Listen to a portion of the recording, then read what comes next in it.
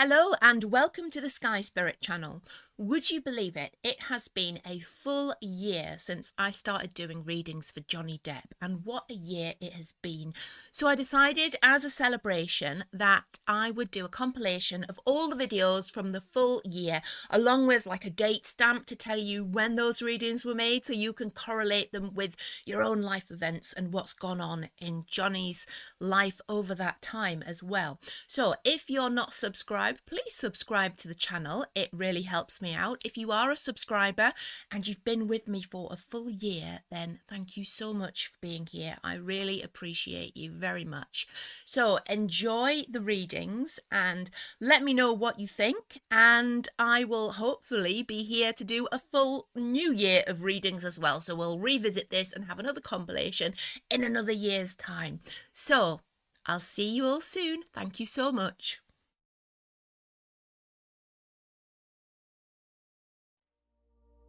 Hello and welcome to the Sky Spirit channel. I'm Naomi. Hope you're doing okay today.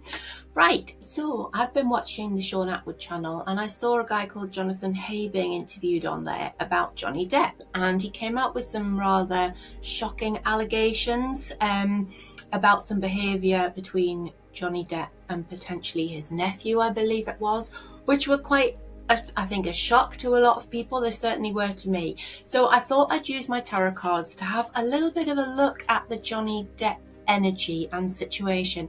Now, it's very delicate when reading for somebody whose permission I don't have. And the last thing I would want to do at any time with a reading like this is to divulge personal details. So it will be an overview of the energies around him. And if I sensed anything or had any intuitive insight into specific incidents, particularly involving minors, then I wouldn't share those with you. So just to let you know. And also I should add that this is for entertainment purposes only. Anything that I say is not necessarily my opinion. I am literally just interpreting the tarot cards as they fall. So just bear that in mind as I'm going through the reading. With that being said, I'm going to lay out a Celtic cross spread focusing on Johnny Depp. So I'm just shuffling the cards now and I'm focusing on Johnny Depp, particularly with light to the allegations that I've recently heard from Jonathan Hay being interviewed. So I'm just shuffling the cards here while trying to talk and focus on that question. So multitasking mentally here. So just bear with me while I get this sorted and get myself focused. Now what I'll do, I can't remember if I've just said this, is I'll put a photograph of this spread on the screen so you can follow along with how I'm reading it, which is easier than me doing like a split screen thing because, well, basically because I don't have the technology skills to know how to do that successfully, and I have tried and I messed up my computer settings for like a week afterwards. So I'm just going to do it this way. And just bear with me while I lay these out. And then we'll move into the interpretation.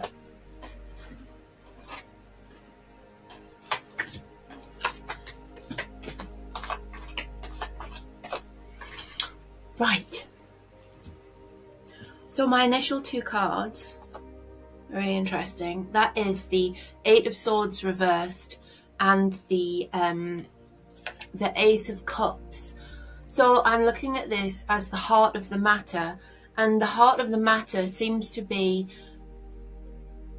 this particular individual, Depp, breaking away from a prison that was imposed on him. It feels like he was constrained, he felt stuck, he felt that he was in a prison, there were things enforced upon him, and it was emotionally stunting, so it prevented him emotionally getting a start in life, if that makes sense. It feels like he was emotionally, if you look at the card, you can see quite clearly it's a woman with a blindfold on and she's restrained by swords. So it's like he is being held back, he is being held under somebody's thumb, he is being oppressed, he is being almost like it's a sense of emotionally tortured, and it's stunting that ability to get that start in life emotionally, to actually begin to develop on an emotional level. So it speaks of a darker sort of childhood influence, I think, that is underlying this and this whole issue. It feels like there's that feeling that it really came from an earlier event where things were enforced upon this individual. So that's really interesting. Moving on to the sort of underlying issues. So I've got here the 5 of Wands reversed. So it's somebody who's losing a battle, somebody who's really struggling. So this is the issue that's sort of it's something that's been repeating throughout this individual's life. So it feels like they've constantly felt they've had to battle for things, or they've had an internal battle or internal struggle. And if you look at these people, you can see that they're almost fighting with these wands, and it feels very stuck. This energy feels, because this is reversed, it's like there's lots of competition and it's a struggle all the time, and it's also stuck. It's a repeating pattern. So it feels like Depp keeps struggling to leave something behind, struggling to battle through something, but it sort of keeps returning and keeps returning. So that's an interesting move from this earlier sort of being constrained and being emotionally almost held back, emotionally oppressed, restricted, with a constant battle going on and a constant struggle, which feels like a repeating pattern. So it's like these early patterns from childhood, all these behavior patterns. It can be battles with addiction, because it is this internal battle. It feels like it keeps returning. So that's an underlying issue. Now, interesting card to come out in a Depp reading is the Fool, because obviously there's association with Captain Jack Sparrow. This Fool reversed is like, this is the overarching sort of broad way that Johnny Depp goes through all these issues and lives through life. The Fool reversed is somebody who is almost reckless and is constantly looking for new adventure, but sort of running into it and falling off the precipice at the other side. It's like he grabs onto everything new, and it's the newness, it's the challenge, it's the ability to take on board new things and to have adventures with novel, exciting things. But it's like it's done with too much haste. It's rushed into. This is an impulsive man who literally tries to sort of do new things all the time, wants to sample new things, wants to experience new things, wants to live his life in different ways, sort of grabs onto different ways of doing things, and yet it seems to cause him problems, because sometimes he doesn't think things through. And this repeating struggle in his background is associated, it's connected with this, and it sort of keeps coming back between the jumping onto new things, falling back onto the struggle, jumping onto something else, falling back into the struggle again. So that's a real repeating pattern of behavior. Now, what I've got for, I'm now looking at from now moving forward, and these issues that we've had along with this Jonathan Hay accusation, this allegation, allegedly allegation. So we say it. The 9 of Wands reversed is very often, we can call this the wounded soldier card, because it's indicating somebody who's been through a lot, and this will be these battles and this impulsive behavior, not to mention this childhood oppression and constraint, which stop the emotional development. So it's like he's tired. He is tired, and he feels like he's been put through the ringer. He feels like at every opportunity there are obstacles, and it feels like he's really quite tired of this. He's tired of it, and he doesn't have any more gas in the tank to fight. It's like he'd rather ignore it. He'd rather turn the other way and retreat behind the barriers. So it's almost like him pulling himself into isolation in order to get away from the friction that's around him. And then moving across the spread, looking at the sort of near future, this is coming up with the Queen of Wands reversed. Yes, she was reversed. So this is a card, interestingly, that comes up with a lot of deceit or jealousy. Can be interpreted as such. It's a real reversal of energy. So it's like this is a situation that, from Depp's point of view, is taking it out of him again. It's kicking the stuffing out of him again. It's got the potential to cause problems, opposition, and it's felt like it's coming from a position of jealousy, to give you to read the cards directly. I'm not seeing anything here that indicates that there is a problem as such with the allegation that has been made. I'm not seeing that allegation playing out as a true fact in this spread so far. And this card is saying that there is an element of jealousy, of rivalry, of deceit here. I'm just going to put a clarifier out for that card, because I'm interested to know whether that is indicative of Johnny Depp himself, or perhaps Jonathan Hay. I don't know. Okay, that's interesting. So we've got the King of Wands and the Queen of Wands, and the Tower reversed. So these three cards here are really interesting, because this indicates a partnership with the King and Queen of Wands, and it's like one of the partners is deceiving and one of them is stronger. And it feels like the Tower card reversed this is about a calamitous event in the past, which was, it caused a lot of problems, but it didn't sort of materialize as such. Let me just have another clarifier card here. Yeah, it feels like there was something went wrong in the past, okay, but it's stuck in the past, but it's also causing this sense of emotional fragmentation and almost like an inability to move on. So it feels like there has been an event which occurred, and it is a partnership as such. So it's between either two spouses or two family members, and one of them is deceiving, one of them is the instigator, and one of them is very much a powerful figure, but they've had their power taken from them a little bit by the event. So it feels like they've been almost overshadowed by this event that's occurred between these two people. So that's very interesting. Now, because that comes out as the Tower reversed and then leading into the Eight of Pentacles, it's something where lessons have been learned from.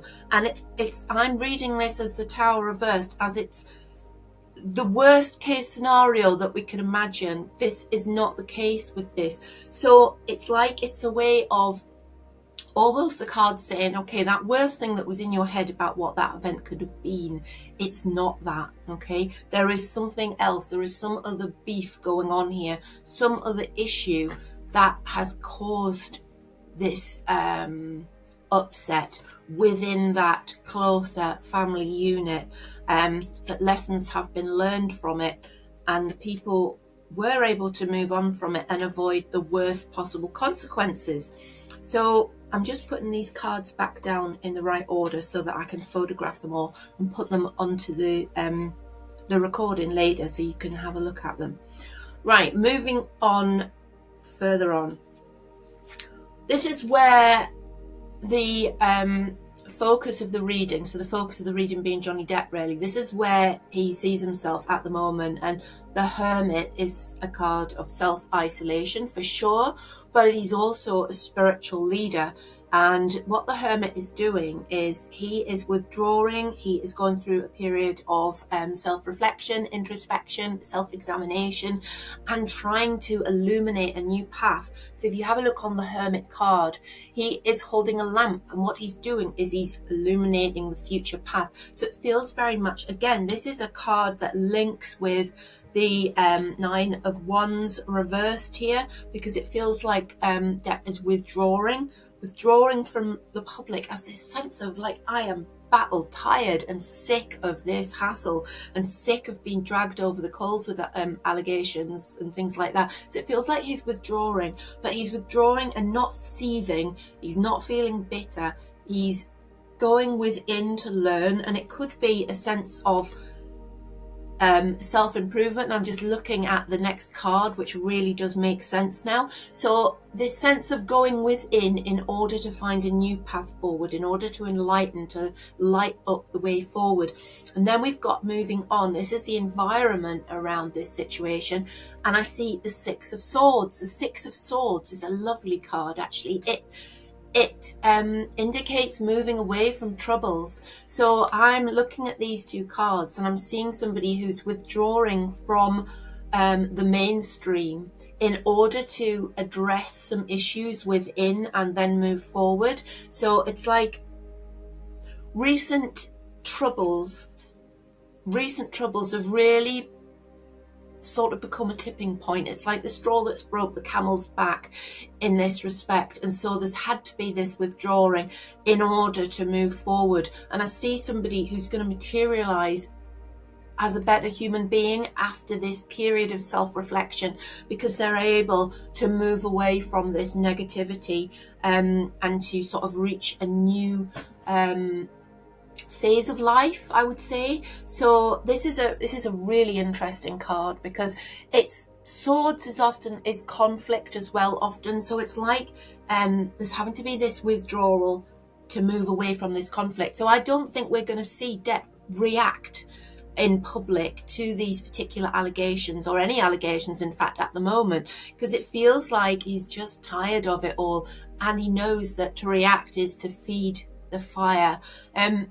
Do remember, this isn't necessarily my opinion here, and I always do my best not to read from my opinion, because then what's the point? I might as well just sit here and waffle on, you know, and expect everybody to believe me. I'm reading the cards, so this is not necessarily my view, but it is the cards, and this is why I put the photograph up of the cards on the reading for you to look at. And you can look through all the tarot books and you can see that I'm actually reading the cards here. So I'm reading the meanings.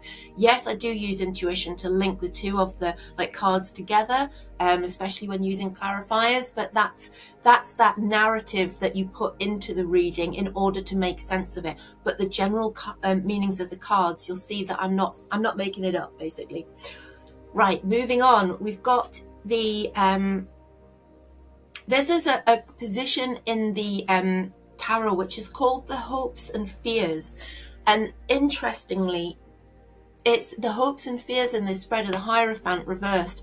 The Hierophant indicates like non-conformity. So this says to me that this individual is feeling destabilized and worries that are they at a time in their life where they're having to conform. They fear this. This is their worst nightmare, is being this organized, standard, structured sort of individual who becomes very what is the word for it? You know, when something's unconventional, I suppose it's conventional, isn't it? So it's becoming conventional terrifies this man, and he'd rather almost, you know, die than be that person. It's like that is no life for him, because the way he wants to be seen and the way he wants to, his hope for life is to live this alternative path, to live on this alternative path, and to live life differently,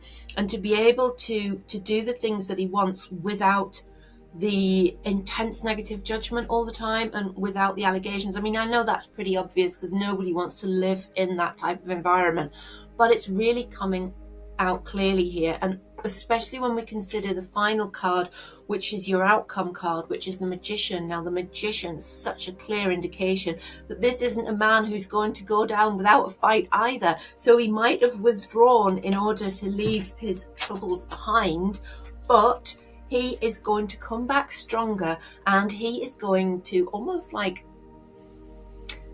it's reinvent his image. So the Magician has all the resources at his hands. You know, he has them all at his fingertips. He can manipulate. He is literally like the Magician. He can put everything in a hat and pull out a rabbit. He can change the path of things. He can change his image. He can change how people perceive him.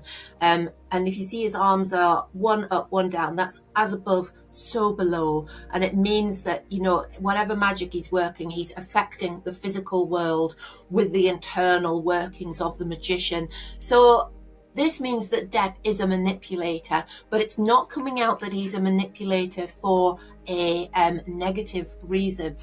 It's coming out that he wants to maintain this alternative, unorthodox, sort of nonconformist way of being and way of living, and he's going to do whatever he has to do in order to be able to continue living like that. And if that means that he has to withdraw for even more time in order to sort of maintain his sanity, then that's something that he feels empowered to do and something that he will do in order to regroup.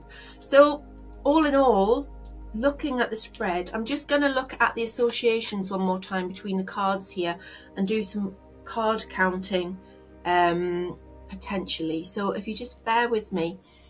So I'm looking at there's a lot of disrupted energy here. Interestingly, there is only one cup here, which was one of the first cards, which was talking about the thing that sort of underpins all this, which is this restriction, oppression, bad treatment that happened way back, which has stopped the emotional development of this person, leading to this battle that's followed them throughout life and led to their impulsive behavior, feeling like a wounded soldier, feeling battle tired. And then we go on to what's happened recently. So I am seeing that King and Queen of Wands, I am reading to be this, which we, either close friends or the family tie, Johnny, nephew, something like that. One of them is in the wrong here, and it's the Queen, and one of them is the stronger, who is then being affected by the Tower event, which has played out, and the subsequent sort of fallout from that. So I'm not reading into this. I'm not seeing in this reading that there is anything like dark around Johnny Depp. I'm really not. I'm seeing that he has certainly gone through a lot, which has led to repeated patterns of behavior that have been problematic for him, but he's withdrawing now to come back stronger, and even perhaps to come back sort of rebuilt from the foundations up. I hope that was interesting to you. If you enjoyed that and you'd like to see more, then please subscribe to my channel, because I'd like to do a lot more too. And have a fabulous day whatever you're doing, and stay weird.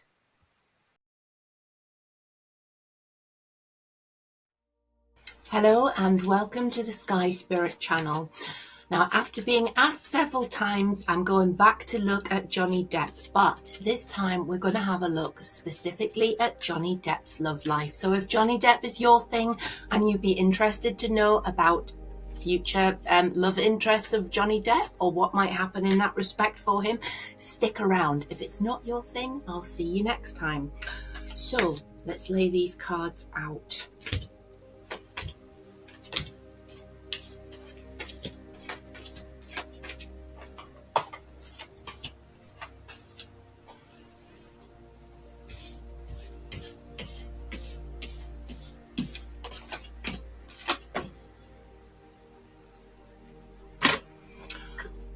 Right, first thing I'm seeing here is that Johnny Depp is in a position where he's not feeling his inner strength at the moment, and he's in isolation because he's trying to gain some more control over his life. And I feel that he feels like his love life has been chaotic and out of control in the past. So it feels like he's under this intense period of self-reflection and isolation in order to try and sort out where he wants to go. He doesn't want to jump into another relationship. He feels that he's made several mistakes. He feels that it just seems like it always goes wrong for him. So what he needs to do, this is temperance, and temperance advises them that moderation, that pulling back, that removing oneself from chaos, stopping paths of self-destruction and employing some moderation. Now that also ties in with that strength card being reversed, because it feels like he is really having an audit of himself and how he is in relationships, and coming up with the answer that he sort of feeds into the problem, if that makes sense. Right, moving on. I'm seeing that he sees himself as having been quite emotionally unavailable at times, and he feels that that is something that he needs to work on, but it's something that has caused a problem in his past relationships. And the fact that he also seems to be able to switch off and switch on his emotions, and he's sort of it feels like he is not reliable in how he expresses his love and how he expresses his appreciation for somebody. So sometimes he's like over the top gushy and can't do enough for his partner. Other times he's very distant, and it feels like he distances himself, retreats into his cave, and needs to be there. Now it also seems that he gets very bored in a relationship, and it feels like he's always looking for different options. Now, I don't mean that necessarily in the fact that he's got a wandering eye, that he's unfaithful. It just feels like he gets really carried away, and he really thinks that somebody is all that, and this is going to be it. And then he sort of goes off the boil, and it feels like there's this withdrawing again, moving back to the King of Cups reversed. It's that withdrawing back into his shell and sort of thinking, and the excitement goes for him very easily. So now that what he's currently doing is looking for balance. He's looking to achieve a sense of what he wants, because I think he suddenly feels like obviously older, but he feels wiser. He feels like he needs to be in a better position moving forward and not to make the same mistakes again. So he's really in a period of weighing up. This Temperance and this Justice card here, they suggest that he really is doing the soul searching, and he's not willing to jump into anything really quickly. Now, where he is at the moment with himself, he is is really hanging back. And this card, this Three of Cups reversed, is like he's aware that he has issues. We all know that Johnny has issues with addiction, but it feels like for the first time he's really starting to address those issues, and he's really starting to understand how we can beat them, and the fact that he needs to beat them before he can be really successful in his relationship moving on. Now, the card that's also coming up to do with his environment is the Nine of Cups, which indicates to me that he's doing really well at what he's doing. He's doing really well in trying to get a handle on his addictive behaviors and why he does what he does. And it feels like he's going to get there. He's going to be able to do it. And it feels like he's going to have help from a healer to do that. Now, when I'm pulling a clarifier card here, I'm getting the Queen of Cups. So I feel that with coming out with Johnny as the King of Cups, we now have a Queen of Cups on the scene, along with the Nine of Cups card. The Nine of Cups is sometimes called the wish card. When it's upright, it's your wish is coming true. And Johnny's wish seems to be to find somebody who's an equal. And it seems to me that this person is moving into his influence now. I don't think that there's a romance going on here. I think this is somebody that's known to him, somebody that he is involved with, as perhaps he's seeing them, perhaps they're a healer, or perhaps they are somebody that's helping him, somebody who's a mental health professional, somebody who's a holistic healer, somebody from an alternative path perhaps, that's already in his circle of people around him. And it feels like he's becoming more and more drawn to them, but he still has this almost fear of getting involved again. He's almost fearful of becoming involved with something that's wrong again, and he's very aware that he becomes bored of people, and he doesn't want to inflict that on somebody either. He wants to be sure this time. He wants to make sure that he's not making the mistakes he's made in the past. Now, it feels as well that he fears that he hasn't learned his lessons. It's very much a case of he's unsure of himself. The recent years have shaken him, have shaken his confidence, and shaken his ability to trust himself, to trust his judgment about people. So it feels like he's back to taking baby steps, back to relearning how to trust himself before he embarks on this relationship with his Queen of Cups, who is more than likely this healer. It also feels like when this relationship is realized, so when he feels strong enough to step into the relationship fully, then he is going to be in the best position that he's been in for some time, because he becomes the emperor. So he becomes sovereign in that relationship with the Queen of Cups. And it feels like he is then in a position where it's what he's always wanted. It feels like he's being nurtured, but he's also nurturing. It feels like he's able to manifest what he wants out of life. And what he wants, it feels like he is emotionally driven. He's looking for new opportunities. He's looking to new horizons. He wants to be settled. He wants his future, his new horizons, to include the Queen of Cups. He wants a soulmate by his side. And this healer lady is looking like she could be that one. So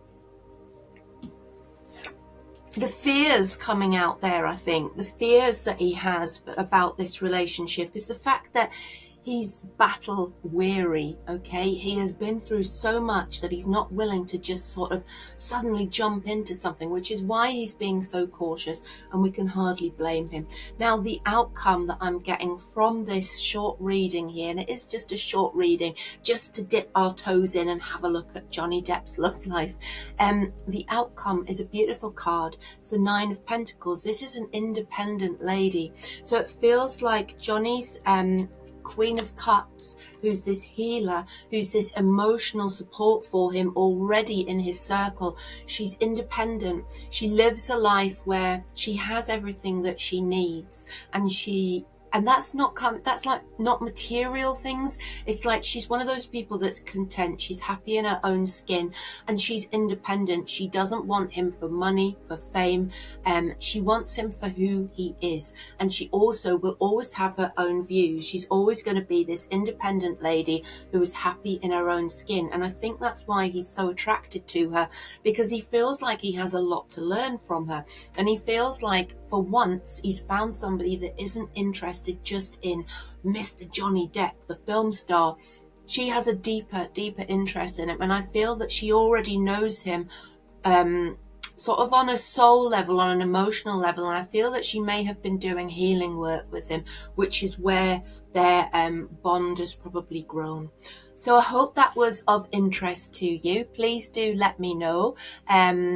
Send me a message on here, or you can email me, naomi@skyspirit.co.uk. Please subscribe to the channel. It does really help me, and I'll see you next time. Stay weird.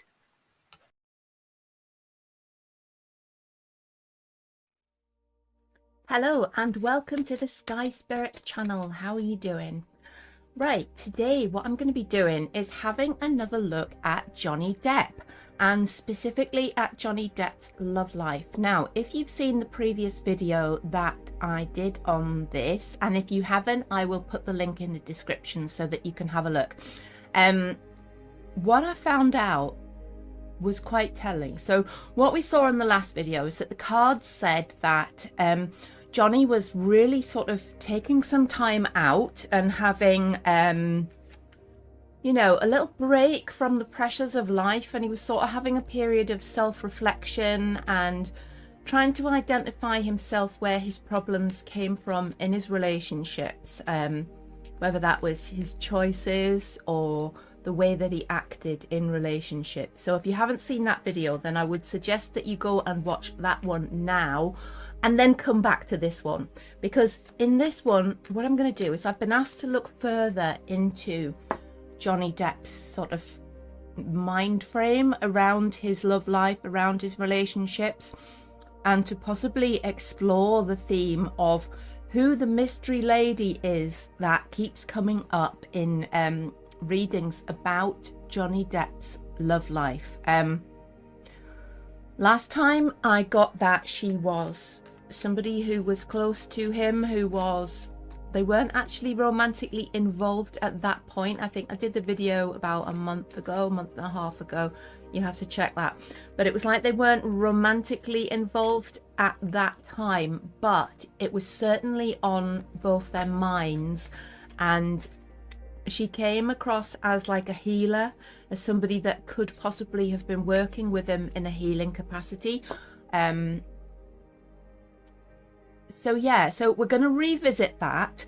I'm going to put that to the cards and see what we get back from them. Yeah, and then so what we're going to do is an overall update on Johnny Depp's love life. So if you are a Johnny Depp fan, then stick with me, because we're going to have a really in-depth look and see what we can find out. Okay, now I've been shuffling these cards before I came to do the recording. I'm just giving them a bit more focus and really clearing my mind, thinking about Johnny Depp's love life. So what do you have to tell us about Johnny Depp's love life and about what's happening in the near future with any romantic interests in Johnny Depp's love life? Okay, I'm going to lay the cards out over here, so just bear with me, and I'm going to put them out so that we can so you can see them as well. A great card to start with, isn't it? Great couple of cards to start. And there she is.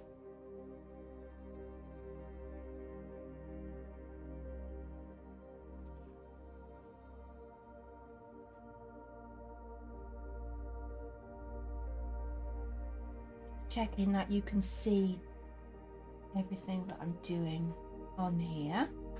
Now this one isn't going to fit on, so this would normally be at the top of that column. I'm just putting it slightly off here. Okay, right.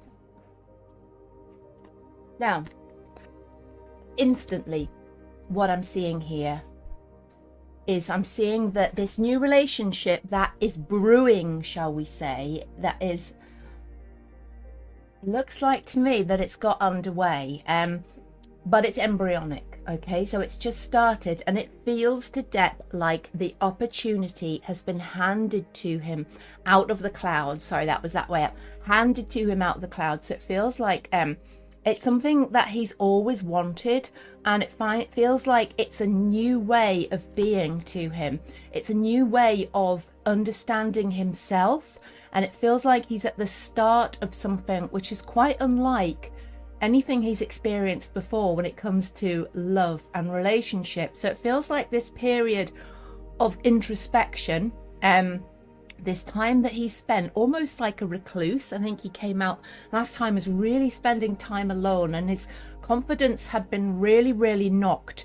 And now it feels like, if you see my card, I always look at the illustrations on cards. I think it's because I'm an artist as well. Like, I really get, like, the illustrations really mean something, and I want them to mean something to you as well. Because if you look at the illustration here, the hand comes out the clouds of confusion. So it's like he's spent time in self-reflection. He's spent time feeling unsure of himself. Then all of a sudden the opportunity is handed to him. It's like the clouds of confusion have cleared, and the way now becomes clear. And what we have amazingly as coming out with these first two cards, and this is sort of the current situation, is the Four of Wands. Now the Four of Wands is a relationship commitment. It's something that is solid. A four is stable. It feels like this is new stability in his life. He hasn't experienced this before.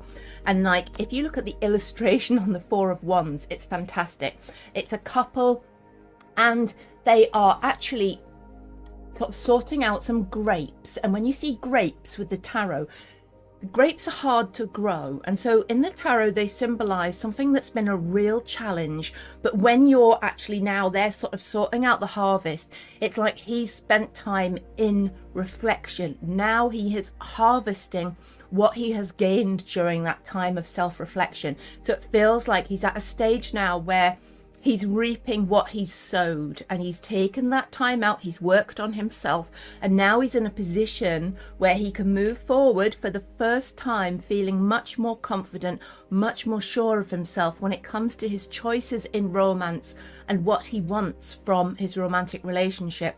Now, this card is also sometimes called the marriage card, because it indicates, when it comes up in a relationship reading, something that's so stable. And if you see, we have the couple on here and they're under this bower of flowers, and it's so stable that it can lead to a really committed relationship, something where there's a balance of power and wants and needs on both sides, so it can lead to marriage. So these are really good cards for Johnny to start with. Now, when we go, I'm going to go to this card next. This is the card that is what has sort of been the underlying drive and what's happened previous to this. Now, as you can see, what we have here is the Tower. The Tower indicates chaos and something that had to be changed from the foundations up. The Tower is knocked down, it's burnt down, it's hit from above, it's exploded, it falls down to the ground, okay? And everything feels like it's ruined. So it feels like that's where Johnny was before he went into this period of self-reflection. So he's literally felt that he's had to take time out in order to get his head straight, because it felt like he was at such a crisis point. He was at a point where he felt like he couldn't go on. He was really, it had taken so much out of him, and he literally felt like his whole attitude, his whole history of relationships followed the same path, and it's like destruction was needed. He knew that he needed to break down every single layer of his previous relationships and every single way that they have worked and not worked in order to come to a, you know, when you say, like, when you build strong foundations, you get a strong building. And that's how he now feels moving forward. It's like he's knocked it all down, he's blown it up, he's swept it away, and he can now build on strong foundations. And what we have immediately preceding this is our healer. So this is our lady, this is our high priestess, this is Johnny's love, and she is so strongly coming out as a healer. And what I'm going to do with that is I'm going to pull a clarifier on here. So what I've just pulled there is the Knight of Swords as well. So it feels to me like what we're seeing is that this relationship with the healer is happening now. But the reading that I did before, it was sort of in the future, and it was just coming into his sort of energy field. It feels like now the wheels are in motion and it's moving forward. But the combination of the High Priestess with the Knight of Swords tells me that one of them seemed to be driving it forward, and it feels like it's Johnny who's driving it forward. It feels like he's almost impatient to get it started now, because he feels like he has put the effort in to sort his own head out, and he knows what he wants, and he wants this lady. He really, really does. She is so in touch with her divine feminine. Like the High Priestess knows what she wants, and she also knows, as another clarifier, she knows how to achieve balance, and she knows that more speed, less haste, or is it less speed, more haste? That's a saying, something like that. She knows that there's no need to rush into this, because in order to achieve that balance and to maintain it, they have to take things slowly. So it feels like he's pushing to go public, he's pushing to take things faster. But it's not like she doesn't want to jump into the relationship, because she does. Without a doubt, she's so close to this main issue here. But it feels like she uses her intuition and uses her really well-developed sense of like higher self and what she needs and her boundaries. She knows that they don't have to rush in, because to achieve balance, they can take things slowly. Now, this is also a card that sometimes comes up when, you know, when you're spinning too many plates and everything's going a little bit too fast. And that's why I think this has come up, because it's sort of that that little like push me pull you going on between the knight and his high priestess here, and she's the one that's not putting the brakes on. She's the one that's saying, whoa, whoa, whoa, whoa, whoa, we don't need to go public, we don't need to announce this, we don't need to rush things here, because we've got the rest of our lives to do this, because this really feels like a soul level connection, something that they've both been searching for a long time, and the knight has been on the quest to find this lady. He's found her, and they don't need to rush this anymore. The balance is already there. So moving on to what's really in the sort of crowning this issue, and what I'm going to do here as well is I've just pulled a clarifier, because we have the Strength card, but I've also got the Page of Cups reversed, and this is like the crowning of the issue. And it feels to me that there is this Johnny is coming out as the Page of Cups reversed here, because it's that sense of his creativity was stilted. He felt like he could manifest the perfect relationship. It felt like he had the ability to, you know, find a woman who was his equal and who he shared life with, and he's tried so many times before, and his efforts have left him feeling the Page of the Page of Cups reversed. It feels like he was so despondent, he had so little desire to recreate romance in his life, that he was literally at a stage where he was almost happy just to leave it and remain single for the rest of his days, because his fingers were that burnt. However, his inner strength has really pulled him through this part of his life. It feels like that period of self-reflection he's resilient, he has endurance. And this card is also, when you look at the illustration on this card, it's a woman who's gently stroking the jaws of a lion, and then the lion opens his mouth without being forced. So it feels like Act 2, Johnny has had the endurance and resilience to get through this point, but it feels like he's also been very, very gentle about how he treats himself, and also how he treats the woman. Now, she's also coming out here as the moon. That's another clarifier that I've pulled, and the moon is feminine, and it feels like he has been so gentle with her, balancing the strength with the feminine energy of the moon. It feels like there's been a real give and take already in their relationship, even before it became romantic, even before it crossed that boundary and became more than friends, because I think they felt the pull for each other so strongly. Now imagine the pull that the moon has on the tides. Now imagine the pull of that. Imagine feeling that pull emotionally, and that's where Johnny's been. But they've been so gentle about it, and they've been so careful about it, because he has been the wounded Page of Cups. He's really felt like that. When a page is this way up, sorry about the sun reflecting on my cards here, when the page is this way up, it's almost like impulsive and like just going straight in. That's what he's used to doing. But he became wounded, he became wary of doing that. So these cards, this energy comes into play, where they've been so gently like walking around, tiptoeing around each other's needs and making sure that they're 100% sure before they jump into anything. So now, moving across, this is the future card, and this is like the near future. So what's happening sort of now and moving into the next month. Now, this is a really interesting card. This is the Nine of Wands. Now, the Nine of Wands is often called by readers the Wounded Warrior card.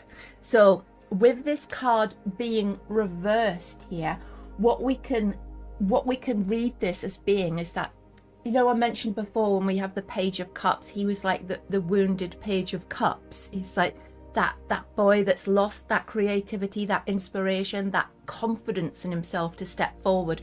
This card is telling me that he can now stop being so defensive. If you look at the illustration on this card, the guy's standing there like, you will not pass. I have to fight for everything. I have to stand up for myself. And with this being reversed, I'm reading this like he's been able to put down those barriers. He's been able to let his high priestess in, let her in to his physical life. So there's been a physical exchange between them. He's let her in emotionally, but he's also let her in his head as well, because I think one's a very much headspace, and I think he struggled with balancing his emotions with what he knew in his head, because he might have felt the pull of her, that moon pull, but his head was also going, whoa, whoa, whoa, whoa, whoa, you know this hasn't worked before, and all right, you've spent the time, you've done the self-work, but what happens if it all goes wrong again? Where are you going to end up? So he's had to spend some time dealing with that voice, dealing with it to enable him to move forward. But now he's been able to put down those barriers, and he's in a position where things are going to start moving forward. Excuse me, strongly, because these two are really pulled together. They're like the moon and the sun. Right, so moving across to my column here, we've got, this is how Johnny sees himself. It's a really interesting card, the Five of Swords, because it's somebody who's been in battle and then they've won the battle. Okay, so if you look at the illustration, this guy has won. He has beaten these two people that are retreating, but he's looking round. He's looking round, and it's a card that says, okay, I've won the battle, but was it worth it? I am worn out by this. And it's like, was it worth all the stress? And that really indicates, again, how he has been feeling about where he's been over the last few years and the toll that that's taken on him. So it's really sort of, and another clarifier here is the King of Cups reversed. So that to me is confirming that the emotional toll that these battles have had on him have created him as the King of Cups reversed. The King of Cups reversed is somebody who has literally swallowed their emotions, who is no longer able to deal with them, who's literally the kind of person, as I mentioned before, who said, I am done with relationships. I am done with giving my heart away, because I just can't take the fallout from it anymore. I can't take,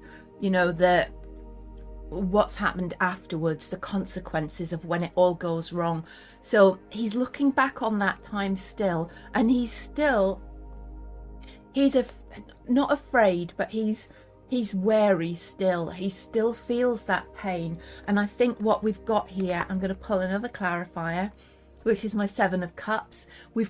She is putting on the table for him options of how to continue as well, because he wants to push forward, but he's aware of how he became the reverse King of Cups. He knows the consequences of making the wrong choice. So what she's doing in the background is putting lots of choice on the table for him. So she said she's not the kind of woman to push for what she wants.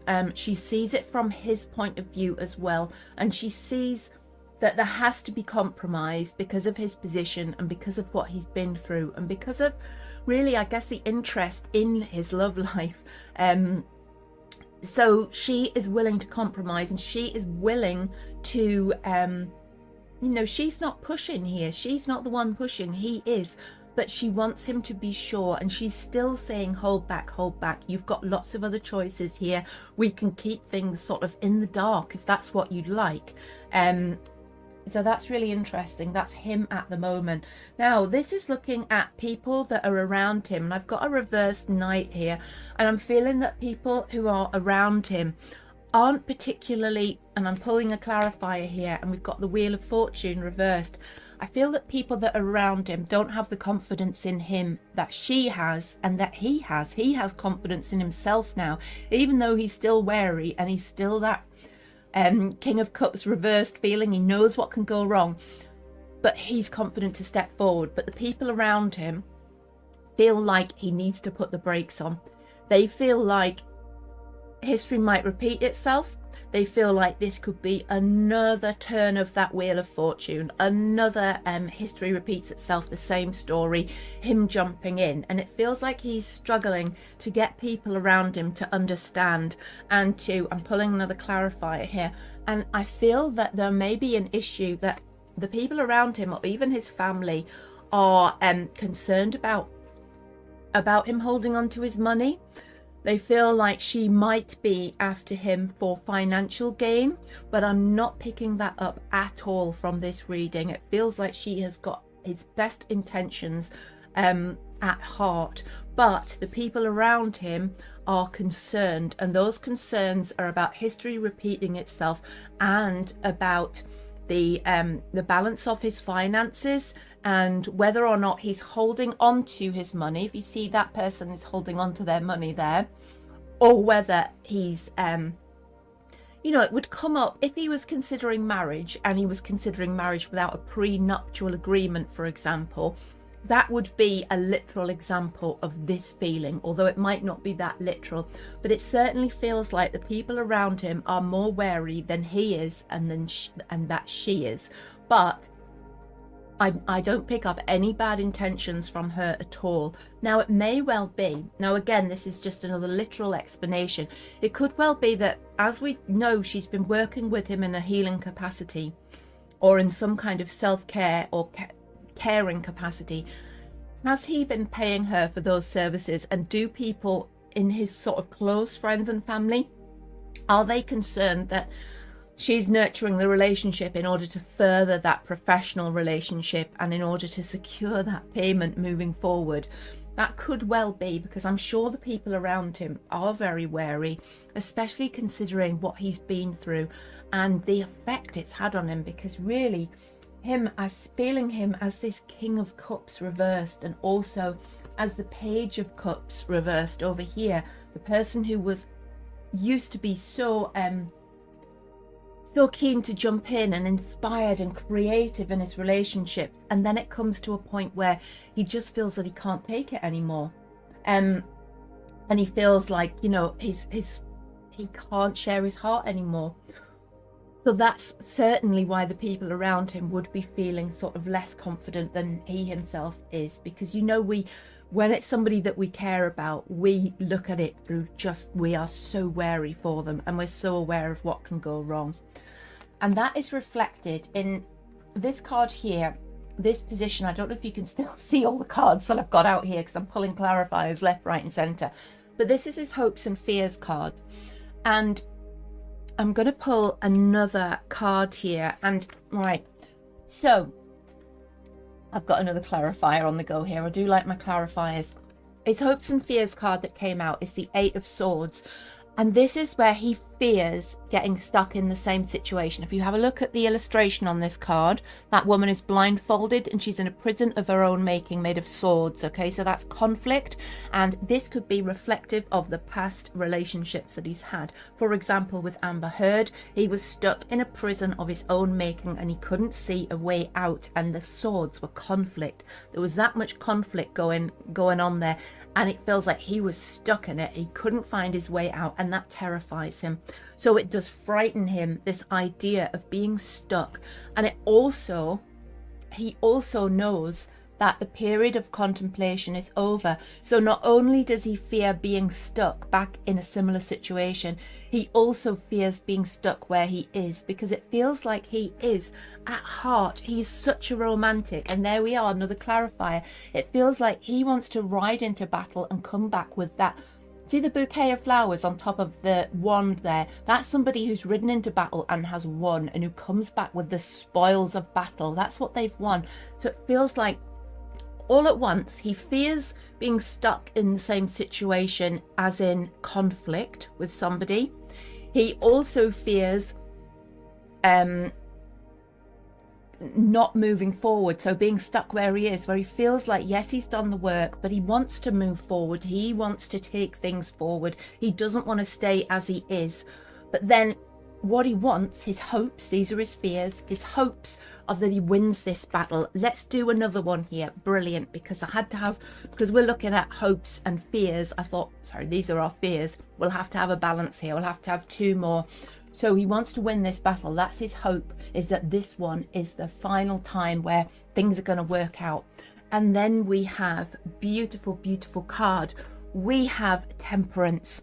And so Temperance is about moderation. And this is another card which says to me that his hopes for the future aren't just about the relationship. They're for him as well. And they're about the fact that he's done a lot of work on his addictions and his addictive personality and the reason why he struggles in relationships. And it feels like this card is part of his hopes for the future. Temperance, it's about exercising moderation. It's about realizing that you have gone down a certain path, but it's about, and then you realize that in order to succeed in the future, you're going to have to moderate what you're doing. It's often a card that comes out when somebody is in recovery and it's working out well for them. So I think that is this relationship, although we're looking primarily at the relationship, the love interest here, what's also coming out is this is tied in with his healing that he's done on himself, and he expects this relationship to feed into his recovery in a positive way. So looking at, and I apologize if you can hear my dogs barking in the background. They always start barking when I'm doing a reading. It's always the same. So looking at the final outcome card, and I'm just going to leave this as it is. I don't think I'm going to pull a clarifier on this one, because we've got the Three of Pentacles, and this is about progress and using what you've learned in order to move forward. And it feels like Johnny's period of self-reflection has given him the skills he needs to move forward with this relationship. And it's also, this is a portal card. So it's like, now as I explain this to people, it's like this stonemason here, you get lots of stonemasons in the tarot, okay? He's like chipping away and making some pentacles.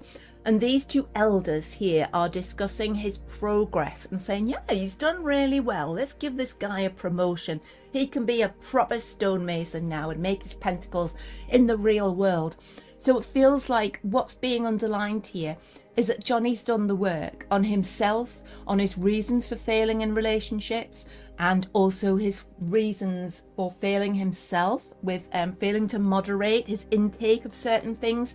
And it feels like he's succeeded, and now he can move through the portal and he can tackle the rest of his life, and it's a really positive ending for this relationship reading. So good luck to Johnny Depp. It feels like a great reading. If you like my reading style, take a look at my website. I'm also an oracle and tarot artist. I work for various publishers.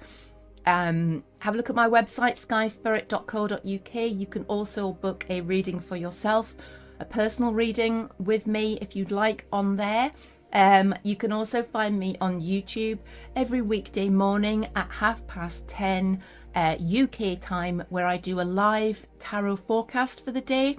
And I also can take questions and answers, and I do the occasional mini reading on there for my audience members. So do stop in and say hello. Please remember to like the video. It's free and it helps me out a lot. Share it with your friends if you think they'd enjoy it, and please subscribe to the channel, because again, it costs you nothing and it helps me out a great deal. So it's been lovely to spend time with you. I hope you enjoyed that reading, and stay weird.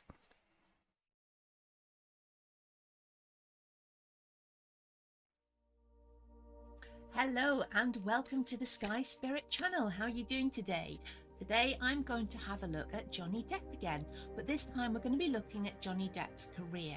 Now I keep going back to Johnny Depp, and the reason for this is I keep getting asked to go back to Johnny Depp, and I was asked to look at Johnny Depp's career way back when. So whoever asked me, I'm sorry it's taken me so long to get to this, but here we go. We're going to do it today.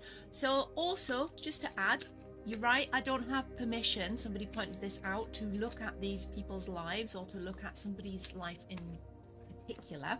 However, I only work in the light. I would never divulge anything unpleasant about somebody, and I do it with a clear heart, so I do it with a clear conscience, so I hope you understand that. So today we're going to look at asking the tarot about Johnny's career, what might have come before that's influencing how he's feeling, and where we might expect him to go in the next months or perhaps even years. So I'm going to ask the tarot. I'm focusing now as I speak, so multitasking, about Johnny Depp's career. How's he got to where he is? What's influenced that? Where's his career going? How does he feel about his career? Just giving these a really good shuffle while I'm focusing, so just bear with me. I'll get to the main part in a second. Okay, so I'm going to lay down a Celtic cross spread so that you can see it.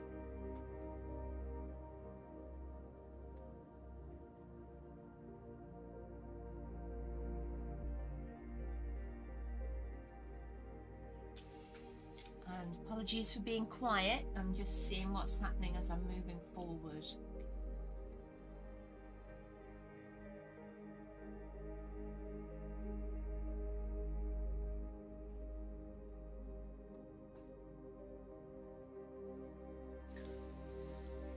Okay, so let's move on to the interpretation, the big part. Right, so I'm looking at the sort of central issue here, and I've got a Nine of Swords card, which is talking about a nightmare situation, which feels like his career has given him so much stress.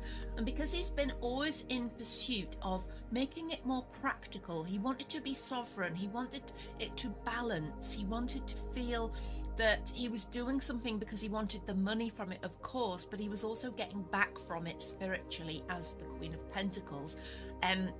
That sort of earthy pleasure, that ability to feel like he'd found his place in the world. But what it's become, it all became a bit of a nightmare for him. And it feels like it's sort of, you know, it's his career has taken from him more than he feels that he's got from it. And that might sound a bit strange considering he is a massive Hollywood star, but it feels like it's cost him dearly. Now the good news is that this Nine of Swords is reversed, so that feels to me like he's now in a position of healing. He's now in a position where he's moving away from that nightmare scenario where he felt trapped in a particular situation to do with his career. It's almost like he was in a prison of his and other people's making that he needed to break free of, but it feels like he's managed to do that now, and he's looking forward for this balance, but he's looking in different places. Now, what we have as a sort of background to all this is this feeling. I'm going to tell a clarifier. I do like a clarifier. Oh yes. Okay, so we've got hope with the star reversed, which to me is hope reversed. It's like setting off on a path to put your name in lights, yeah? So it's like setting off, following your star, going towards something, and then bang, this has turned 180 degrees. In fact, it turned into the death card. So it became something which was a cathartic clearing out of old ways, and it wasn't as he expected it to be. It changed, it became dark. I'm going to pull a clarifier. Okay, so we've got the King of Pentacles reversed. We've now got our Queen and our King on the table of Pentacles. Now this feels to me like he felt that his power was taken from him, hence why we have the King of Pentacles reversed. And it feels like it was due to his initial hope, I guess it was like almost sort of being a little bit naive when he started, and this big transformation that occurred, a very dark transformation, because he found that he was not his own master and that power was taken from him, which put him in a position of weakness and led to disaster for him, which is the Ten of Swords, which is a crisis moment. So this is all sort of in the history of his career, and it took him to a point where he felt he couldn't go on. I mean, this is as... Hello and welcome to the Sky Spirit channel. How are you doing today? Today is Johnny Depp's birthday. Happy birthday to Johnny Depp. And because it's his birthday, it would be rude not to do a birthday reading for Johnny Depp. So I'm going to do a tarot reading. I'm going to ask the cards what they would like us to know about Johnny Depp on his birthday. Maybe we'll have a look at love, maybe we'll have a look at past life, maybe we'll have a look at his soulmate connection. So without further ado, let me change the screens over and I shall lay out a Celtic cross spread for Johnny Depp on his birthday. Let's go.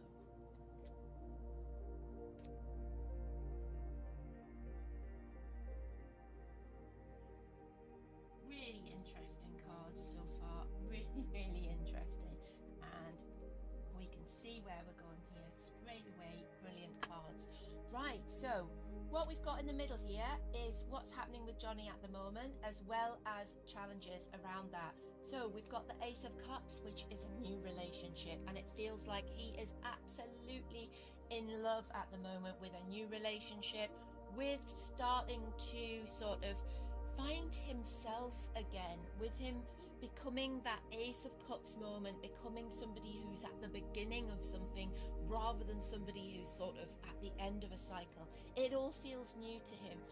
And it's all moving rather quickly now as well, because I feel that there has been, I mean, we know that there has been something going on behind the scenes, but it's all been kept under wraps.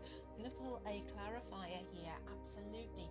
We've got the World as well. It feels to me like it's going to come out into the open very soon, because there might be a movement to something more committed. So there could be an engagement on the cards, or there could just be this sense of the two of them feel like they are in a position in order to release that information to other people. It's like they feel like they can let other people in.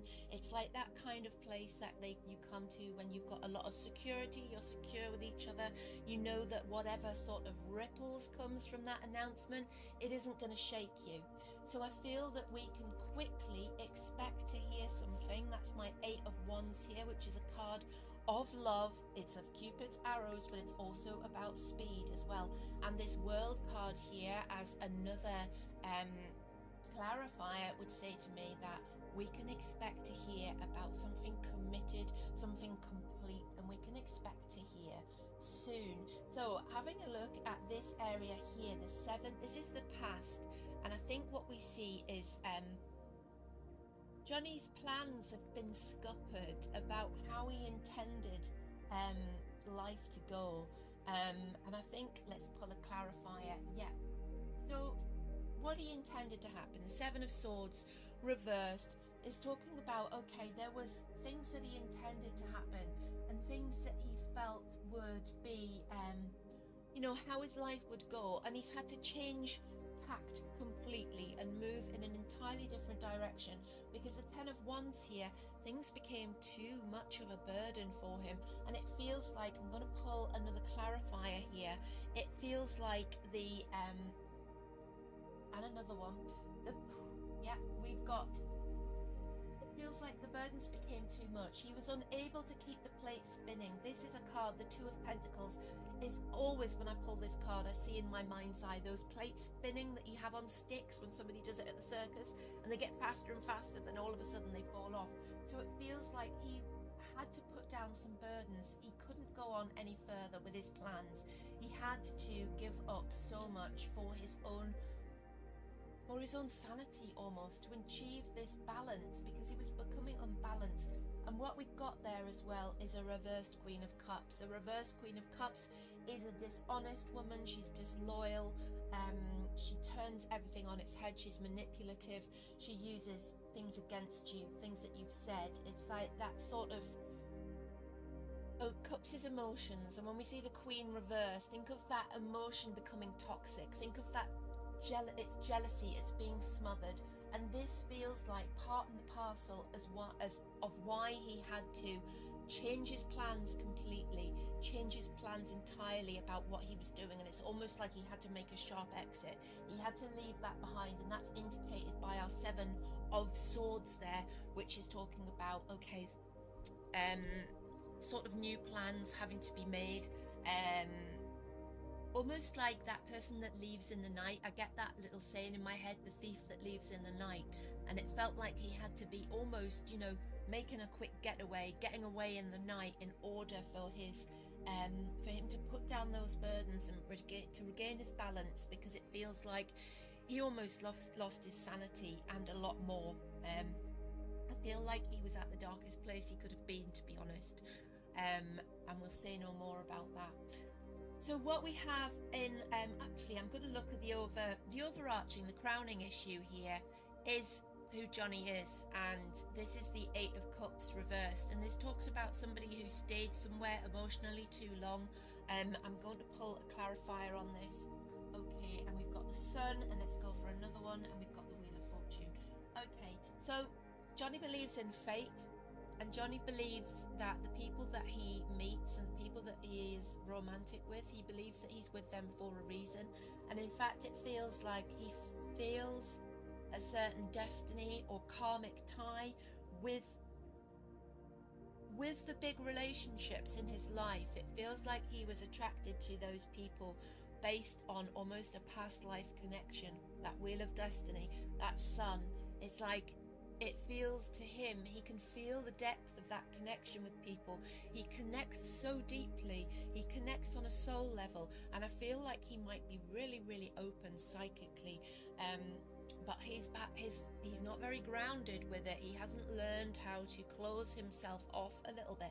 It's like he absorbs everybody's emotions. He's very empathic, which is why we've got this 8 of Cups situation, where he stays around with people too long.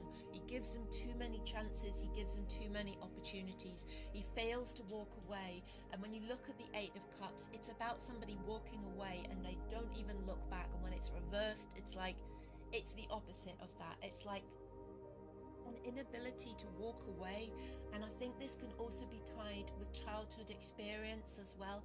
It's like he feels, it's the nostalgia of the sunny day. It's like he feels, you know, when you look back on your childhood and everything's like blue skies, when he looks back on his relationships with people, he tends to put people in a better light than they deserve, and that's why he fails to walk away. But it's also because he's constantly trying to achieve this sun, to achieve this almost like family unit, which he feels like he's missed out on. So that's why he doesn't walk away.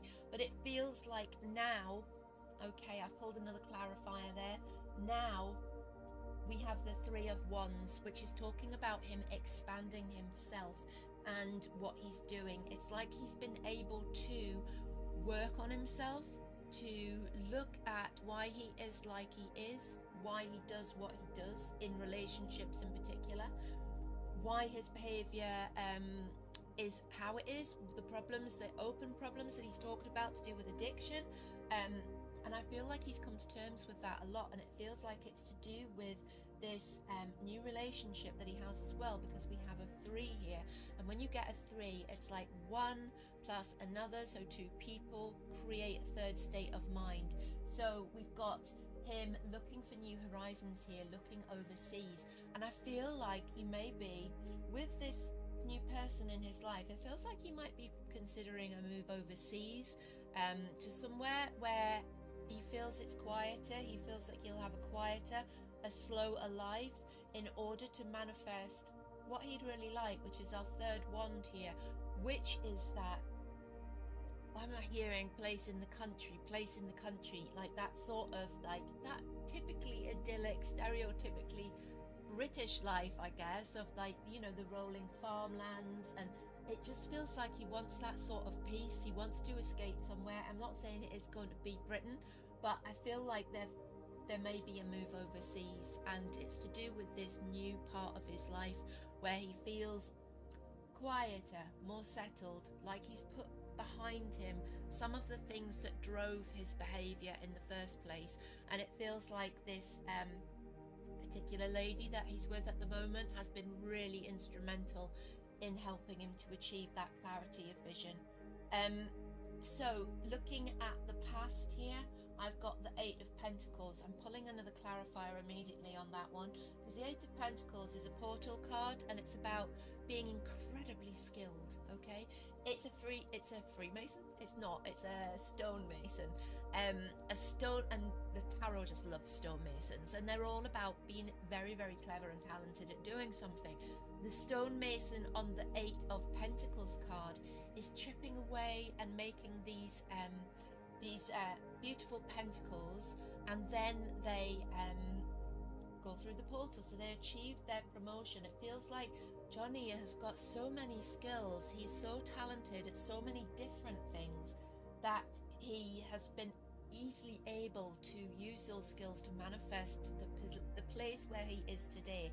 However, what we've got here is a 7 of Wands, and the 7 of Wands, and that's reversed as well, talks about people around you not being supportive, people around you causing your downfall over and over again. People around you sort of not supporting you in the fact that they've got ulterior motives. They're working against you behind the scenes. Okay, it feels like this has been holding him back, and it feels like he's had to do sort of a cutting the dead wood out exercise. So I'm going to move on to this card here, which is, I'm just going to put me back on the screen for a little bit there as well, because I thought, does that look really strange for me just in the corner and the cards all over the table? I don't know. We'll have a bit of me on the screen now. I'm moving into the present and near future. So what I've got here is the Five of Swords. Actually, you could let me know in the comments, do you prefer it with my face on and talking, or do you prefer it with the cards on and me as a little square in the corner so you can see the cards? Just let me know in the comments what you think.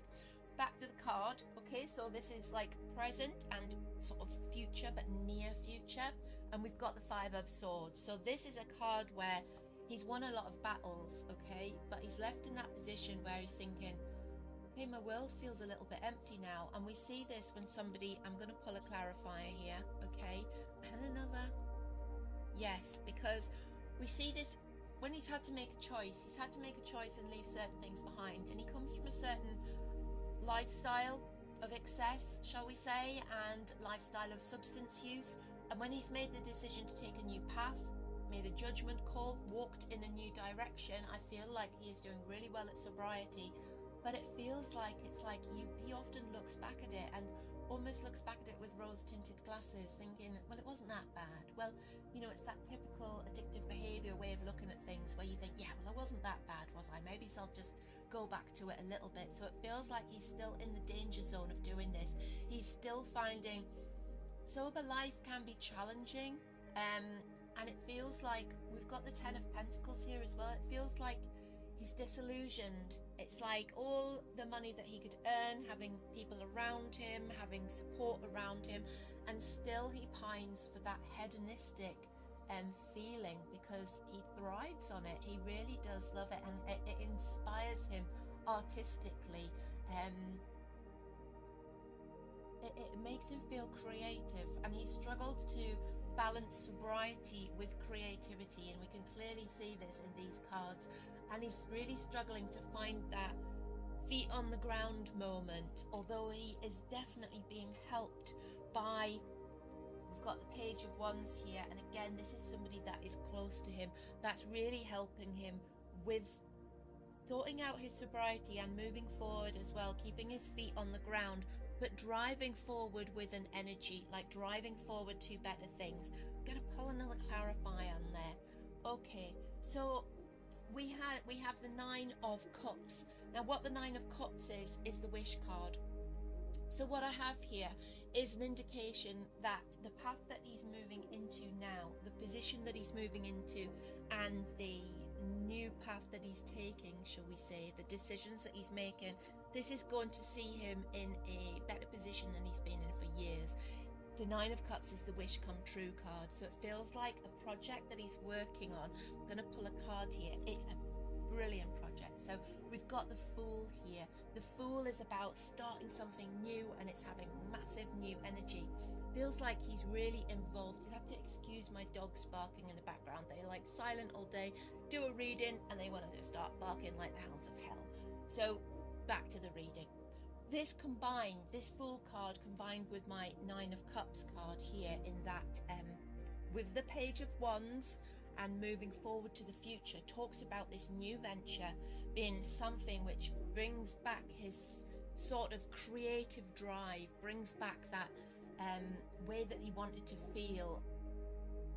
In fact, this Fool teamed with the Nine of Cups couldn't be a better indicator of the success of a brand new project. But it feels like something in a different direction. It is creative, but it feels like something very close to his heart, and something which is not the humdrum. He certainly isn't going back to Hollywood right now. Certainly not seeing that. I'm seeing something very quirky, something very I want to say artisan, if that makes sense. Let's move over to this column here, which is looking at the future. So This is how Johnny sees himself at the moment, and we've got the Hanged Man here. So I feel like he feels like he's in suspension, and I feel I'm going to pull a clarifier there, and we've got the Two of Cups.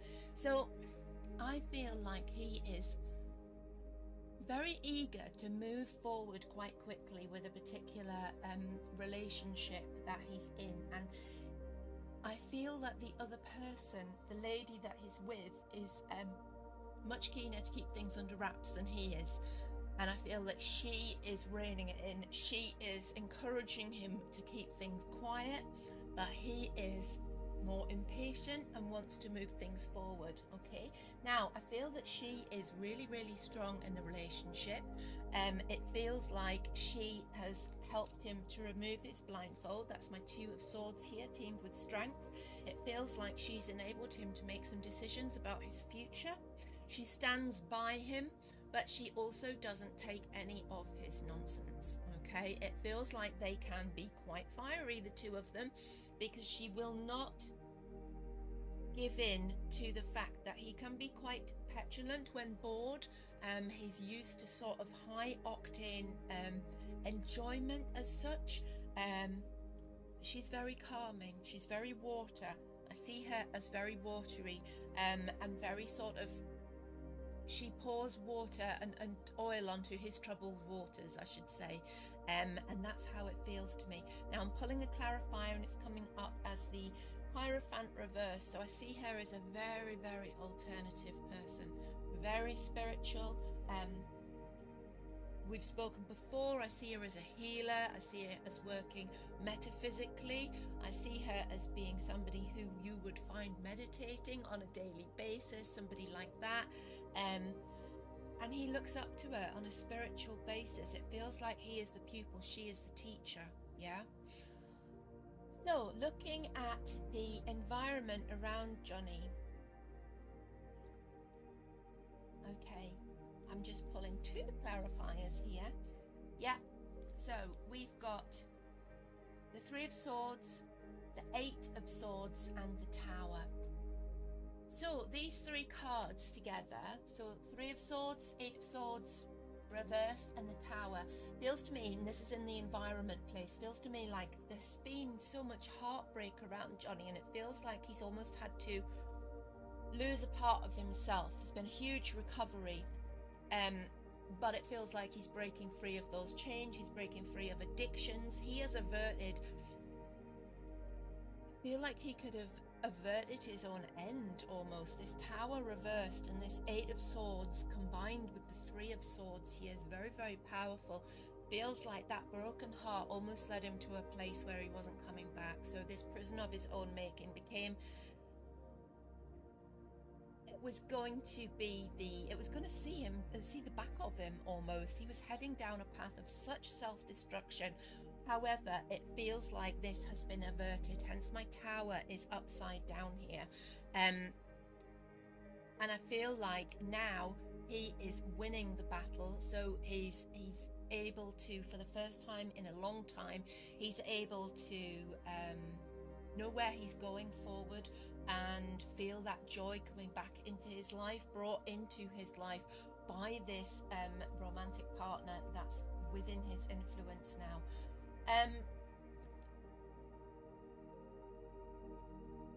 Moving on, I'm just getting all my cards out the way here because I pull so many clarifiers I end up with quite a few cards. Let's put them back on the screen, and there we go, great big pile of cards. Moving on to my last positions here, let's just move these over here and look at these two cards here. So we're looking at hopes and fears here. I'm going to pull 4 cards for this, since I've got lots of space here. Okay, so our hopes and fears. Right, what we've got is Johnny can't stand the thought of stagnation. He can't stand standing still. He does not want to be the person that retires and mows the lawn. He can't. It's just not in him. Even though he might feel that he wants to be, it's going to be very difficult for him because he has so much frenetic energy moving forward, and when he tries to put that energy to bed, when he tries to make that energy something less than it is, he becomes frustrated, okay? And his fears are around this sort of, he knows himself, he knows how frustrated he gets with boredom, all right? So he knows that in order to progress and in order to stay sane, really, then he needs to be able to work. He needs to be able to work, and he needs something to pour his energy into. He needs somebody with him who is independent, who is not just there as a yes person, who is somebody who can manage by themselves, who is not there to drain him financially, mentally, physically, spiritually. Okay, they're as their own person, all right? And only then will that person manage to maintain his interest, because he is done with people who are after what he has grown. So this is about reaping from the harvest. He is done with people who reap from his harvest. Yeah, he can sniff them out a mile away now, and he knows that this, in order to maintain a relationship with somebody and for it to be fulfilling for both of them, he knows that it has to be somebody very independent. Now, what we've also got here is the Six of Cups reversed, and I feel that this is very much tied in. Again, this is a fear. I feel this is tied in with a childhood. I'm pulling a clarifier here, and we've got the Chariot reversed. It feels that something that happened to Johnny in his childhood has hindered his progress at all points, okay? And I'm pulling another clarifier here, and I'm getting the Devil card. So it feels like there was something really negative that happened to him in childhood, which still, this is in the hopes and fears position, remember, which still weighs heavily on him and still stops him from moving forward, and also has fed a lot of his negative and self-destructive behaviors. Self-destruction with the Devil, that negative, it's enslavement. It can be indicative of addictions, but it can also, it's tied in with what's happened in the childhood, which is indicated by our Six of Cups reversed here. So there's something that's still holding Johnny back, which happened to him in his childhood, which needs to be released. I'm pulling another clarifying here, and I'm getting the Justice card. So it feels to me that whatever happened, there's going to be justice for it. Now, this could be a literal justice, i.e. something being uncovered which was illegal, which is somebody's punished for.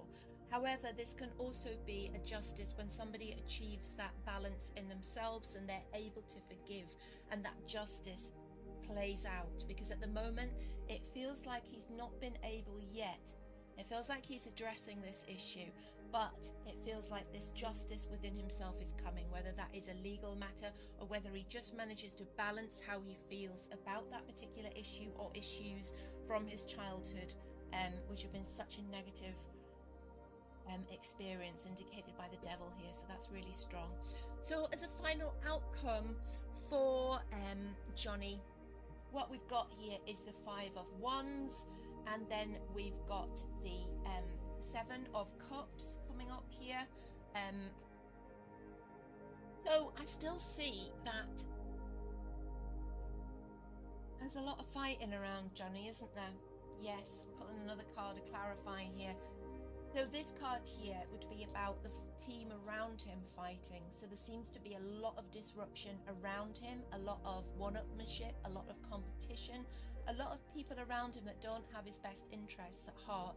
And it feels like he still has to do some house cleaning, some cleaning of house, and getting rid of people around him who aren't there to serve his higher purpose. Or not to serve, that sounds wrong, doesn't it? Who aren't there with his best interests at heart.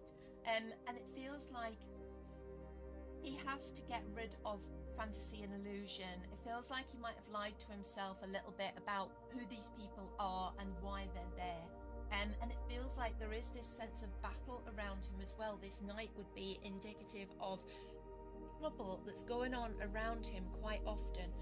But my final clarifier there is the Magician.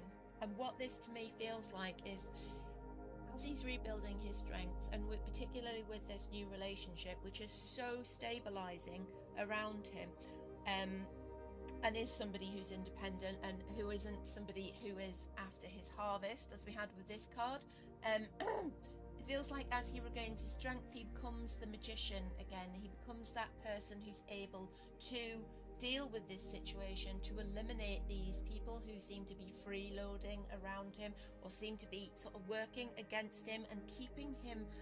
This card is about illusion and dreams. It can also be about drugs, okay? Not gonna lie.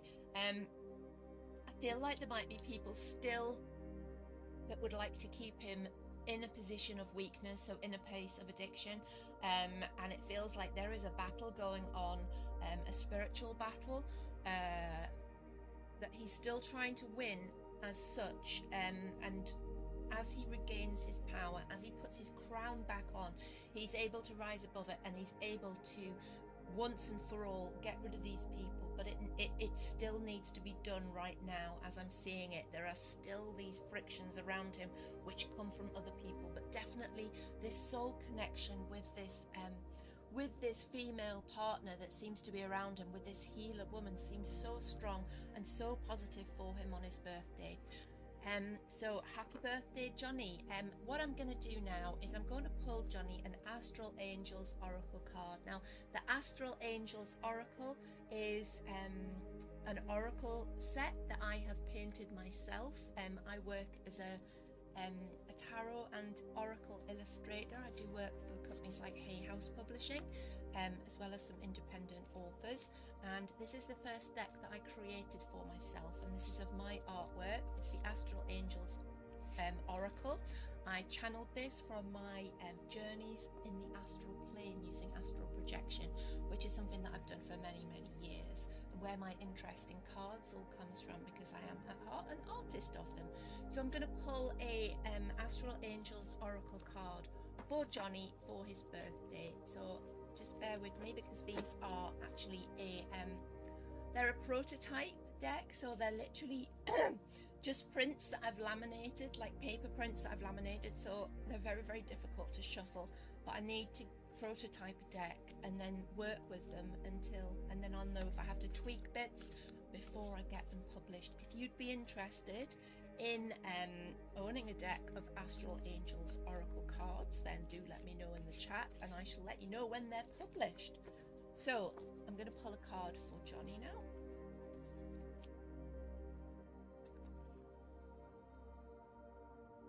Right, so the card I've pulled for Johnny is called The Message. So the message, this is about caring for yourself. The message on the back, I should have put my glasses on. Radiate what you want to receive. Where there is doubt, bring trust. Where there is sickness, bring joy. Where there is hopelessness, bring hope. When someone feels alone, bring them love. Your love has more power than any negative conditions, and continue with that. So what this card would say to Johnny is that the power of his love, the love around him, far outweighs any of these negative forces, and it's this that he needs to focus on. This love, the people that love him, the people that are around him, the people that are caring from him, because the message is love, is what it's all about. It's like, if you can put those negative energies to the back of your mind, it's like, let them go over your head, because what's important is the love and the love around you.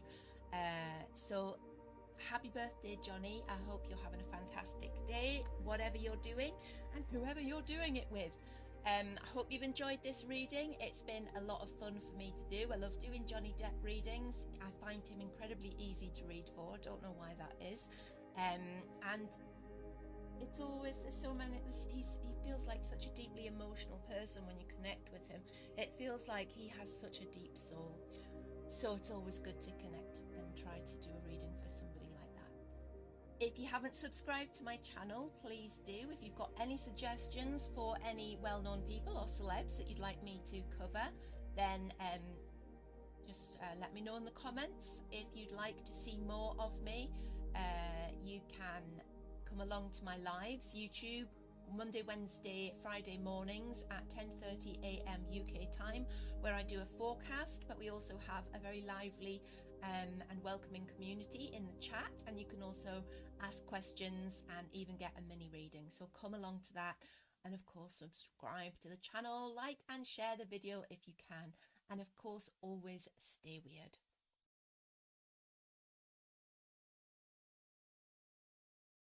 Johnny Depp. Is there a man more loved on this planet? He's a deep man. He's a troubled man. I think even Johnny himself would tell you that. Today's tarot reading uncovered some truths that you're going to want to hear. It's absolute dynamite. So if you're a Johnny Depp fan, stick with me for the next 30 minutes while we delve deep into what's going on in Johnny's life at the moment.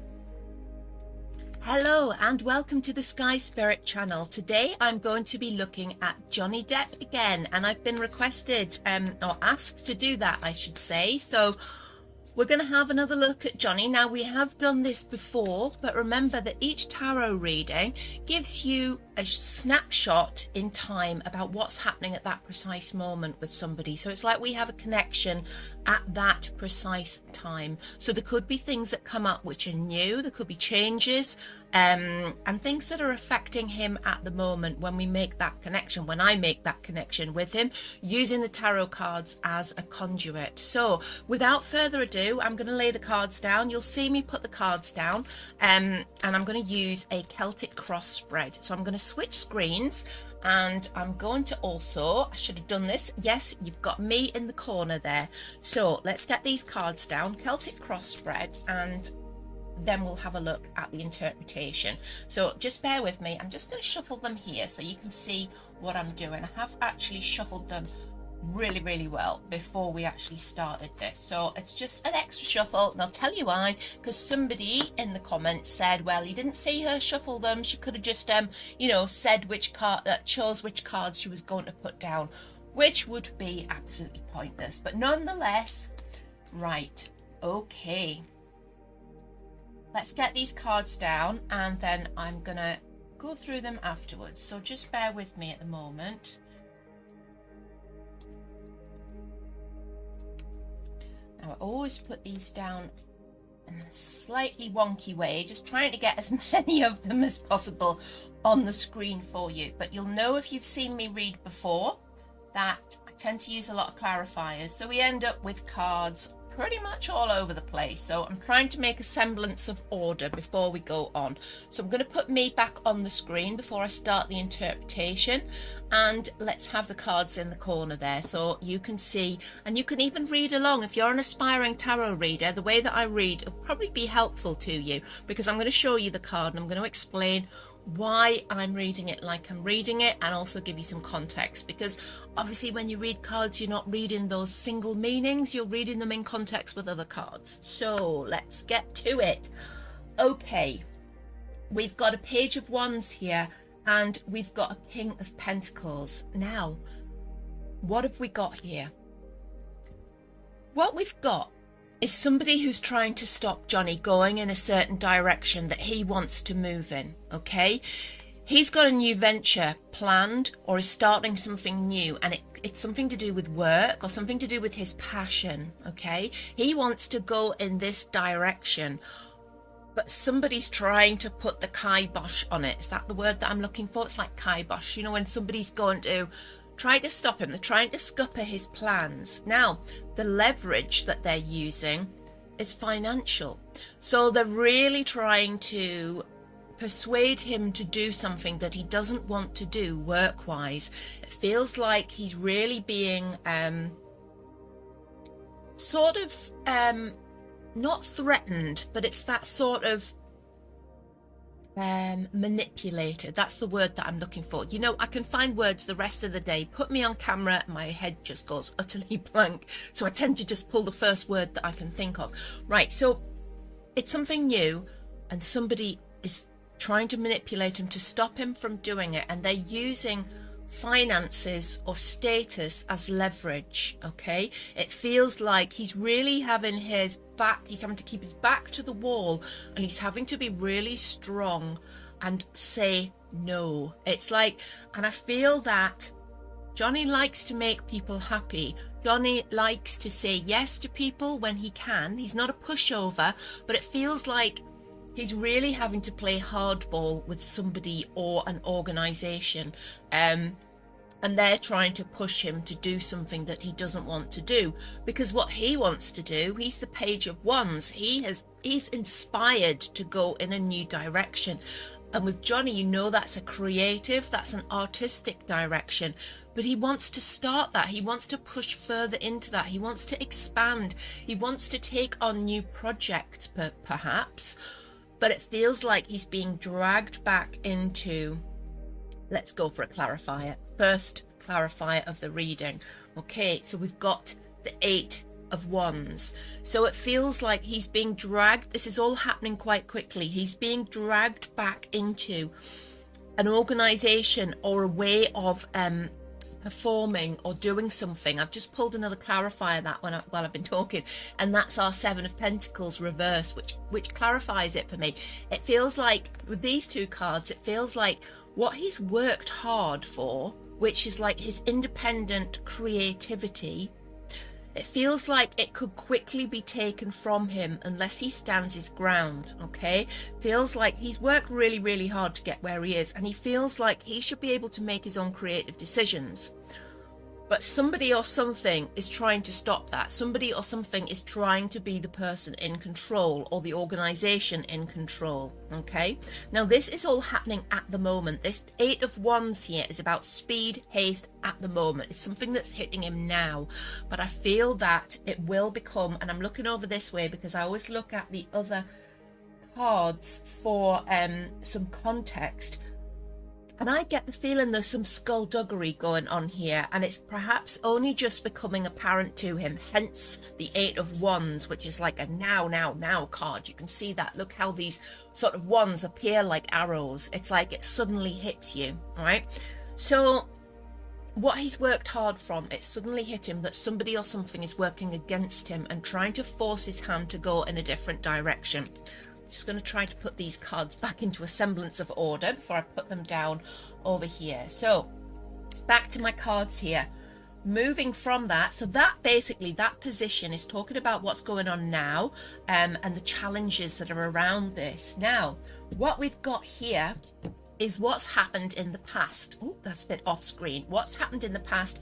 What precedes this situation? So what does this card actually mean? So we've got the 7 of Swords. Now, this card is associated with thieves and skullduggery and things being done in a very underhanded way, but quite organized. So it feels like with this being reversed as well, it feels like there might have been some plans that he's overlooked. It feels like there has been some, I want to say scheming. I want to say there's been scheming almost behind his back, something that's been kept from him. I'm pulling a clarifier here. Yeah, it's an 8 of Cups reversed. So he stayed with somebody or something. He stayed in a situation too long that he should have left. Have a look at that card.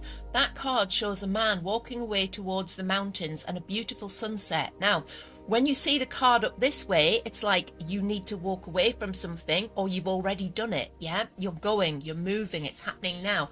When it's up this way, it's talking about staying in a situation where you should have left a long time ago. You've hung around too long.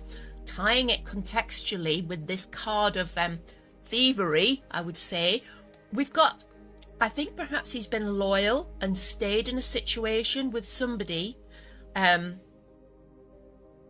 it seems like they may have been scheming behind his back.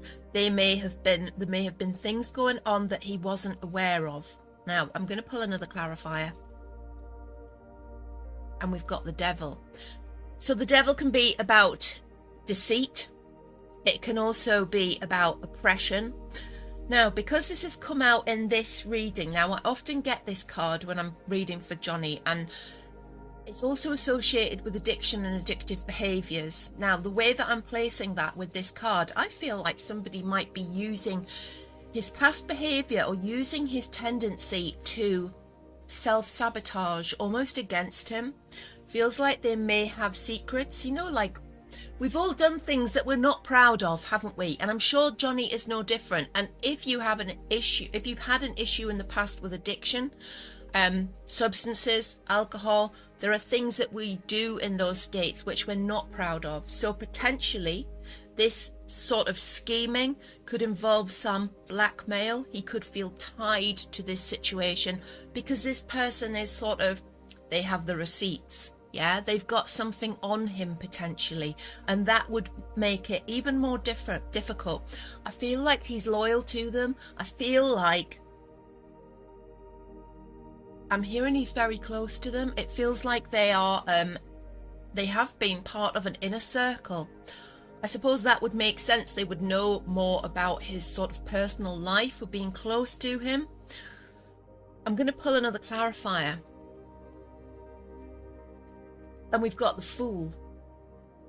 I feel like the Fool it's a very nuanced card, because it can be very positive, but because I'm pulling it out here in context with the Devil, I feel like Johnny may have been too trusting. I feel like he may have been too innocent. I feel like he has expected more of this person, and they've almost been like gathering evidence behind his back. He stayed too long with them. He trusted them for too long, or gave them too many chances, and they've been scheming against him, or they've been doing things for their own benefit. There's been a selfish element which is now coming to light looking at those cards in the center. It could well be that this person is involved with this fact that they're trying to push him in a certain direction when he wants to do something else. Remember what we said when we looked at those cards in the middle there, that he wants to go in one direction, perhaps creatively, perhaps with work. It's something that inspires him. But somebody or something is trying to coerce him, or trying to persuade him, trying to manipulate him into doing something different. And I believe this ties in with these cards here. Now remember, this position in your Celtic cross, where I've taken these cards from, is what precedes. It's like the past. What is like the background of this of these circumstances. So I think that this ties in together. This person is working against Johnny, and I fear that they may have something over him to do with potentially his behavior in the past, things that he's done perhaps when he's been self-destructive, because we know he has been there, yeah, and we don't hold that against him. He's had a difficult life. He's had ever such a difficult time, and it's so easy for these things to happen, and it's so easy for things to take a hold, particularly in the environment in which he lives his life, yeah, and particularly as he's a deep and soulful person who he feels things to his heart, doesn't he? He doesn't take things lightly ever. It's that sort of mindset that's constantly questioning and seeking, but also blaming himself. And I feel that he's really hard on himself. Now, I'm just looking over here because I'm looking at the other cards for context, and I feel that being hard on yourself is a really clear message here.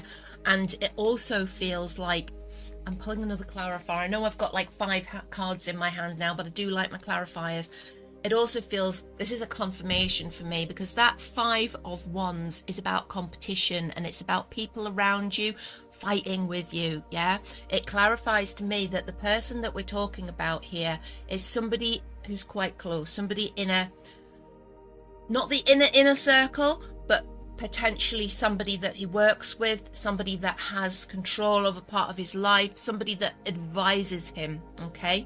So he needs to be more careful in this respect, because I believe he's trusting the wrong person.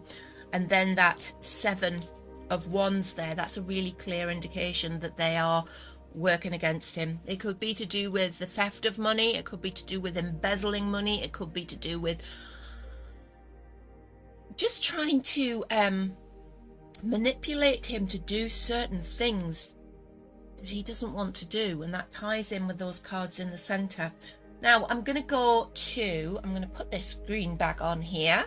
I'm going to go to this position here. This is traditionally called the crowning position, because it's what crowns the whole issue. It's sort of an overarching overview, almost like a mini outcome, if you like. I'm pulling the clarifier. I'm going to have one more because I can't help myself.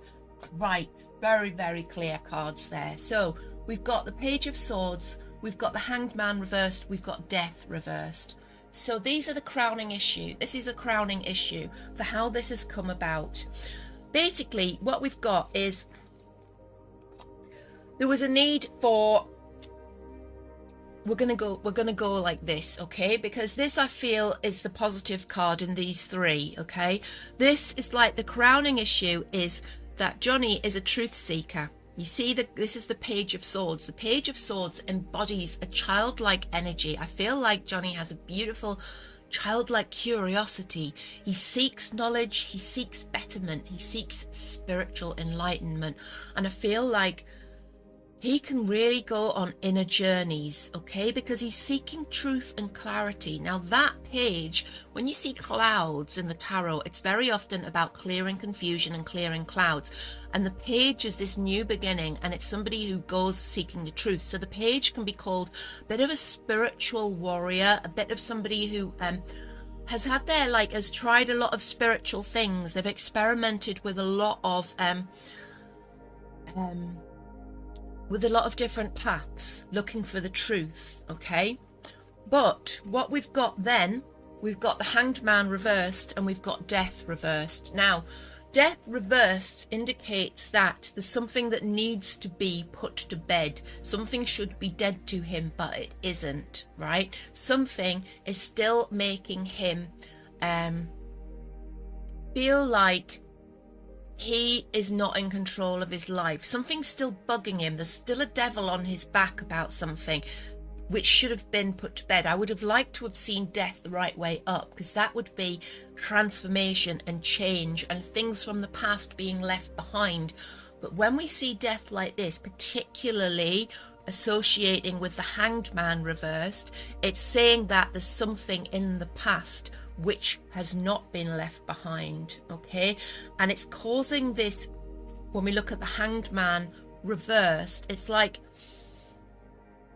it's blocking his spiritual development. It's blocking him moving forward. It feels bitter. It feels like he's tried to let go of this. He's tried to put it to bed. He's tried to, I would say, turn the other cheek or forget about it, but it feels like he's unable to do that. Now, like Death, when we see the Hanged Man this way, it's like, okay, this is about hanging around and sort of self-betterment and wisdom, yeah, and not jumping in with 2 feet. When we see him up this way with Death, I'm thinking blockage from the past, something that should have been let go and it hasn't been. And what that is meaning, is that this spiritual path seeker, okay, is thwarted by these 2 energies, and that is something that needed to be put to rest, blocking his spiritual development. Because that card, the Hanged Man, is actually a representation of Odin. Odin hung himself upside down from a tree in that position, and that's how he meditated, and that's how he grew wisdom, okay? It's all about hanging back and growing your wisdom. And so when we see him up this way, it's like that spiritual path, that Odin, is disrupted. Johnny is unable to move forward on his spiritual path and uncover the things that he wants to uncover. He feels like there's a real spiritual path in him, and he's still searching for it, and it feels like he can't attain what he needs to attain. He sort of stops and starts. It's like he feels like something is the right way, but then it stops because there's something from his past which should have been left way, way, way behind, but which is still causing him considerable problems. Now, I'm going way back here. I'm pulling another clarifier. I'm going to pull 2, actually. But it's a situation. This is the 9 of Swords. Excuse me, I have something in my eye. The 9 of Swords is that nightmares and anxiety card, okay? I feel like he has almost like a PTSD, and it's from something that's happened in his past. I believe it goes way back. I believe he's wounded. I believe he's wounded in his heart. And this is almost the thing that is, or I'm saying it's almost the thing. I'm thinking that it pretty much is the thing which has thwarted him his full life, because it's like he's always been the Page of Swords. He's always been the seeker of spiritual truth. He's always been looking for clarity. But this Death reversed, leading to this Hanged Man reversed, is incredibly, it's like it affects most of his life. Yeah, it affects everything he does, and it's probably led to, I was saying before about addiction and self-destruction, and how it's completely understandable because he has been through a lot, and because of the world that he lives in, of course, super, super stressful, with lots of sort of people working against you, and lots of real pressure. But it goes back further than that. This is a major arcana, 2 major arcana cards there. It goes back to, I'm going to put my spiritual, intuitive tarot reader neck on the line here, say that this is a childhood issue that's not resolved. I feel like he's working on it, and I feel like it keeps tripping him up. And I feel like this is what leads to his stress and anxiety. It's literally kept awake at night, literally nightmares about it. It's like PTSD, something he can't get over. In order to manifest the energy of the Hanged Man reversed, which is the upright version of the card. This card always confuses me because he's upside down when he's the right way up. But that's the good way, yeah? In order to manifest this true energy, he's going to need to do some more work. He needs to be able to put this thing to bed. And I know Johnny is, he's not a spring chicken anymore. And he knows that. He feels like he should be able to let this go. But unfortunately, trauma doesn't count birthdays, does it? It just seeds away and festers inside you and just keeps popping up and sabotaging what you want to do. And I feel like these cards are really pointing in that direction. It's like there's a devil on his back, yeah? The devil on his back manifests in so many different ways. He trips himself up. He goes down too many wrong paths because it's like trying to feed this dragon, feed this sort of thing inside him like a black hole, and it's caused by this trauma from way back. One more clarifier, go on. Okay, I feel like he is working with somebody on this. This is a 3 of Pentacles. It's a card of learning. It's a card of recognition, of training. It feels like he is going to be working at the moment on this with somebody, but it's his own cross to bear, if you see what I mean. Now, we know that Johnny is currently, and this is from my previous readings, there's a very spiritual lady around him that he's involved with. The mental connection is astonishing between them. It's like a soulmate connection that traverses, is that the right word? Traverses time. It's like appearance, age, that sort of thing doesn't come between these two, yeah?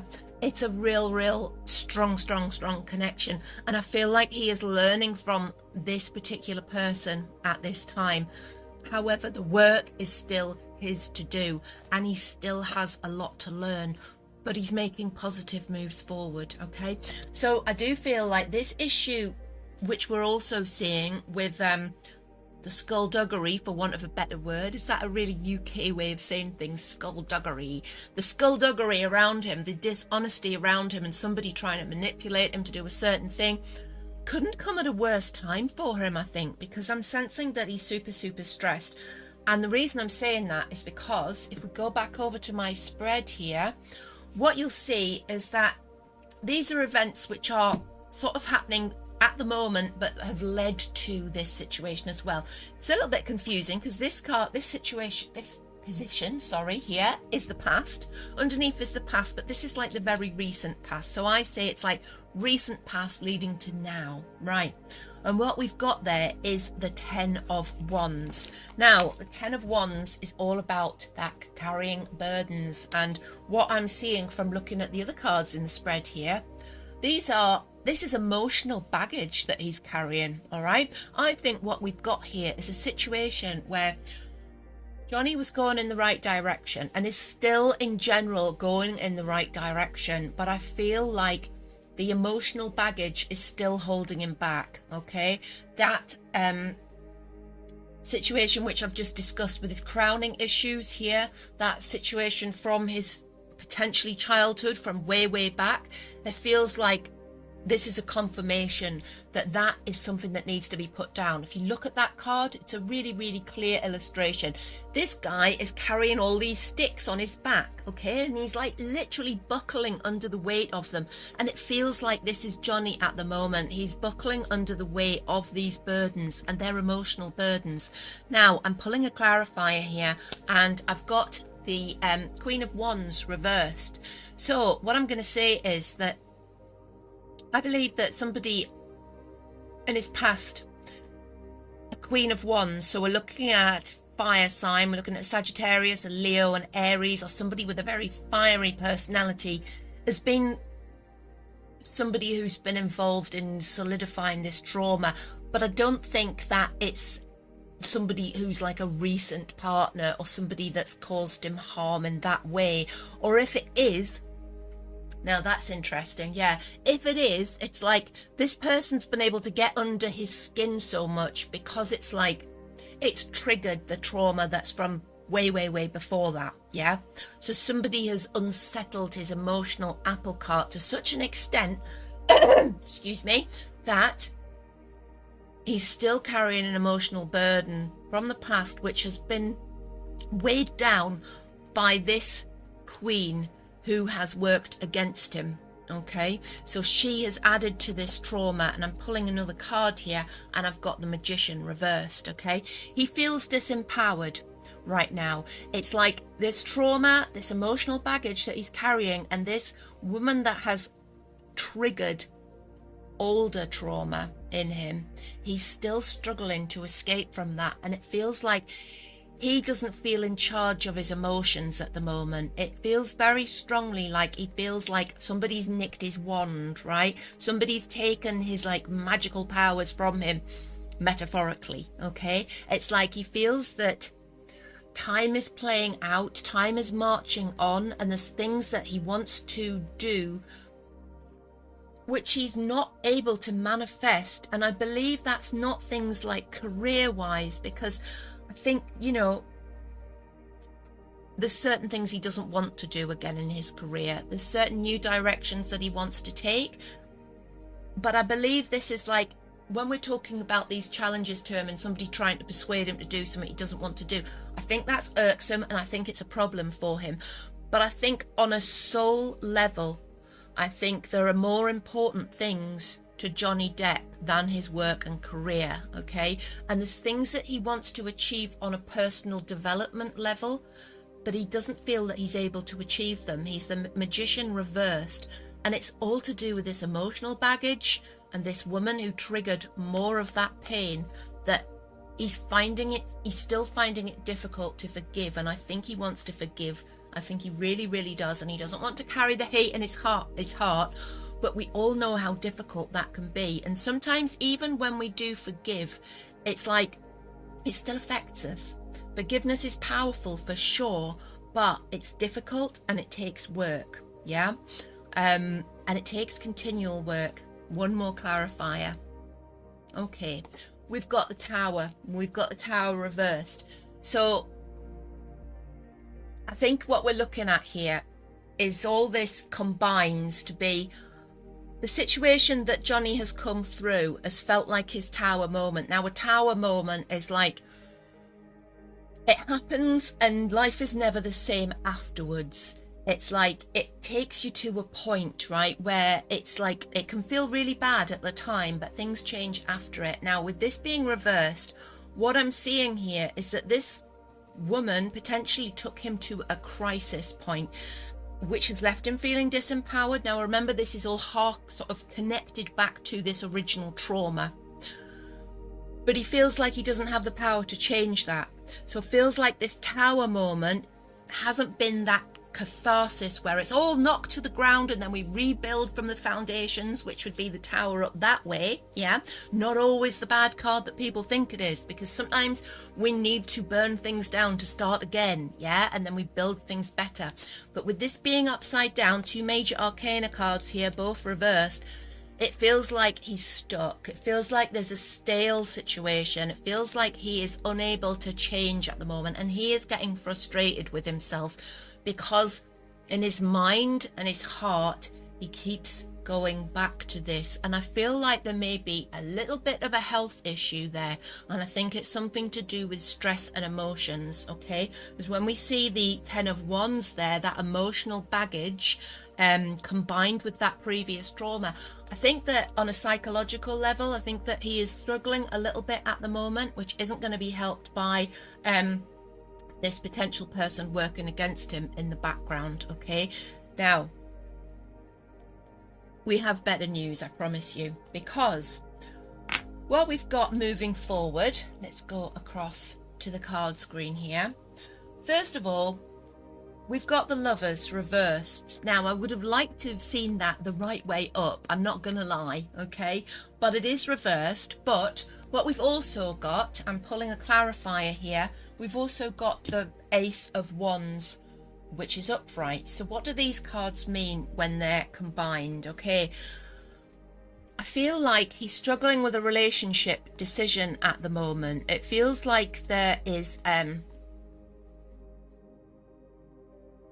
he knows that he needs to bring his full self to this relationship with this woman that we've been talking about, with his healer, with this woman that he's drawing closer and closer and closer to, this person which is a real true soulmate connection.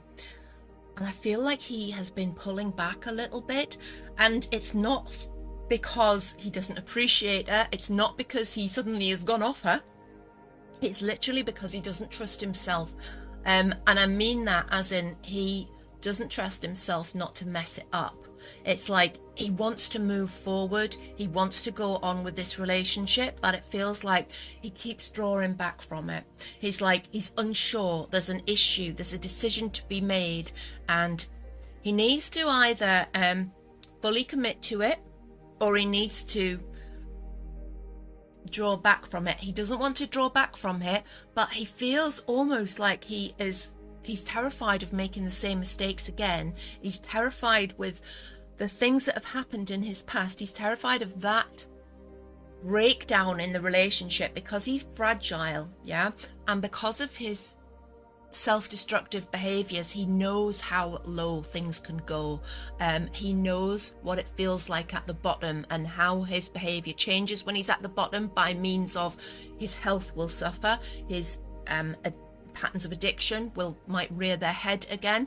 So he's very, very wary, because I feel like he is very, very connected to the woman that we've seen in the previous readings, who's also coming out here, I'll say, and I'll tell you why in a minute.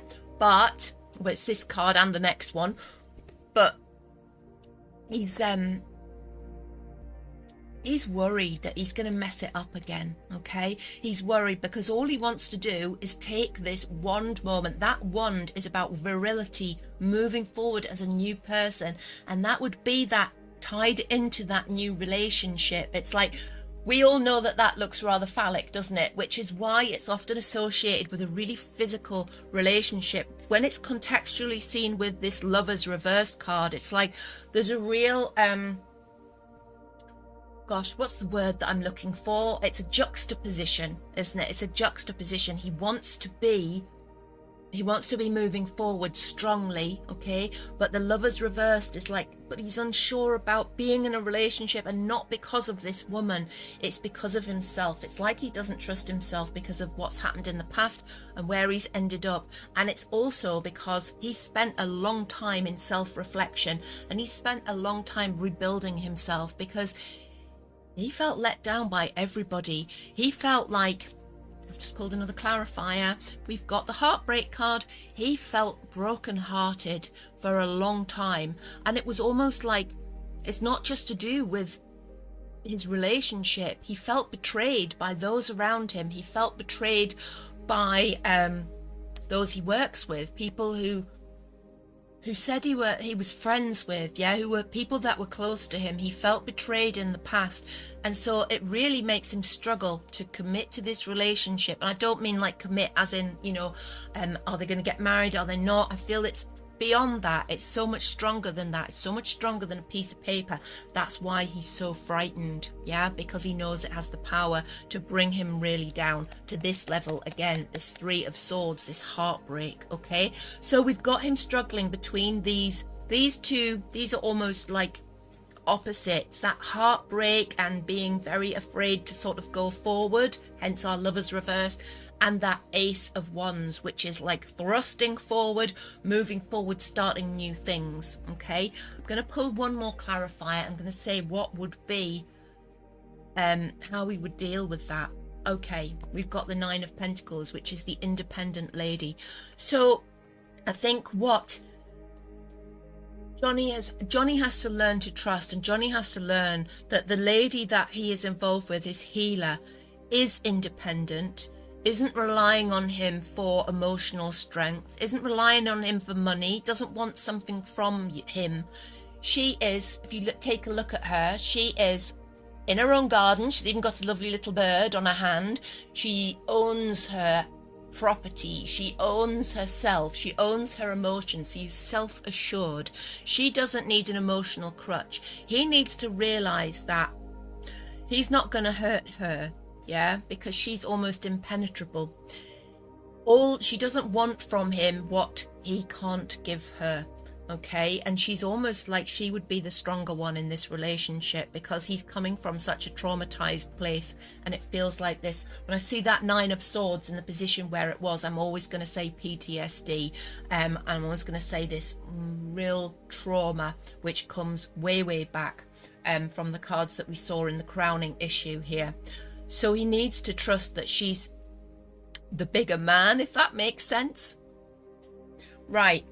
Once he's done that, let's go across to this screen here. We have better news here. Much better news, I'm going to say, because what we've got here is the Ace of Cups. Now, this is a reversal, but this goes with the whole theme of this reading, because we've got a new relationship here, but we've got it stalling. We've got it stalling because of the reasons that I've mentioned there. And also, I'm pulling a clarifier here, we've got the 6 of Pentacles, which is the giving and receiving. I feel like this relationship is stalling because he doesn't feel like there is much of him left to give. And he feels like this woman deserves a lot. It feels like all the things that have happened to him are all sort of totting up, and it's making him doubt that he can do this. It's making him think, what if I mess up again? Another clarifier, we've got confirming what I'm saying there, we've got the King of Cups reversed. The King of Cups reversed is somebody who's struggling with his emotions, somebody who's really struggling to be the King of Cups this way up, which is somebody who is open, honest, they have an open heart, they're willing to be loved, and they're able to love with their full being. It's reversed with him though, and with these cards it feels like he is not able to give his whole heart yet, and not because he doesn't want to, it's because he's struggling with this trauma. And it's because, I mean, we've also got these issues going around him at the moment, which are, I'm not going to say that it's the main issue for Johnny, but it's going to add to the problems, isn't it? Somebody trying to force you down a path that you don't want to go down, and almost holding something over you as well, potentially from the past, about your past behaviours. So it feels like that stress is adding to this situation, and I keep picking up intuitively, as well as from what I'm seeing on a couple on the left hand side of this spread here, is that there's a stress related health issue. Okay, and it feels like he knows about that, he needs to work on it, and I feel like he might be needing to work more on himself than he is to work on a relationship. But I feel that the woman, our 9 of Pentacles there, she's happy with that. She doesn't need him to commit. She doesn't even want him to come out and say that you know, she's there. I feel he wants to though. He feels like the impulsive one. He feels like he wants to tell the world. She's like, just wait. Doesn't matter, okay? Doesn't matter if they know or not, right? So it's all a bit up in the air for him relationship wise, but this is still a really good card because it is a beginning, but it's a stalled beginning. It's like, yes, this is happening, yes, it's happening now, but he keeps almost pulling back. And it's nothing to do with the fact that he doesn't want to be there, it's to do with the fact that there's so much trauma gone on in his past that he feels he sometimes doesn't trust himself, and he doesn't want to go down that same hole. And you can totally understand where he's coming from. Now, moving back to my spread here, we've got this card here. Now, sorry, this position here is Johnny and how he feels about himself. Okay. When we come to this position here, we're looking at people around Johnny. Now, we've got, I'm just pulling a clarifier here, and we've got a 2 and a 4. We're looking at the people and the environment around Johnny. Now, both of these cards are about stability and money. Now, I'm pulling another clarifier there, and we've also got a 5 of Pentacles. So, around Johnny at the moment, we've got a position where he needs to attain a certain balance.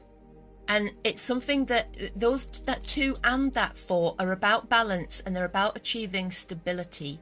Now, the people around him, it feels like what he needs around him are people that are stable and able to make that balance better, to make it more balanced, if that makes sense. It's like he needs people around him that are able to help him with his monetary issues, because I feel like there is a threat on the horizon, or that is happening at the moment, to do with this what's being held over him financially. So it feels like there's somebody around him who's going to be able to advise him, and it also feels like this is a card of balance as well. So it feels like he needs to balance more of his life when it comes to finances. I'm going to pull another clarifying because it's a little bit vague, isn't it?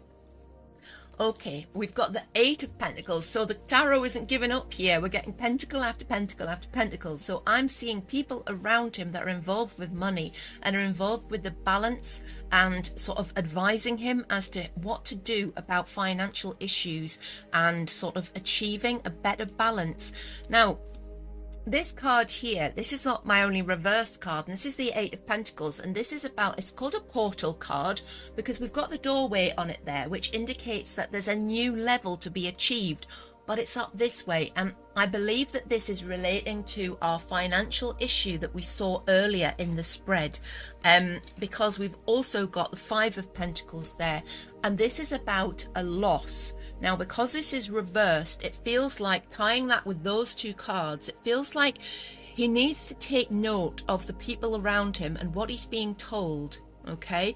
Because there's misplaced loyalty there with somebody that's working against him, but there's also people around him who have his best interests at heart. But I feel that they are, I'm just going to pull one more clarifier. I feel that they are non-traditional. We've got the Hierophant reversed here. So it feels like, and when I say non-traditional, it feels like this could be a spiritual advisor or somebody that's more along the lines of, I mean, we're not talking a bank manager here, let's put it like that. We're talking about this fits in with his spiritual warrior side as well. The Hierophant reversed is like a card that pops out when it's like somebody who follows a different path, somebody who's alternative, somebody who is, who uses different means, like, you know, the I Ching or the tarot. Yeah, that would be somebody around him who's able to offer that advice to bring more balance to him, but it comes from an alternative source. And I think that would appeal to him as well because of his deeply spiritual side and the fact that he's always seeking new paths and spiritual answers. I feel like those around him, there is somebody around him who's able to give him that information in order to make sure that he goes through this portal. It's like the leveling up card. It's like getting to the new level of a game, yeah? But it's about also being recognized for the skills that you have. And I feel that this new direction that he wants to go in with work, because, I mean, look at all the pentacles here. We're talking work, finances, security, yeah? It feels like the new direction that he wants to go in, it is alternative, and I feel like in order to go through that door and to level up and to progress to where he wants to be, he needs to get this issue where he's being threatened financially sorted. I wouldn't be surprised if we see some kind of lawsuit against him, but it feels like he's going to be advised favourably, but the advice is coming from a very alternative source, okay? And I feel that that's already in place for him. Now, moving forward up to this part of the spread here. I'm trying to keep all the cards on the screen. It's not really worked very well, has it? So moving up to this part here.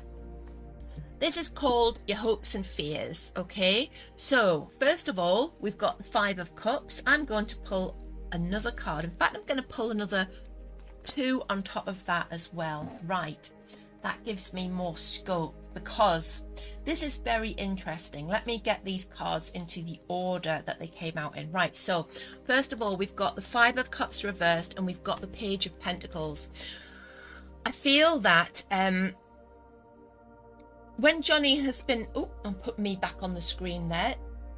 When Johnny has had emotional battles in the past, it's like he throws everything into his relationships and it unsettles him on a much broader level. So his work suffers, his whole life suffers, his friendships suffer. He literally chucks everything under the bus. It's like when something unsettles him emotionally, everything seems to go wrong. And that is then compounded by his self-destructive behaviors, okay?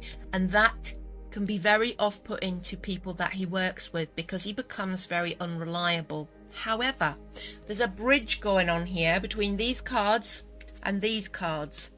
These are his fears. He knows his weaknesses. He knows he has a tendency to do this. But this reversal is really poignant. This is about him knowing his weaknesses and knowing what he tends to do. And it's about his him moving away from this type of behavior. It's like him regaining what he started out with, which was a much more resilient side. He's much more able to deal with things that are emotional, but also to maintain the other side of his life, if you see what I mean. It feels like his work isn't going to suffer so much in the future because he's going to be in a more stable place, because he's tackled some of his inner demons, if not all. It feels like he's going to be able to regain what he has lost. Now, what he still needs to do, however, is to tackle those original demons, because I feel like my screen keeps going in and out of focus. I do apologize. I think if I sit back a bit, I just get overexcited, so I'm getting closer and closer to the camera there.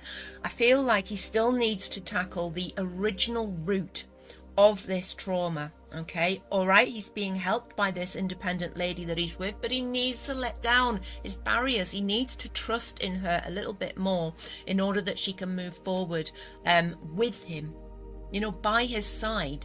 She isn't somebody who's going to be bowing down to him, shall we say. She is an independent woman and she is successful in her own right, whatever that is. Okay, so it feels like he's getting to a position where he's more sure of himself. What he has lost is returning to him, but he does still need to work on this trauma. Now, brilliantly, his hopes here are moving forward. It's a new path.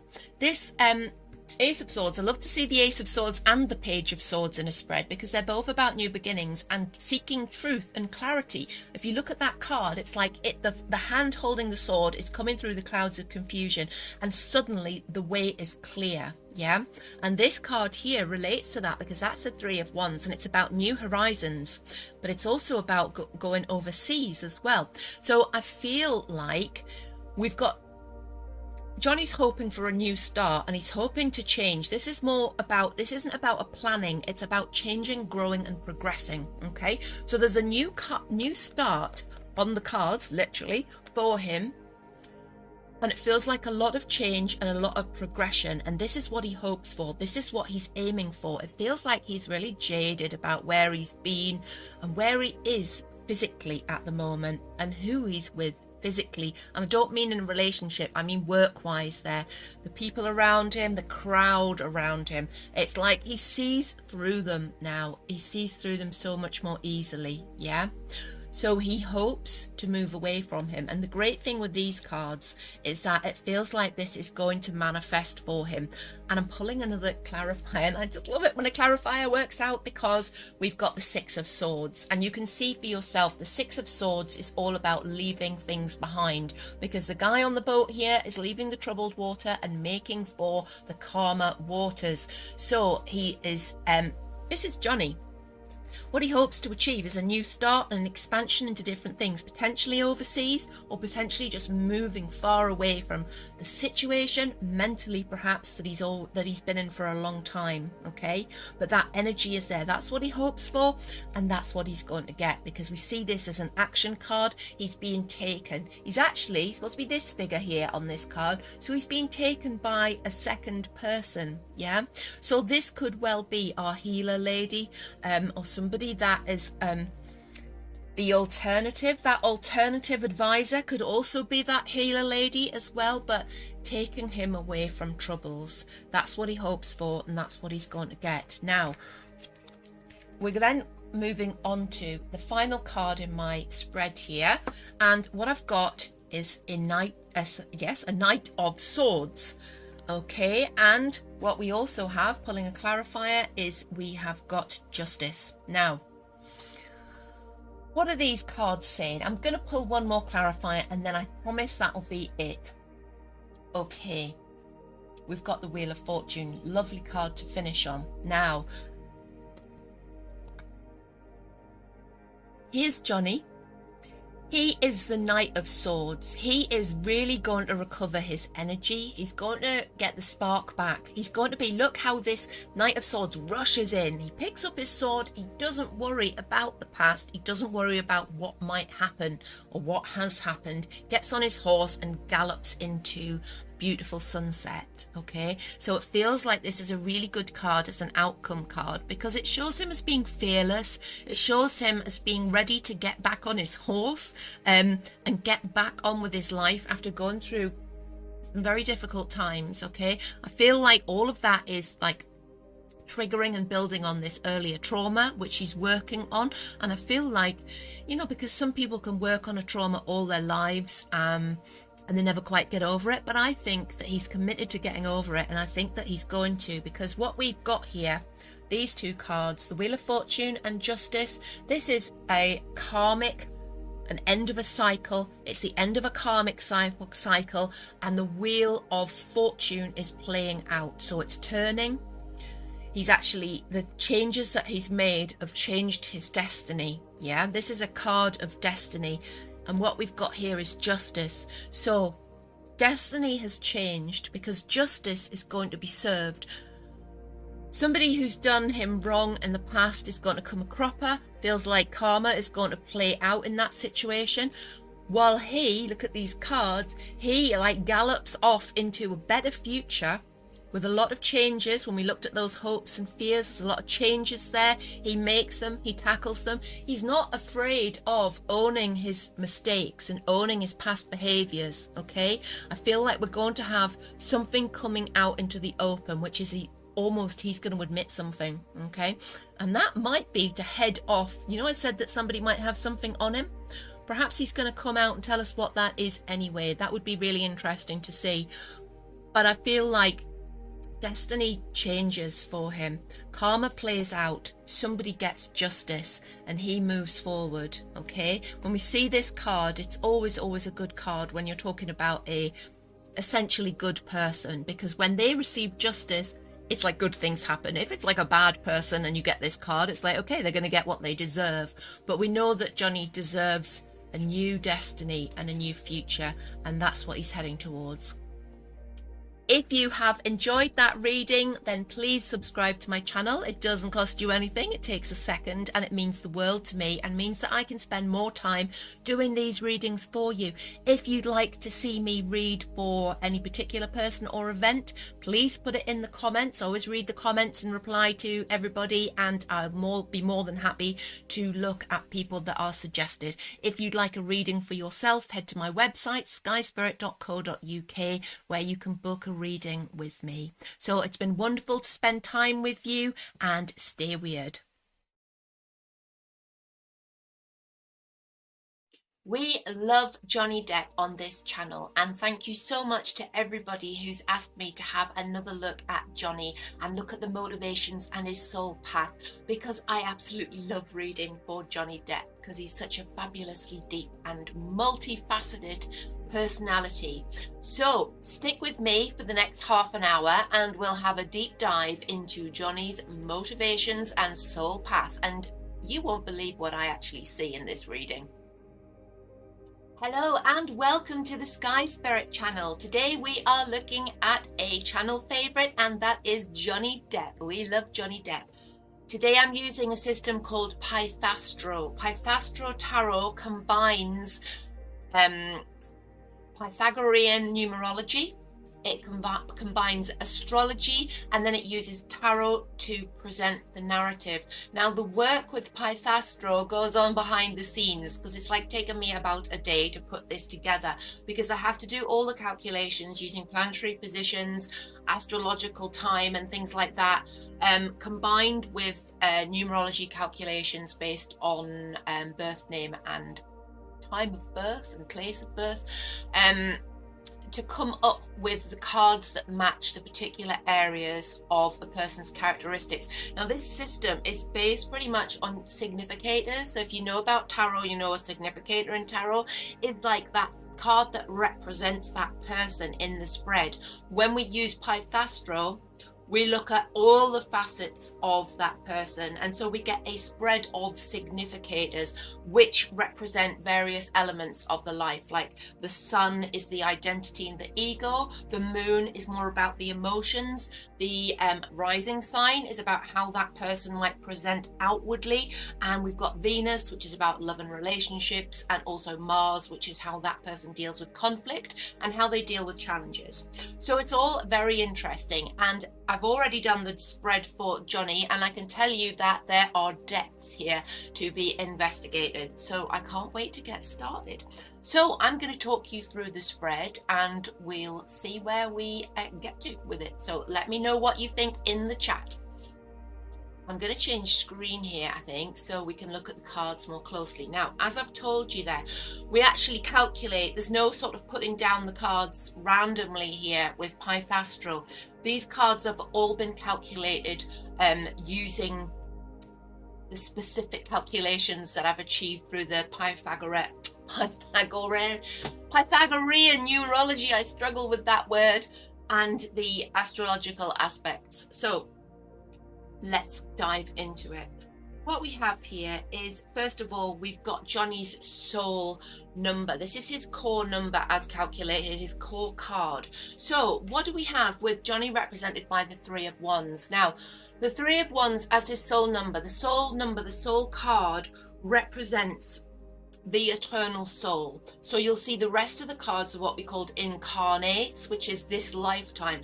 This is his soul, which is eternal and travels through multiple lifetimes, and it also sort of spreads its glow over all the rest of the cards. So when we look at the other cards, we're reading them in the context of this core number, this core card, and that's the Three of Wands. It's a really interesting card, the Three of Wands, because it's about creation. It's about, when you see a three, it's like, think about when mum and dad come together and have a baby. It's that creative drive.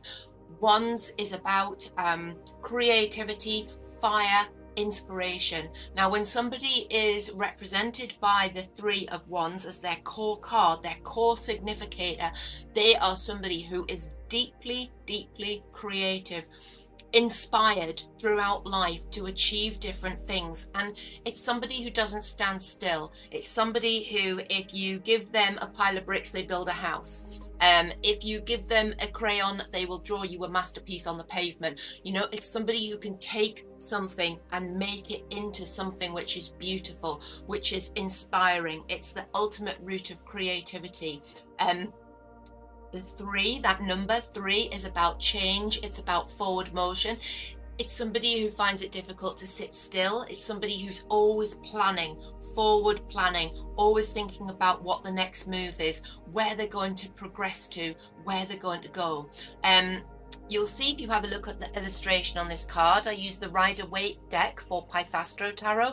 You'll see that we have a guy who is standing looking over a new horizon, and it's very much about that, always looking into the future for that new thing, for that thing that's going to happen next, waiting for it to materialize and then manifesting it. Also, Three of Wands characters are great manifestors. You can hear my dogs starting to bark in the background there. They always start to bark when I start to do a reading, and I don't know why.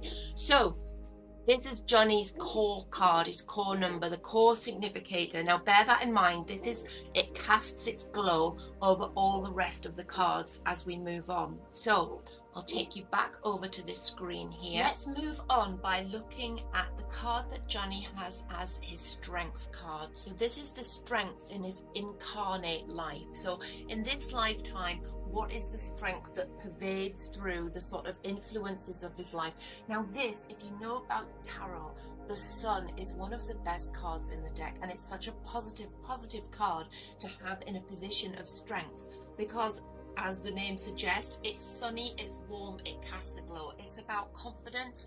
It represents somebody who finds strength in being the benefactor, being able to look after people, being the life and soul, being that person that fills other people with joy. This is somebody whose strength is in that ability to take joy to people, to spread those sunny rays around. And even if they're not feeling particularly sunny themselves, their outward persona, that strength, is always evident. And in everything that they do, it sort of pervades everything. It's like, if this is somebody that even when they're feeling down, their face won't really show it, and they'll try to bring warmth and joy to somebody else, because that is a really powerful card to have in that position. Now, the strength card also has an effect on the rest of the cards as we move forward, which I will show you as we move forward. But first of all, I wanted to show you the weakness card as well here, because with Pythastro we do have the weakness card as well. So let's go over to that side. Now this is the weakness side here. This is justice, and that's why this card is reversed, because that's indicating that it is the negative side of justice, which is playing in as a weakness, which is pervading through Johnny's incarnate cards here. So let's have a look at this justice card reversed. So this is somebody who struggled with being judged unfairly. This is somebody who probably judges themselves really harshly. This is somebody who it feels like they have been treated unfairly, and it's a repeating pattern which sort of travels with them through life, and it feels like that this is something it's like a life lesson. Okay, and I'm going to show you why it's important how the cards relate with the other incarnate cards, and how I know that this is a life lesson. Okay, we're going to take you back over to this screen now. When we're doing Pythastro, we can count from the strength and weakness card to see how they relate specifically in the incarnate life. So justice is number 11. So we go 1 to the core card, 2, 3, 4, 5, 6, 7, 8, 9, 10, 11. Okay, and we end up on the 8 of Pentacles. The 8 of Pentacles is about lessons and learning. Okay, now we combine the justice card with the lessons and learning, and we see that weakness, traveling through life, that challenge is all about that sort of being judged unfairly and not moving on from that lesson. I feel that Johnny finds it harsh, the lessons that he has to learn. It's like he doesn't sort of learn not to trust people. He doesn't learn from how he's treated in the past and how he's being judged unfairly. It's like he's ever trusting, and he'll move forward and sort of do the same thing, and then the upset of being treated poorly again, it sort of becomes an evolving cycle and brings him down. And that would be something that follows him throughout life, is this being judged unfairly, but also judging himself and not learning the lesson from it. Life lessons are karmic. It's about cycles, and I feel like this is something which will repeat throughout his life. Now, while we're on that subject of counting with the cards, we talked about the strength card. The strength card is the sun, which is number 19. This time we go the other way with this card. So we go 1, 2, 3, 4, 5, 6, 7, 8, 9, 10, 11, 12, 13, 14, 15, 16, 17, 18, 19. Lands us where our strength is exalted, is on the 10 of Pentacles. Now that is like the 10 of Pentacles and the sun together in an exalted strength position mean that Johnny is somebody who is so generous, who will spread the rays of that sun through money and through giving people security and looking after people. This is somebody who would help somebody if they're in trouble in any case. It's somebody who will be you know, who will give to the homeless in secret, isn't going to make a big show of it on social media, will always be looking to support people in however they can. If they have money and if they have resources, they're going to pass it on. That's that 10 of Pentacles as well. Now, what this aspect also means is that Johnny has been aspected throughout his life to make good money. You know, he's got sound business sense, and he's the kind of person that money accumulates. Some of us, money goes through our hands, yeah? But some of us have this other way of dealing with it, and it seems like he's very, very good at picking the right horse in the race, okay? Because these two cards together, this exalted strength position, means that he's good at accumulating money. He's good at financial management as well. So that's a really good aspect.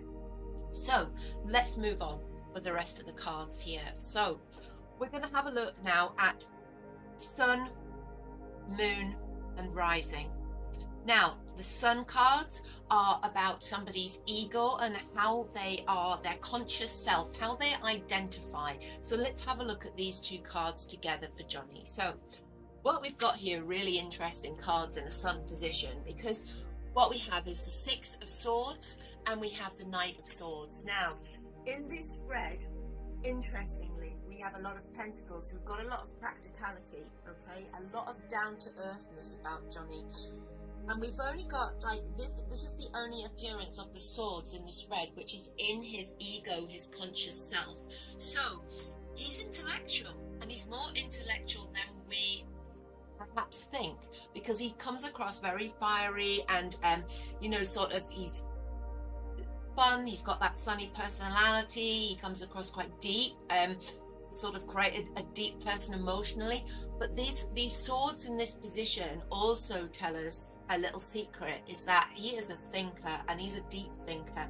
Now, these two cards in particular talk about him having a tendency to rush into things. So his outward personality, he rushes and he walks into things, and he runs into things without considering the consequences, okay? This is somebody who's all about the action, who's all about, look how fast that horse is with that knight on it. A knight is an event, and that's the fastest event in the deck.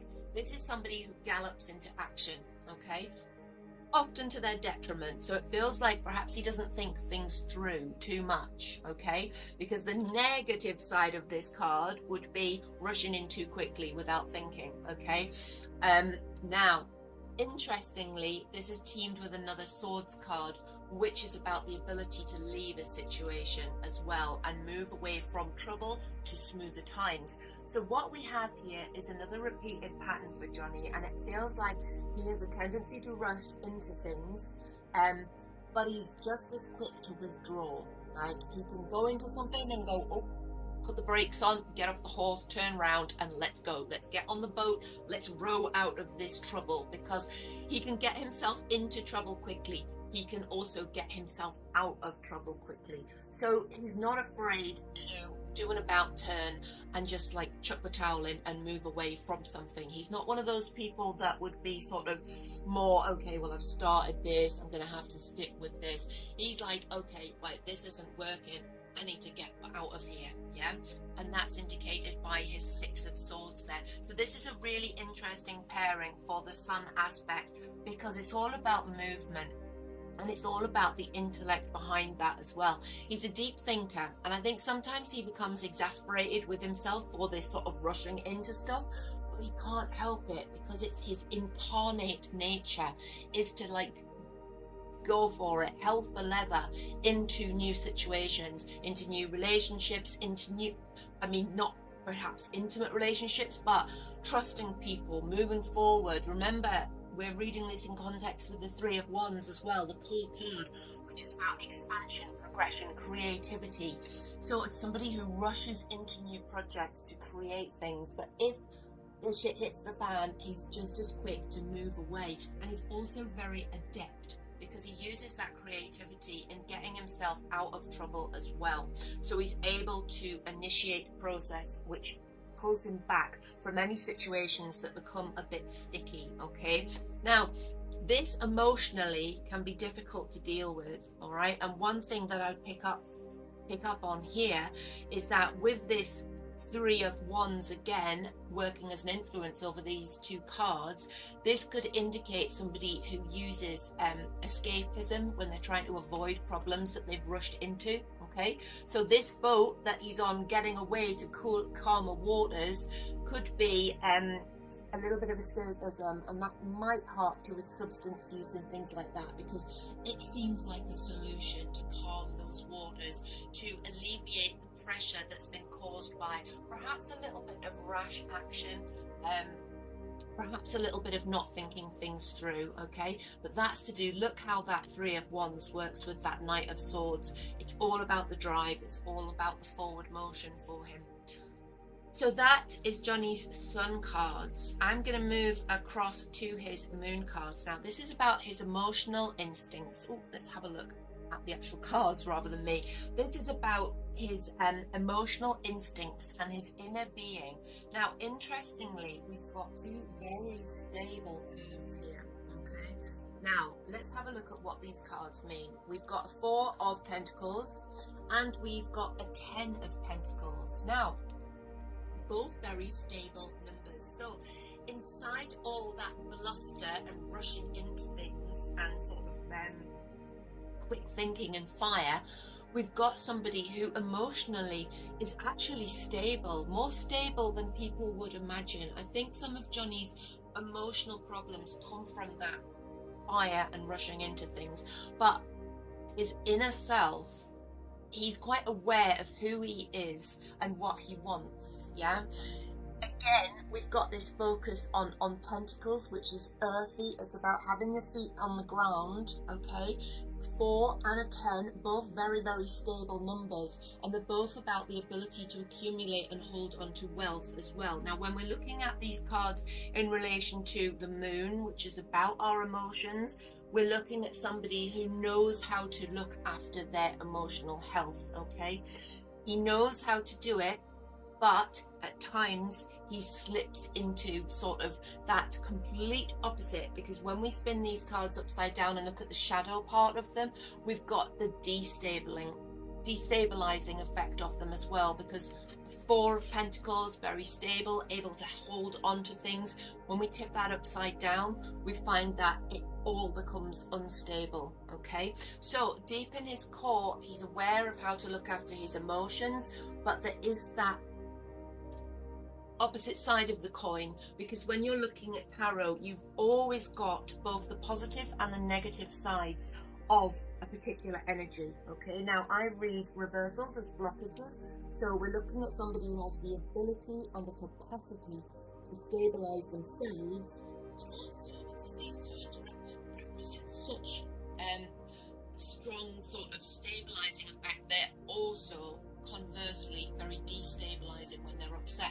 Okay, so it's like swings and roundabouts. It's like a bipolar attitude to those emotions. It's either really stable or really unstable, and that's that sort of polar opposite effect that you get when you've got really, really strong cards. Now, remember as well that we're reading in context with the 3 of Wands here, which is the core card, and we're talking about somebody who can create their own emotional stability, and we're talking about somebody who can create a very unstable situation as well. And it's all about that drive and all about that need to move forward. So he's not somebody who emotionally can just sit with that feeling and sort of, you know, like sort of experience it and wait for it to unfold. He's not somebody who can sit with his feelings and experience them. It's like he's constantly got to drive them forward. He's constantly got to assess. He's constantly got to see how they develop.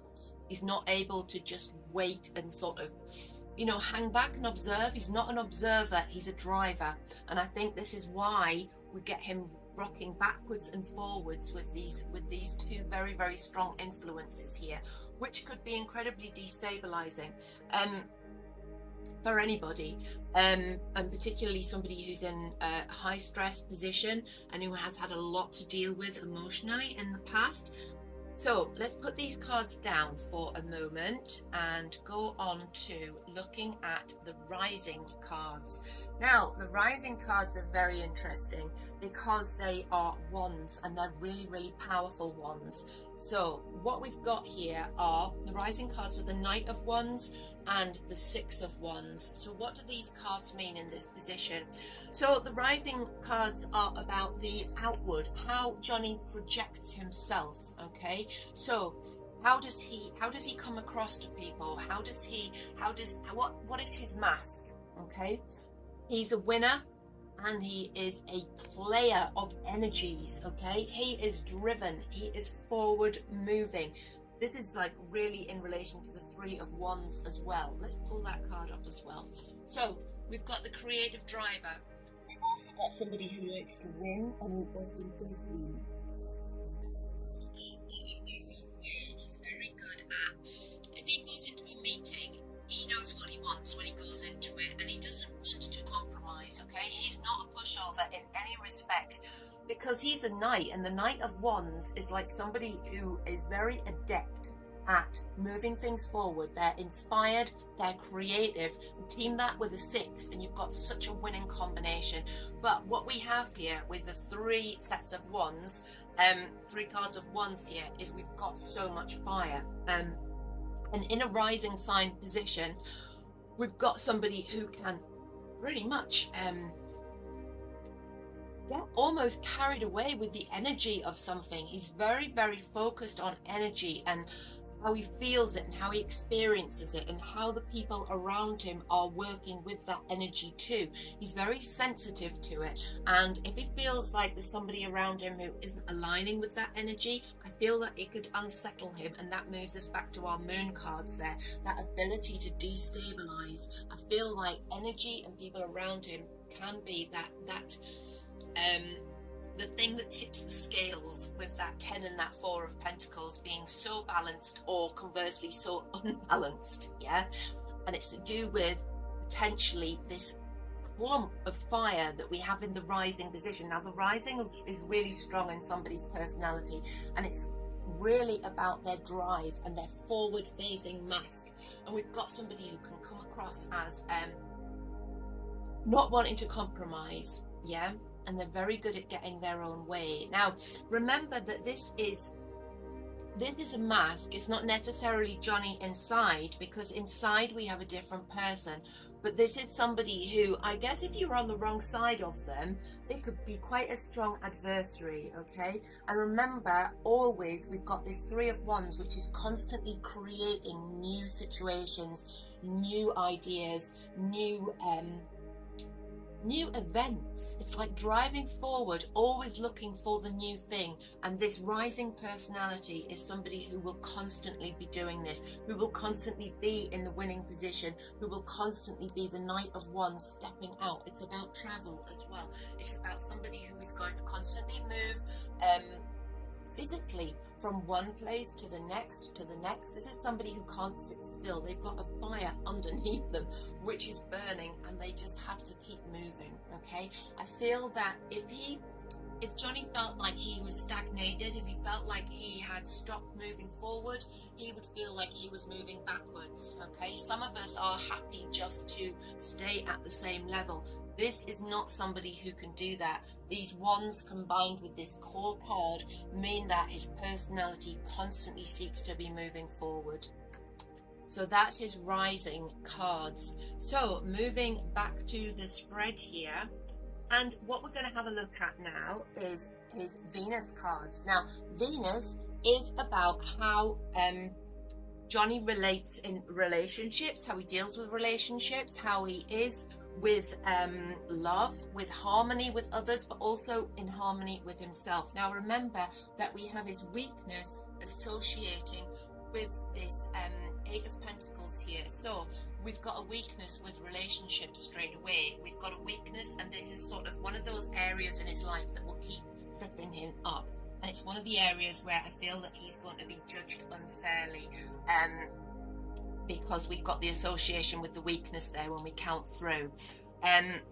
So let's have a look at these cards for his Venus position. So Interestingly, we've got the Queen of Pentacles, and then we've got that life lessons, the Eight of Pentacles, which is associated with the weakness as well. So, Queen of Pentacles in love. This is somebody who likes luxury and Johnny likes to feel good.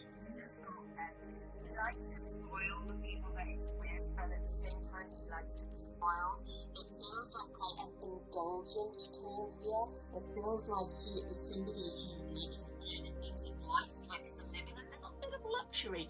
And I don't mean like, you know, in a sort of gilded castle type of thing with beautiful furniture and ornaments and stuff. It's like an emotional need for realness. That's at Pentacles. It's earthy, but it's that emotional need for complete commitment. It's when he's with somebody, he appreciates their beauty, and he appreciates the beauty within and without. Yeah. So the Queen of Pentacles is earthy. It's somebody who is attached to the finer things in life, but also has their feet planted firmly in the ground. Okay, but she's somebody who likes her home, her garden, her surroundings, her material possessions. So when we relate that to relationships, we've got somebody who is honest, who is absolutely loyal, and expects the same in return, but they also appreciate the beauty of somebody, that earthy beauty of someone, their essence. Yeah, so he connects on a real soul level, on a real sort of an earthy level, and I'm trying to think of the right word to use to describe that. It's like he doesn't get too carried away by sort of the beauty or the energy of somebody. It's that earthy soul connection with them that really matters to him. But the Queen of Pentacles coming up there suggests that he has got a real eye for beauty and a real eye for, he sees art in his partner's face. He sees like the expression, the eyes, the way that the skin looks. It's all about the appearance, but also the soul energy, the feel of them, that earthy feel of them. Now, unfortunately, we've got that Eight of Pentacles there, and that's associated with weakness. So there's lessons that aren't learned, and it feels like he keeps getting a kick by karma in the relationship area, because we've got here the Eight of Pentacles is actually a portal card, and it's like he has to learn a lesson before he can go through the portal to the next level. It feels like it keeps repeating for him in this incarnate life. Because he allows himself to be blinded by the Queen. Yeah, it feels like the injustice, let's have a look at that weakness card there, that injustice keeps playing out with his relationships. This is where the not going to say the downfall of his life, but this is where the problems come in his life. It's always about relationships, and it's always, it seems that he can be taken in by people quite easily. And I don't just mean this in relationships as in intimate relationships. This could also be like relationships with people that he's friends with, people that he works with.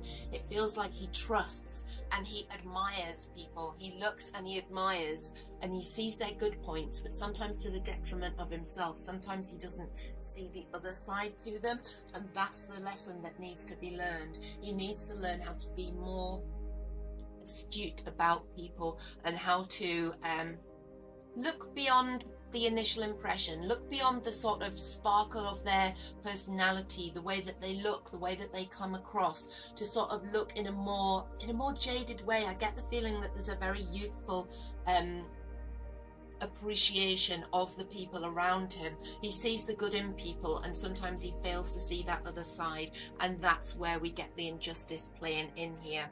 So that's Johnny and his relationships and how he is when he's relating to other people. But I think the really, really interesting card there is that Queen of Pentacles, the Earth Queen. It feels like the significant other in a romance with him, it's so important to him, because to get a queen in your relationship here is talking about, it's something that is an integral part of making you who you are. So I don't feel like Johnny does very well by himself. I feel like he does aspire to have his queen beside him, but there are lessons to be learned from past queens as well there.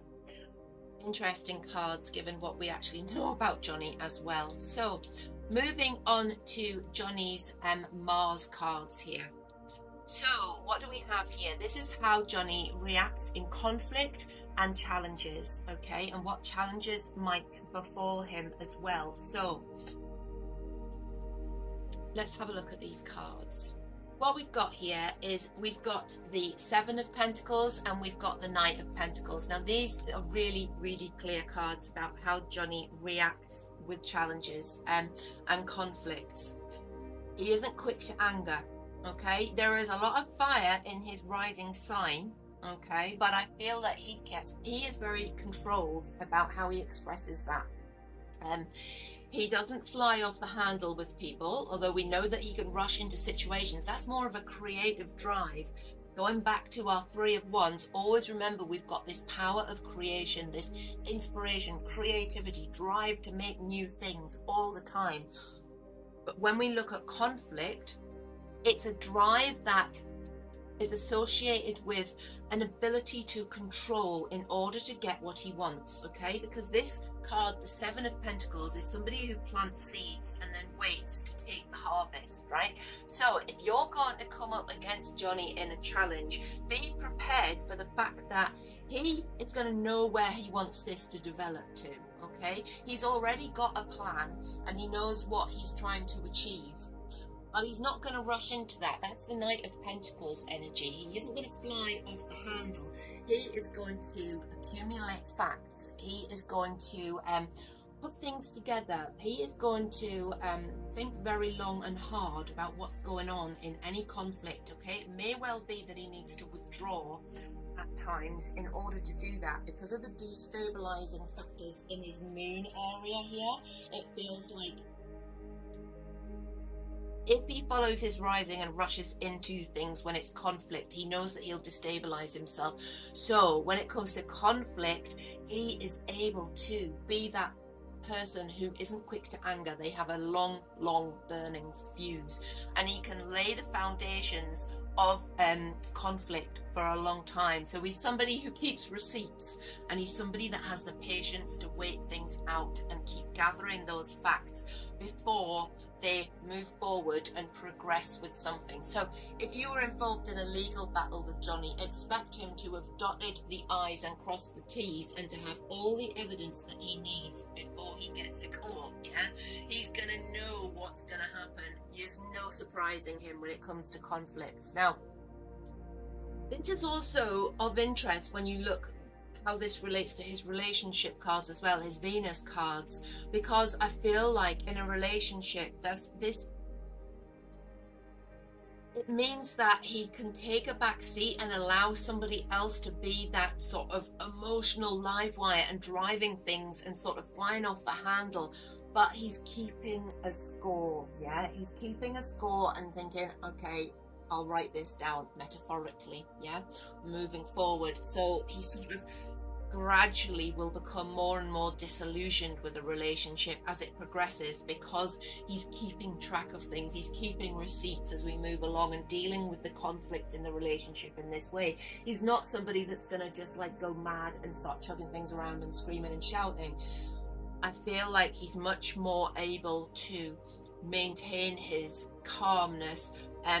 Remember, we've got the moon there. We've got the stabilizing factors of that 10 and 4 of Pentacles, which can also become destabilized as well. So the long burning fuse, the ability to withhold his emotions in a conflict, in a relationship, but also the ability to go full metal jacket when the actual time happens, when that fuse finally burns out. He has that ability to sort of really go off the deep end. But I feel with these cards here, and also when we look at his sun, that Knight of Swords and the Six of Swords, the ability to rush in and then to retreat would play out in that relationship arena as well. So if he did lose his rag in a relationship, or if things came to a head, he would withdraw. Yeah, it's like somebody who's like, whoa, I'm out of here, and that shutting himself down again. I feel like looking at the whole spread together, what I was going to do was go on and do some what we call assumed Pythastro, which is then looking to see how the ideal soulmates cards fit in. So we build a picture of Johnny's ideal soulmate based on assumed Pythastro. So we sort of make a new spread looking at how this would work with his cards. But I think we've hit like over half an hour there, so I'm sure you're pretty bored of listening to me rabbit on. So what I think we'll do is we'll do another video specifically to look at who Johnny's ideal soulmate would be. So I hope that's given you a more multifaceted dive into his personality there, because I find it really interesting when we start to look at things, because what we've got here is conflicting areas. We all have conflicting areas of our personalities, and it's how these things work together that make us who we are, because we all are snowflakes in that. And I don't mean that we're easily offended, I mean that we are all unique because of the way that we're formed, our soul number, and also our strengths, weaknesses, and our incarnates, which are built on those planets. But add into there our life story, the things that we've been through, the situations beyond our control that we've encountered, and how those interact with our incarnates and who we are. It all builds a picture that tarot can unlock. And I think Pythastro is one of those keys that we've been gifted in order to give us insight into our lives and the lives of others as well, that we care for. So I hope that you've enjoyed that first part of my deep dive into Johnny Depp using Pythastro, and join me in the next video. See you there. Who is Johnny Depp's soulmate? I ask Pythastro Tarot to paint us a picture of Johnny's soulmate, and then we use a Celtic cross spread to have a look at what's happening right now. Stay tuned to find out. Hello and welcome to the Sky Spirit channel. Today we are, as promised, going back to Johnny Depp to look at the other side of his Pythastro reading. We're looking at who is Johnny Depp's soulmate. How does that person look from a Pythastro tarot basis? So what we'll do without further ado is I'll move you over to the screen where the spread is already laid down. Now, if you remember a little bit about Pythastro, we don't choose the cards randomly for Pythastro. We will already calculate them using astrology and using numerology. And that's how we get to our numbers. Now, I've actually got two decks of cards on this table, two types of cards. I've got the Tarot of the Cat People and I've got the Rider-Waite deck. So I'm using the Tarot of the Cat People for Johnny's soul path number, his sun path, and his Venus path, because we're looking at compatibility with a partner. So I've chosen Venus. And then I've got the Rider-Waite, which is looking at who that person might be. And what we'll do is we'll move on to a little bit of a hybrid thing afterwards as well, where I'll use another deck to look at the current situation and ask the universe to give us some insight as well. So let's have a look. So we know that Johnny is a 3 of Wands. If you missed the first video where I calculated his Pythastro numbers, his Pythastro soul path, then I will put a if you follow the link on the screen now, then you can go back to that video and have a look, or you can go to it at the end. I'll put it on at the end as well. But Johnny is a 3 of Wands. Now, what does this card mean as a soul path number? As a soul path, the 3 of Wands is Johnny all over. It is the ultimate explorer, the artist, the person that if you give them 2 things, they make 3. It's constantly having ideas, it's inspiration, it's a visionary. On the traditional representation of this card, Rider-Waite, for example, you'll see that it's somebody looking over the horizon, looking overseas, which I always think is quite interesting when we talk about Johnny, because the character of the card and that illustration on the Rider-Waite deck actually reminds me of Jack Sparrow. And I think the personality of the 3 of Wands could be absolutely describing Jack Sparrow, which might explain why he sort of almost became more than that role. It was like it was him, wasn't it? It was like his absolute alter ego. He wasn't playing a part, he was letting part of him out, and that was his Three of Wands soul path. It's the explorer, it's the person who is brave, who tries new things, who goes out into sort of new adventures and takes on the world. Now, when we're looking at this from a point of view as who would be compatible with this kind of person, let's have a look and see. Let's take you back to this screen here. Now, these cards here, which is the other deck, which is the Rider-Waite, these are the cards that are compatible with Johnny's soul path card. So these tell a story of the very, very basic core layers of this person, of Johnny's soulmate. Now, if you remember a little bit about Pythastro, the soul path is the elements of the soul that travel from life to life. The incarnate cards, like the Sun and Venus, are actually specific to this particular lifetime, but that soul path is the key card because it's the very, very core of somebody's personality.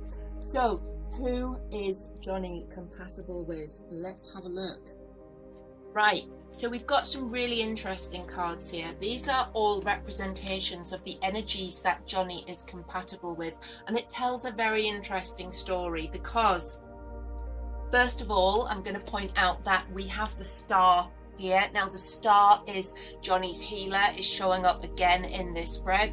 All the spreads that I've done have Johnny involved with a woman who is a healer, who's having an enormous influence on him, and that shows up in his Pythastro as well. So on a soul path level, like a soulmate level, he is associated with this healer. Now, this healer is not just a spiritual woman, though. This is somebody who comes with her own set of her own sort of qualities of drive and ambition and confidence, because we've got the Chariot and the Sun. Notice how these cards, and the one that I've got, the Fool, here as well, they're all major arcana. This person has got such a strong personality, and they are simply transformative for him. Okay, so we've got this person as a healer, but they have drive, they have ambition, and that's the Sun and the Chariot matching together here.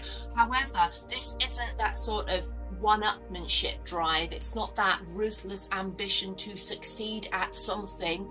It's pure self-confidence and the drive to be the best person that they can be.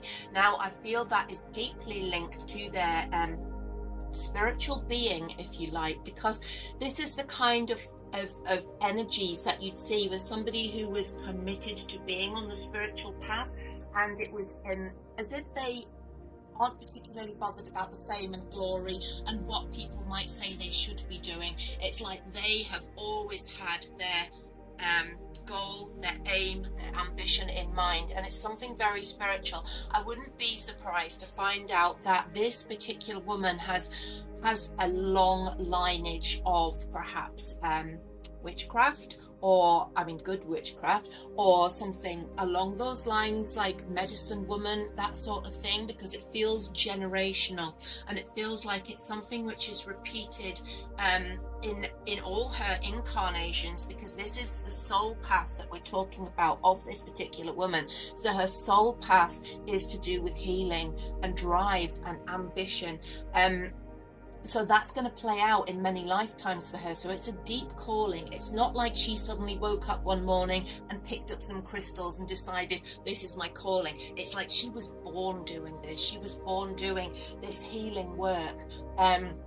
She has a sunny disposition. She's somebody that can bring happiness and laughter, a bit of joy to Johnny's life, as well as being deeply spiritual.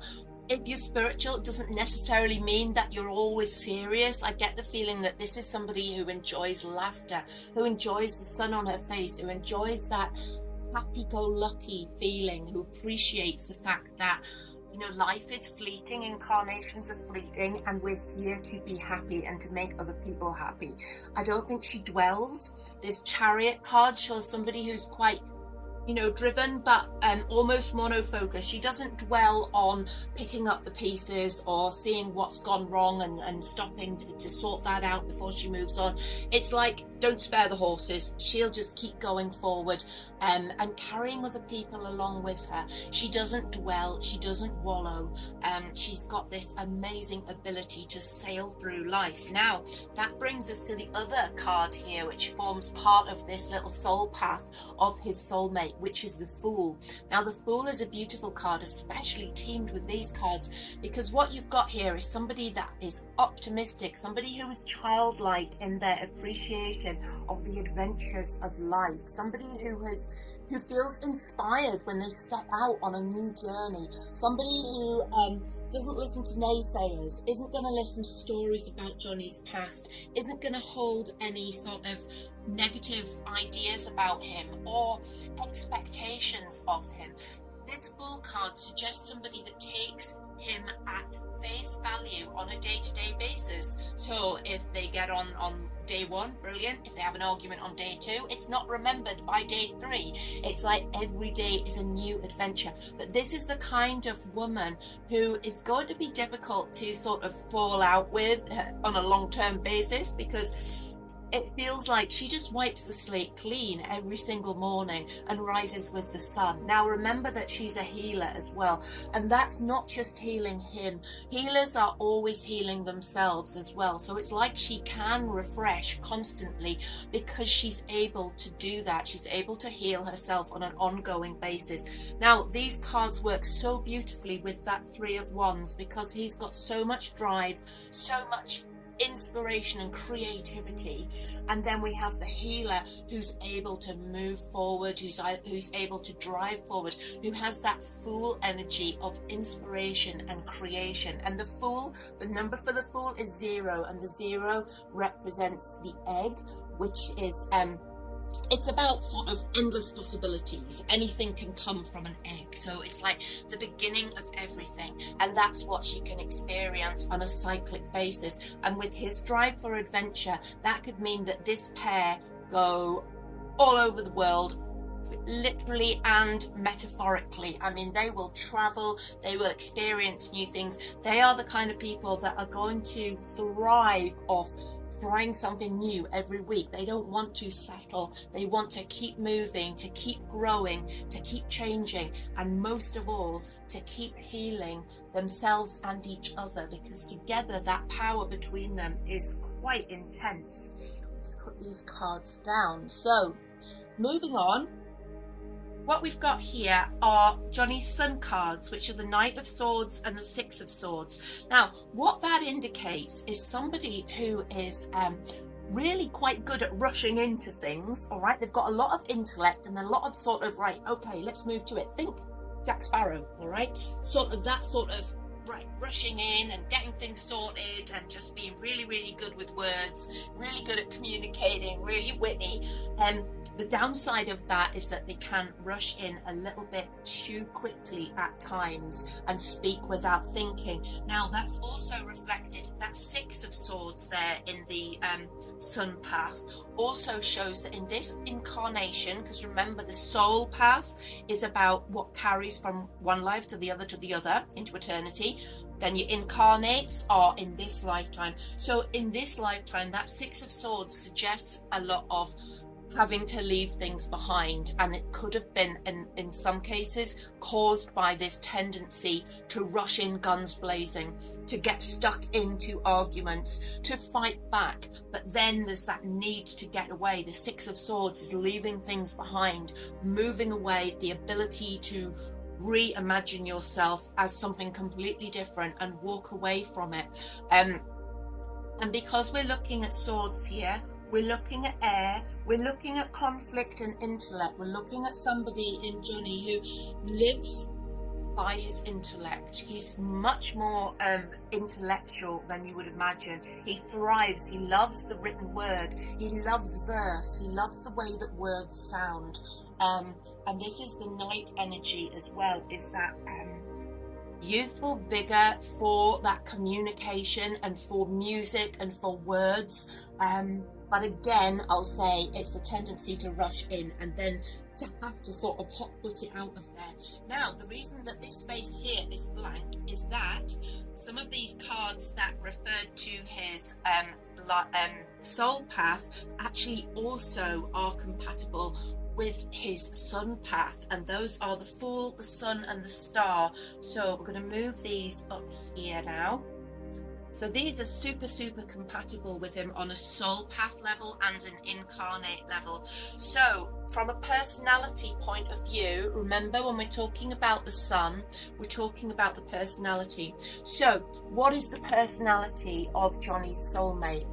Okay, again, we're looking at a healer, we're looking at somebody who is confident, and we're looking at somebody who's adventurous. We're looking at somebody who, the sun is like your inner you. It's like who you truly are.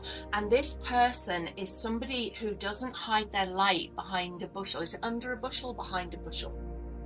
Somewhere around a bushel anyway. They don't hide their light. They are a really sort of shiny person. You're not going to miss this person in a room. Now, the way that they relate to Johnny as the Knight of Swords and Six of Swords is that when he rushes in, they are right behind him. However,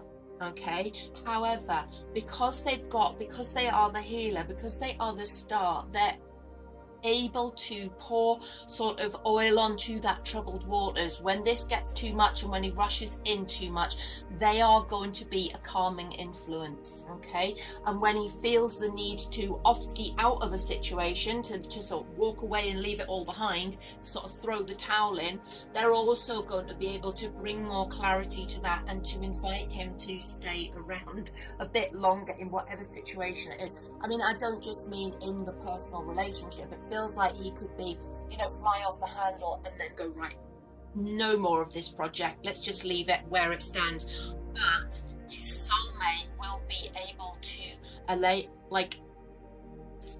enable him to see the way through. So it will cast light, will put that sunlight on the situation and will enable him to find new paths forward. That's that Fool energy again. So it's balancing those two things on a personality level. We've got somebody fiery, somebody who's very intellectual, and again we've got this person mirrored from that soul path. So this is a really strong energy and a really strong indicator who this person is in this life. And when I come to the completion of the Pythastro part of this reading, we're going to ask the tarot for some guidance from the universe as well to tell us what's going on with this person. But look at this person. This has come up with their soul path and their sun path. They're a healer. The sun, that energy, that optimism, that ability to bring happiness, to bring joy. It's one of the best cards in the deck, the sun. It's like somebody who is always lucky, somebody who is going to, when they connect with him, it's like the light goes on, yeah? And they are able to share those adventures. That Knight of Swords and that Fool together would be an unstoppable force when it came to experiencing new things. So again, we've got this drive, if you like, to experience the new, to really enjoy each other, not just sort of at home, traveling, meeting new people, trying new ideas, trying new things. So again, the sun cards are an echo of the soul path cards, which is really unusual. It really shows that this person is, I mean, we've got a lot of clarity on this person being a healer, on this person being very sunny, very optimistic. Now, looking at the elements of those cards, we're looking at this person is potentially an air sign or a sun sign, or somebody who is reminiscent of those characteristics. So we're looking at somebody who is a good communicator, who has got fire in their soul, who is able to be quick with ideas. They're not somebody who just sits around and waits for things to happen. They're mentally quick. They're mentally ready to meet him on an intellectual level. So the two of them could be sitting having a conversation about poetry or lyrics, or just sitting together, just watching the sunset over the ocean, and just at that particular moment feeling that connection together, because it's both so much it's both indicated, it's indicated, sorry, in both the Pythastro paths here, that love for things like that, and that spirit of adventure as well. So let's move on. Go to the Venus cards here. Now in Pythastro, you can do all the planets. So I've just done the Sun, the Soul Path, the Sun and Venus, because we're looking at compatibility. But there's also the Moon, the Rising, Jupiter, Mars, and so on and so forth. So if you want to see more, then do let me know in the comments, and I can do it bit by bit. Otherwise, we'll be here for hours. It gets very, very complex, but it's very, very accurate. So, looking at Johnny's Venus cards, what we've got is a Queen of Pentacles and an Eight of Pentacles. If you remember from when we initially worked out what his Pythastro Venus path is, we discovered that Johnny has got a lot of lessons to learn when it comes to the women in his life, and this in fact is where the main lessons in his life and the main upsets will always come from, because we have the Eight of Pentacles trying to teach us a lesson, and we have the Queen of Pentacles. He's attracted by the shiny things, the beauty of people, and he can be, at the start of a relationship, he can be quite attracted by superficial beauty. So he's like, he gets caught in the headlights quite easily when it comes to beauty. He loves beauty, but he's not a shallow person, as we can see from the rest of his cards. So even though he would be initially attracted by beauty, it tends to lead him more down the path of problems than anything else. So once that initial sort of glow has worn off, he's more likely to be deeply connected on a soul level. Because he's learning as he progresses through this incarnation. That learning cycle has been constantly there with the Queens of Pentacles and the lessons that must be learned before the leveling up, if you like, is carried out so he can move on, so he can learn that life lesson. So looking at the cards here that apply to Johnny in love. So who is Johnny's soulmate when she is in love? Let's have a look and see. Right. So these are really interesting cards. So these cards are a narrative that describe Johnny's soulmate when she is in love. Now, first of all, I'm going to sort these into sort of two halves, I think. Right. First of all, we'll look at these major arcana cards. Now, what we've got here is somebody who is willing to, it's like she is willing to put most of her life on the back burner, and she's willing to make him her whole life, if you see what I mean. And I feel like that is something that he absolutely will thrive in, to be the center of somebody's universe, not just an addition. He becomes the center of her love universe, and she is happy in that situation. Now, that doesn't mean to say that she neglects the other parts of her life, because we also have temperance associated with the Hermit here, which is moderation. So she makes him the center of her universe, but she doesn't sort of completely retreat from everything else and neglect things. It's like she has one foot in the relationship, but she also maintains one foot in practicalities. She doesn't just never do anything again with her life because suddenly he's her all and everything. He is her center, but she has enough of her personality. Look at that sun and that fool, a chariot, the star. Those cards that describe her are talking about somebody that has such a multifaceted personality, and such a big pot to give from, to pour from, that she's able to make him the center of the universe but still be able to maintain operations in the rest of her life. So she maintains the balance. Now, she's also the Empress, so she is either a mother already or she's very, very mothering. Now, whichever it is, she is going to mother Johnny a little bit, and he loves that. He's gonna really appreciate that. It feels like she's able to, as the Empress, she is able to treat him as her lover, her friend and child. So it's that whole thing rolled into one, and she's able to enable them both to grow. Now I bring you back to the fact that she is the star and the sun together. So she is the healer, but she has that energy. So it's as if, you know that saying that you can't pour from an empty vessel? It's like her vessel is never going to be empty. The more that she heals him, the more she heals herself. The more that she gives to him, the more comes back to her. It's that yin and yang, it's that flow, setting up something so, so beautiful here. And the Empress, she's the mother of the universe as well. So she is able to, she helps them both to re-establish themselves and to stabilize them both before they grow. And look at that Temperance as well. We're talking about moderation, but Temperance is also an angel, and this is how Johnny is going to feel when this angel makes him the center of her life. I'm saying he's going to mother you, and I don't like to have negative connotations. It's like he feels like wrapped in arms. He feels wrapped in arms and looked after. And perhaps for one of the first times, I feel that he may have always assumed the protector role and feel like he has to be the one that is looking after. But this woman makes him feel like he can sit back and relax, and she has got the helm of the ship, and he trusts her entirely to steer it. And that's the difference between her and some of his other relationships where he's had this perpetual learning cycle. I'll take you back over to this Queen of Pentacles, Eight of Pentacles, that would have been the learning cycle repeating over and over again with different women in his life.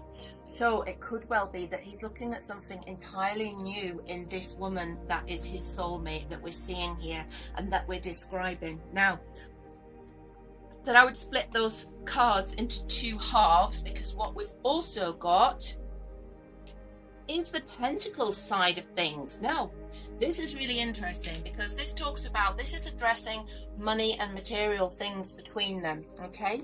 This woman is the Queen of Pentacles, all right? She has already got it going on money-wise. She has already got her own finances sorted. Whether that means that she is on an equal level with him money-wise, is she a millionaire? Who knows? But she's comfortable with what she has. She is materially comfortable. She is not after fortunes. She's not after fame. She is comfortable with what she has, whether that is, you know, just 2 pennies to rub together or 2 million pennies or whatever it is to rub together. She's happy with it. She's the master, or the mistress, I should say, of her own finances. She's the queen. She has sovereignty over her own life, her own finances. It's likely that she owns her own things, her own home. She has her own money.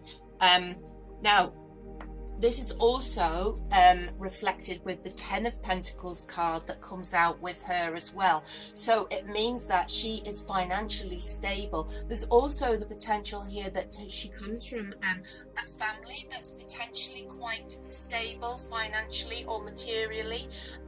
So it feels like she doesn't have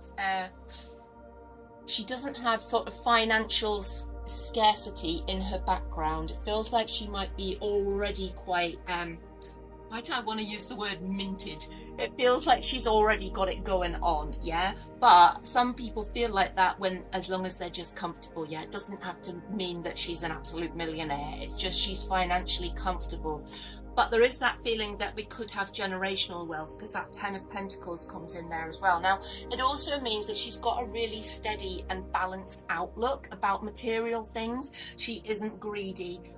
She's not really motivated by money, and it's sometimes, I guess, it's because when people are comfortable, they don't feel the need to sort of be grasping about money. But I also get the feeling it's because of that deeply spiritual side of her. Think of the sun and the star, that spiritual and confident, the healer, the confident healer.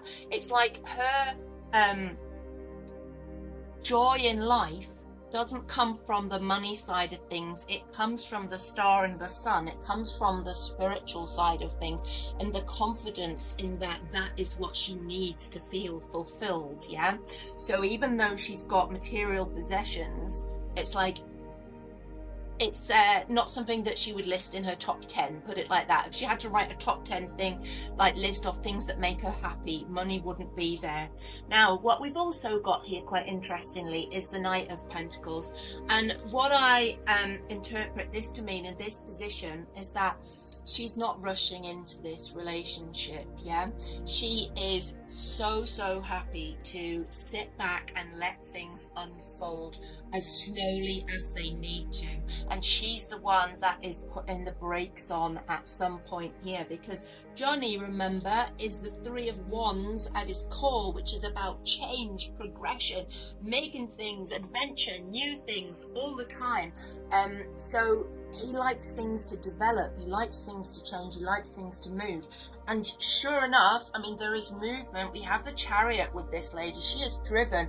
But when it comes to, this is the Venus cards, remember, when it comes to love, she isn't going to drive things quickly. She is the kind of person that would rather wait and take things very slowly.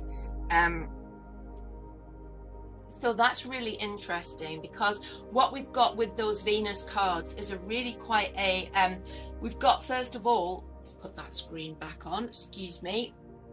First of all, that first half of that, how the soulmate is in love, is talking about how she is with him. So she's going to make him her whole world, like an earth angel, and bring that mothering aspect to both of them. As she heals him, he heals her, etc, etc. But then we've also got the fact that it's coming and saying, you know, she's taking things slowly, and she's not motivated by money either.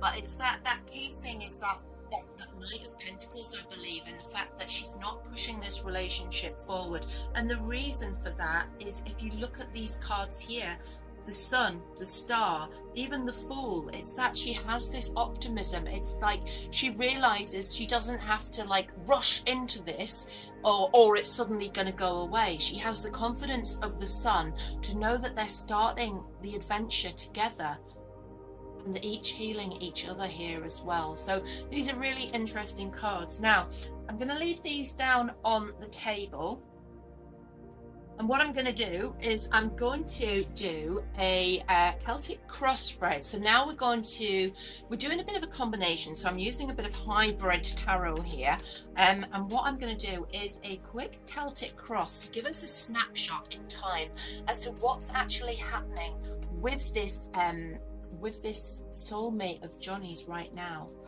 Because tarot readings in the past that I've done have suggested that he's already in contact with her, and I see nothing that disputes that. And this is also beautiful, and it all echoes what we've previously seen, which is the lovely thing about Pythastro. It's worked out with numerology and astrology, but you see it echoing what the tarot has already shown you when you're doing sort of a random placement spread. So that's what we're going to do now, and I'm going to do it right on top of what we've already done. So here we go. Actually, I'll just put the cards down like this. And there's that Hermit out again. I will talk us through this in just a moment. And we're going to get the right mess of cards all over the place here, because I do like my cards and my clarifiers. Right, so what we've got here, again, we've got Justice and we've got the Hermit. Now, I feel like this is telling us this is a crossing situation. I feel that they need to be alone, and I feel like there's been moves made already so that they can spend time alone. I feel like there's been too many people around him, too many cooks in that broth, too many sort of people putting the word in about it or their relationship or trying to intervene. And I feel like there's going to be a time they're making plans to sort of break free from the people around him, perhaps the people around her, but I think it's more likely to be the people around him. So they're making plans to break free of those people, to spend time alone, both sort of literally alone, but also sort of mentally and spiritually alone, just with eyes for each other. Imagine them, if you will, just on an island with just the two of them. and they're getting to know each other, and they're really starting to understand the true bond between them. Now, this is a beautiful card to come out here. This is the Justice card. So it feels like justice is being done. It's like eventually, finally, Johnny has found somebody who is going to be his woman moving forward, who's going to finally bring the happiness that he deserves. Justice will finally be served with this relationship, and it comes from them just spending time, that isolation. Remember the Hermit from the Pythastro? She makes him her whole universe, and it feels like with this being in the center of my Celtic cross, this is starting to happen now. Roads are being made that take them to that isolated stage where they're just the two of them together. Now, what we have in the past, the preceding events that have to do with what's going on at the moment, is we have the Hierophant reversed. Now, it feels like Johnny's had to shed some traditional roles and advice from people here, and they've had to turn things on its head, if that makes sense. They've really had to throw caution to the wind in some respects, throw advice to the wind. It could be that in this relationship, there's something which is non-traditional. There's something which is quite different between them. Perhaps it's an age gap. Perhaps it's cultural, but there's something non-traditional, and it feels like they've thrown caution to the wind. They've already told people that they won't be taking advice, not looking for people to intervene. And this again ties into this Hermit energy here, where we see them literally becoming a little island, that world of their own, and it's turning that advice, turning the traditional route on its head. Now, what we've got as a sort of crowning issue here, we've got the Five of Swords reversed. Now, this is about Johnny having to let go of the past and having to let go of all the conflicts and the inner turmoil that he's felt. I'm going to pull a clarifier on that. And yes, we've got the Three of Swords reversed. This is, I think, what's been the struggle as Johnny is trying to let go of conflict from the past and regret. The Five of Swords is often about regret, and I feel that he's felt weighed down and almost like unworthy of taking this relationship further in case he sort of messed it up. We've got his broken heart here. We've got the fact that he has never really healed and blames himself for a lot of things that happened in the past. Now, this ties in with this card here, which is the recent past, which is the King of Swords reversed. This is how Johnny sees himself for sure. He sees himself as this disruptive individual, as somebody who is literally self-destructing and destructing all those around him all the time. And it's up to this healer. This healer woman is really going to have to work on this, because he sees himself as the King of Swords reversed. He sees himself as a negative influence, as a disruptive influence on those around him.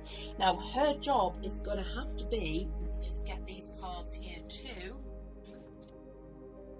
Now, bear in mind that she is the healer, and the more that she heals him, the more that she heals her. So I don't want you to think this is sounding really one-sided here, that he's taking everything and she's getting nothing, because when she works on him, she works on her too. He needs to have not his mind changed, his heart changed about his self-view. He regrets so much from the past, and his broken heart has been tying him to the past and holding him back from the future. So what she has to do as a healer is bring his crown back onto his head as the King of Swords, as somebody who trusts their judgment, who trusts themselves to say the right thing, who doesn't regret what's been said in the past, because these two cards together, Five of Swords and the King of Swords, are about regret, about things that have been said and written, and things that can't be changed now, and he needs to realize that. And that Three of Swords reversed is talking about the fact that he's been stuck with heartbreak. Now, the good thing with the three is that I always see it like the two swords have pierced your heart, and you're handed the third one and told, right, now go and cut away the cords to what's held you back. So I feel like they're all reversals, weren't they? This is the job that she has on her hands. Alongside him is to cut away at the cords that bind him to this heartbreak and allow him to let go of the regret that comes with these broken-hearted situations. And this is always going to go back to the lessons that he's learned. I'll just take you quickly back to that screen. Remember his Venus, lessons learned with the Queen of Pentacles, and I'll say Queens of Pentacles. It's like each queen is encountered, there's been a lesson, and it's been a hard lesson that he's had to learn. So let's put these cards back down. I'm trying to remember where they actually came from. So that's going to be the job, is allowing him to get to cut cords with the past in order to move forward. Now, moving forward, what we've got here, this is quite beautiful. This is the Nine of Pentacles reversed. So this is going to be how they move forward is by becoming like dependent on each other. It's like, again, it's a little bit like the Hermit, that isolation, that when she makes him her whole world and they become isolated from the rest of the world. I don't mean like physically isolated, so you know they were never heard of again and went to live on a mountain. It's like they have their own little world, yeah. And this card, Nine of Pentacles, is also about dependence. It's about the fact that they begin to only trust and look at each other for the things that they need in life, and that is the way forward for them. I'm pulling a clarifier, and we've got the Three of Wands here, which, remember, is Johnny's soul path card. And so by becoming dependent on each other and by making each other that sort of soul focus in their life, they're able to progress and to move forward. That is confirmation of this sort of path forward. It's that reliance on each other, making each other the focal point of each other's universe, which is really beautiful, and it enables them to move forward. I don't need to say anything more about that. Now let's see what this column here has. Now, if you're familiar with the Celtic cross spread, you'll know that this is about the future and so on and so forth. So first of all here we've got, how does Johnny see himself, and how does Johnny see his relationships? Because remember, we're looking at his soulmate here as well. So let's pull a clarifier. Ooh, we've got the Ten of Swords reversed and we've got Death card reversed. So what do these cards mean in this position? So first of all, Johnny sees his relationships as a repeating cycle of chaos and destruction, which I think we can agree some of them have been. He sees a lot of loss. He's gone through an awful lot of torturous time. It feels like he has gone through the mill, certainly recently, and feels that it's been really difficult to get over. Now, this Death card in reverse suggests again, I'll again move your attention back up to the top of the spread here with this Three of Swords reversed and the Five of Swords reversed. It's this being stuck, it's this conflict, it's being stuck somewhere that he needs to break away from. And the fact that his healer is going to have her work cut out, helping him cut the cords with the past, because there's something that needs to be dead to him. Excuse me, and it's to do with a relationship, and it's to do with trauma that he's been through. I feel like he's going to benefit from trauma therapy, from something like EMDR, something that's going to enable him to release trauma, because I feel like it's still weighing him down. But her in her position of healer, and also remember, always remember that sun, that sunny disposition, that ability, that confidence, that sort of ability to carry him forward, that is going to come into its absolute essence working with him in this situation, because he's going to be able to leave this behind, but it's going to take a little bit of work. Now, moving on, we've got in the environment situation, we've still got this Seven of Swords. Now, I feel like there is self-deceit here. Yeah, beautiful. Self-deceit that Johnny needs to let go of. Now, I've just pulled a clarifier here. He has to stop deluding himself about who he's been in the past. He has to look forward with clear vision and honesty. He has to know that what's happened in the past was not his fault. Okay, all right, there are bits of it that were. It's about being honest, though. It's about not completely blaming yourself, whereas at the same time not completely absolving yourself of responsibility. And that's going to come with working on a therapeutic level, working on releasing trauma and talking things through, whether that is with her or with somebody else. I feel that that is going to enable him to regain that mastery over his life moving forward. Now, I feel like he also, as well as the healer in his life with this woman, I feel like he's also healing with there's like a mother figure from his past, whether that is his mother or somebody that he feels a very motherly attachment to. I feel like he's also spent a long time deluding himself in the dark about his relationship with this person, and that's also being healed. Okay, it could be his mother, it could be the mother of his children. It's that mother energy. But I feel like we're now moving into the fact that he needs to stop looking at things he needs to look at it more realistically, and it's like that healing then spreads to that part of his life as well, and he's able to heal that. So we're looking at a completely holistic healing journey from him, starting right the way from cutting cords with what has sort of destroyed him in the past, and then looking at the relationships around him. Okay, but there is that sense that he's still deluding himself a little bit about this particular relationship, and it needs to be sort of seen with clearer vision. Now, when we look at this card here, we've got hopes and fears. Now, I've pulled a clarifier. We've got hopes and fears. We've got the Four of Pentacles. This is his hopes. This is stability. This is, let's put me back on the screen here. This is Johnny's hopes are for a stable future moving forward. He's sick of the sort of chaos. All right, he wants adventure, and together they will have adventure. And I feel like it will be in multiple countries as well, with multiple cultures and all sorts of new things coming into both of their lives together. But this stability will come from that relationship, the unbreakable two who make each other the sole focus of their lives. Yeah, it's the little world of their own. That's what his hopes are. Yeah. Now, he still fears, though, that's the King of Cups reversed. The King of Cups reversed is jealous, is argumentative, is a disruptive force. A little bit like our King of Swords reversed, which also represented his fears about being a disruptive energy. He also fears disrupting love. He fears destroying somebody else. He fears that his dark side can pull down his healer.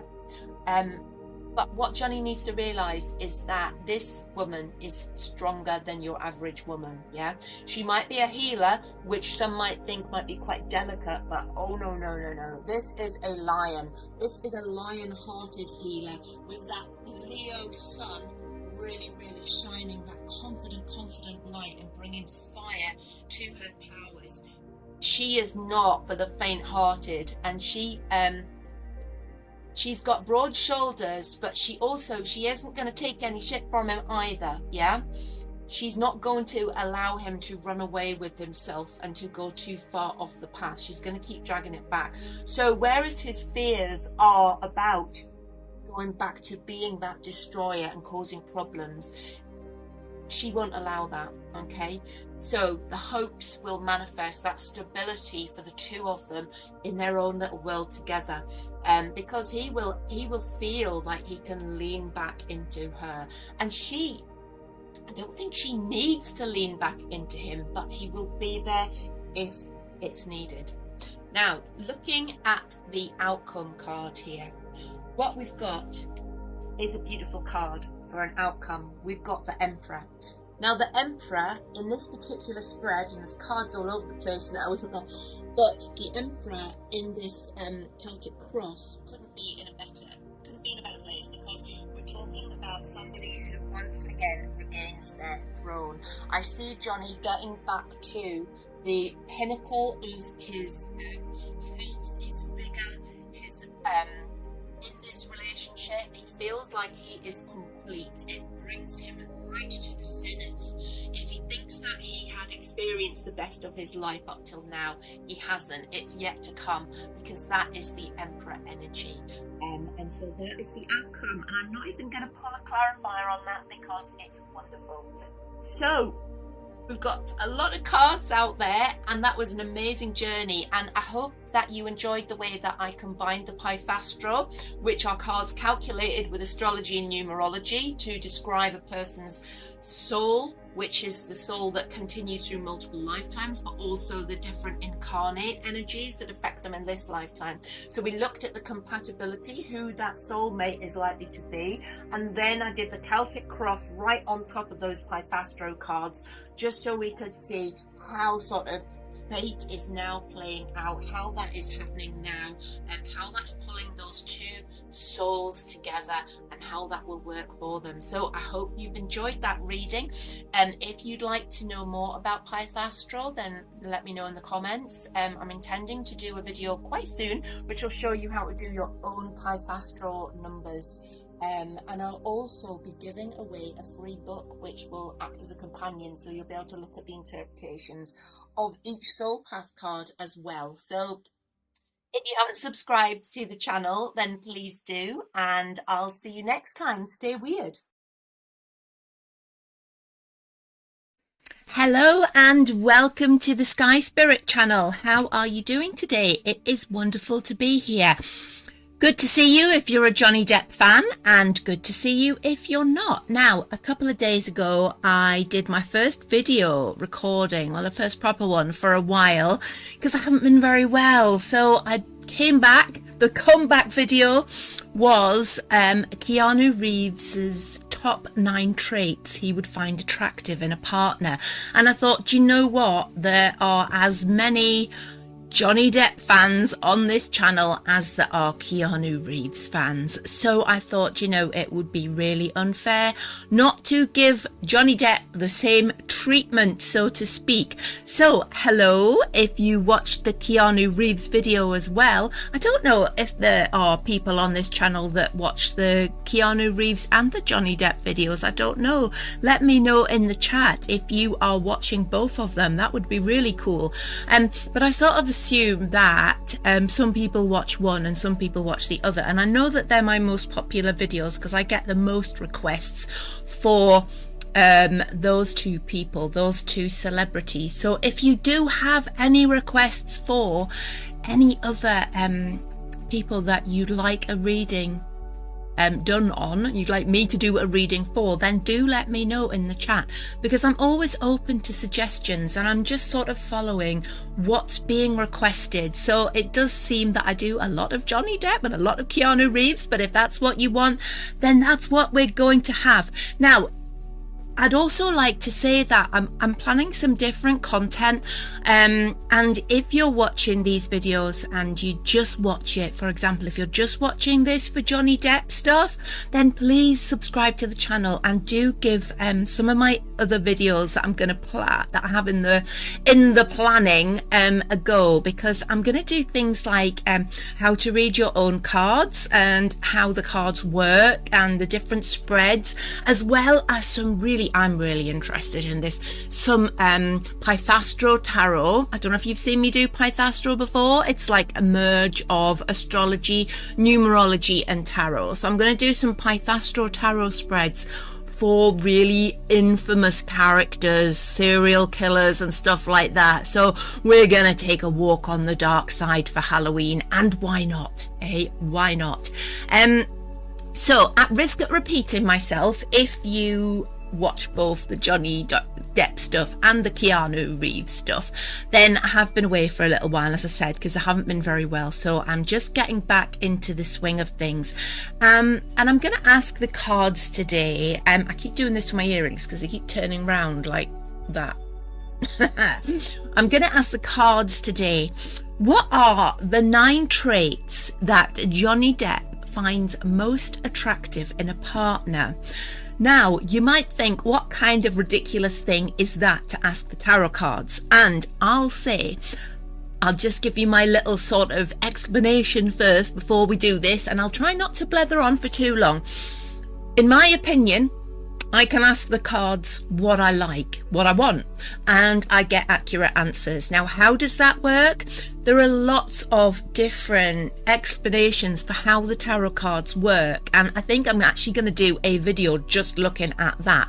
But in short, I believe that the cards work like this. I believe there's like a unified field, and that goes to quantum. I love quantum. It's like it explains so many things that spirituality has hinted at and assumed for centuries. So quantum mechanics, quantum science is now starting to explain how there's a unified field. That means that in layman's terms, it's like we are all connected and everything is connected. And to me, that also sort of brings in the theory of the Akashic records, where everything that has ever been and will ever be is sort of stored in some kind of, I mean, you can visualize it as a library, but I doubt very much it's like a library in the sky. You know, it's much more of a dimensional, interdimensional concept, I would say. But I believe that that information is accessible. And I think when we use the tarot, basically what we're doing is we're asking when using it as a tool to align and tap into those sources of information. So I've sort of, you know, it's sort of unified field. We're all connected. So I can tune in, connect to either the Akashic records or to the frequency of whoever I'm reading for. That person does not need to be sitting in front of me, because people say, how can you read for someone who's not there? Makes no difference whatsoever. There's also there's a quantum theory that explains that as well, but I'll not bore you too much about that. We'll save that for the video where I really want to go into depth about how I believe that tarot work and the different beliefs. Different people hold different beliefs about how the cards work. So we'll do a separate video on that. So please, if you haven't subscribed to the channel, do subscribe and stick your notifications on, because I'm going to try and make it a really interesting one. And if you're watching a tarot video, then I'm hoping you'll be interested in how it's working, because I can pretty much guarantee you that it's working, because I've had decades of experience in doing it and my cards are accurate. Yeah. I don't claim that that power comes from me, and I'm telling you now that if you're interested in tarot and you're open-minded, you can learn to do the same thing. And I'm also going to create quite a few videos to show you how to do that. Okay, so without further ado, I did say that I wouldn't rabbit on, but I did, because that's what I do.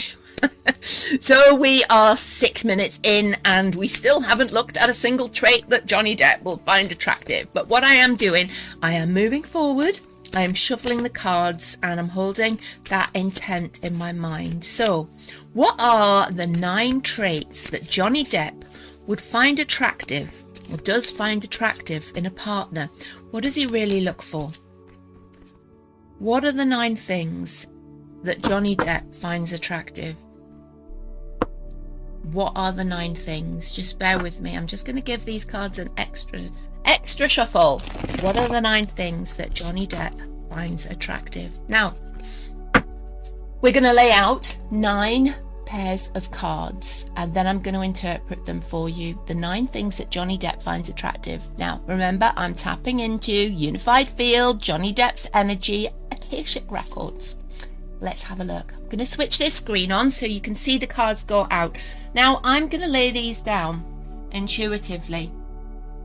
So I'm sort of looking like I'm doing this a bit random. And I guess if you want to call it random, it's random.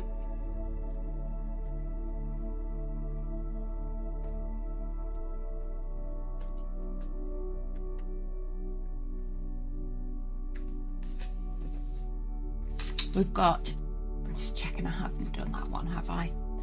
3, 4, 5, 6, 7, 8, 9. So we've now got 9 pairs of cards. So let's ask the tarot, what are the 9 top traits that Johnny Depp finds attractive in a partner?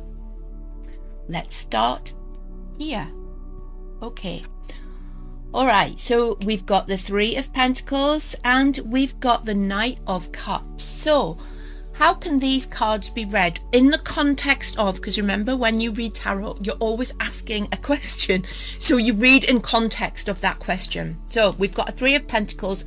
We've got a Knight of Cups. Now, these cards are almost like a blueprint for how Johnny wants that partner to be, okay?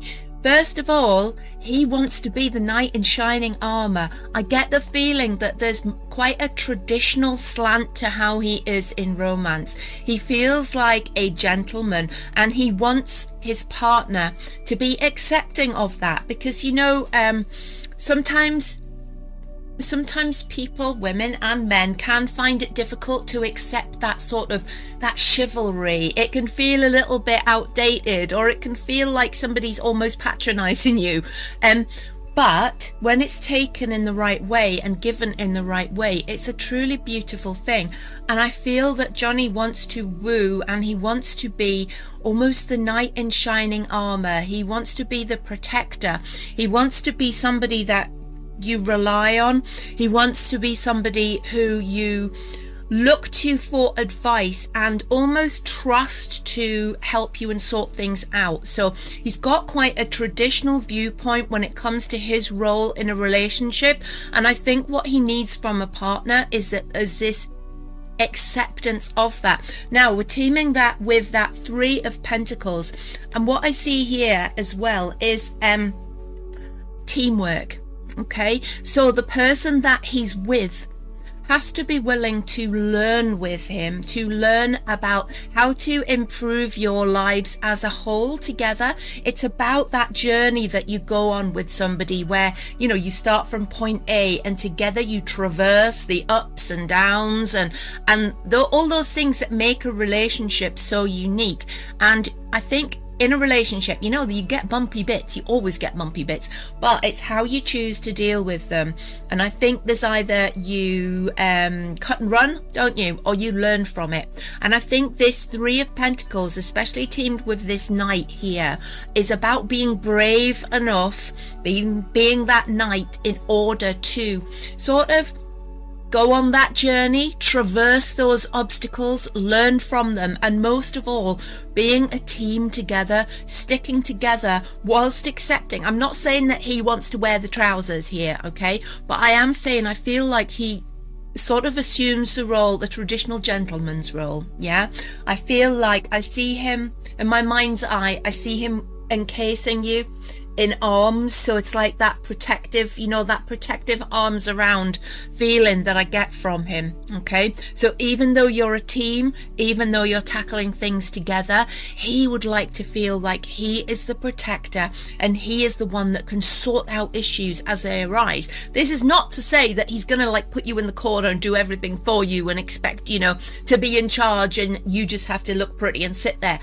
I don't think that's the case. I just think that he is comfortable assuming the role of protector and the one that makes the decisions, if you want that to be the case. But because that knight is teamed with that 3, sort of indicating teamwork, it's sort of like it's a little tap to say he's not just sort of going galloping into the future deciding I'm in charge and you're gonna just sit there on the back of the horse. It's like he also sees you as a team working together to work things out, working through problems, learning through the course of the relationship. So I think if we get back to the question, what does he find attractive in a partner? It's that ability to work as a team. It's that nature where you can sort of look to him as that knight in shining armor and accept that in the good spirit that it's given, not sort of get your feathers ruffled when he tries to protect, when he puts his arms around you, not in a physical sense, but in a sort of mental and emotional sense. So it's being able to accept that. Okay, that's really lovely. Those are beautiful cards. And there's my dog barking in the background as usual. Right, let's put those back down there. Let's go to this end now. What do we have here? Okay, so we've got the 10 of Cups reversed and we've got the Queen of Cups reversed. These are sort of cards that make a sort of juxtaposition. There's a word for the day, isn't it? They're juxtaposition sort of cards, because on one hand, we've got sort of the instability of that 10 of Cups reversed, but then we've got that Queen, that leadership, that strong role, okay? From an interpretation point, reading them in context with each other and also in the context of the question, what is it that Johnny Depp finds attractive in a partner, okay?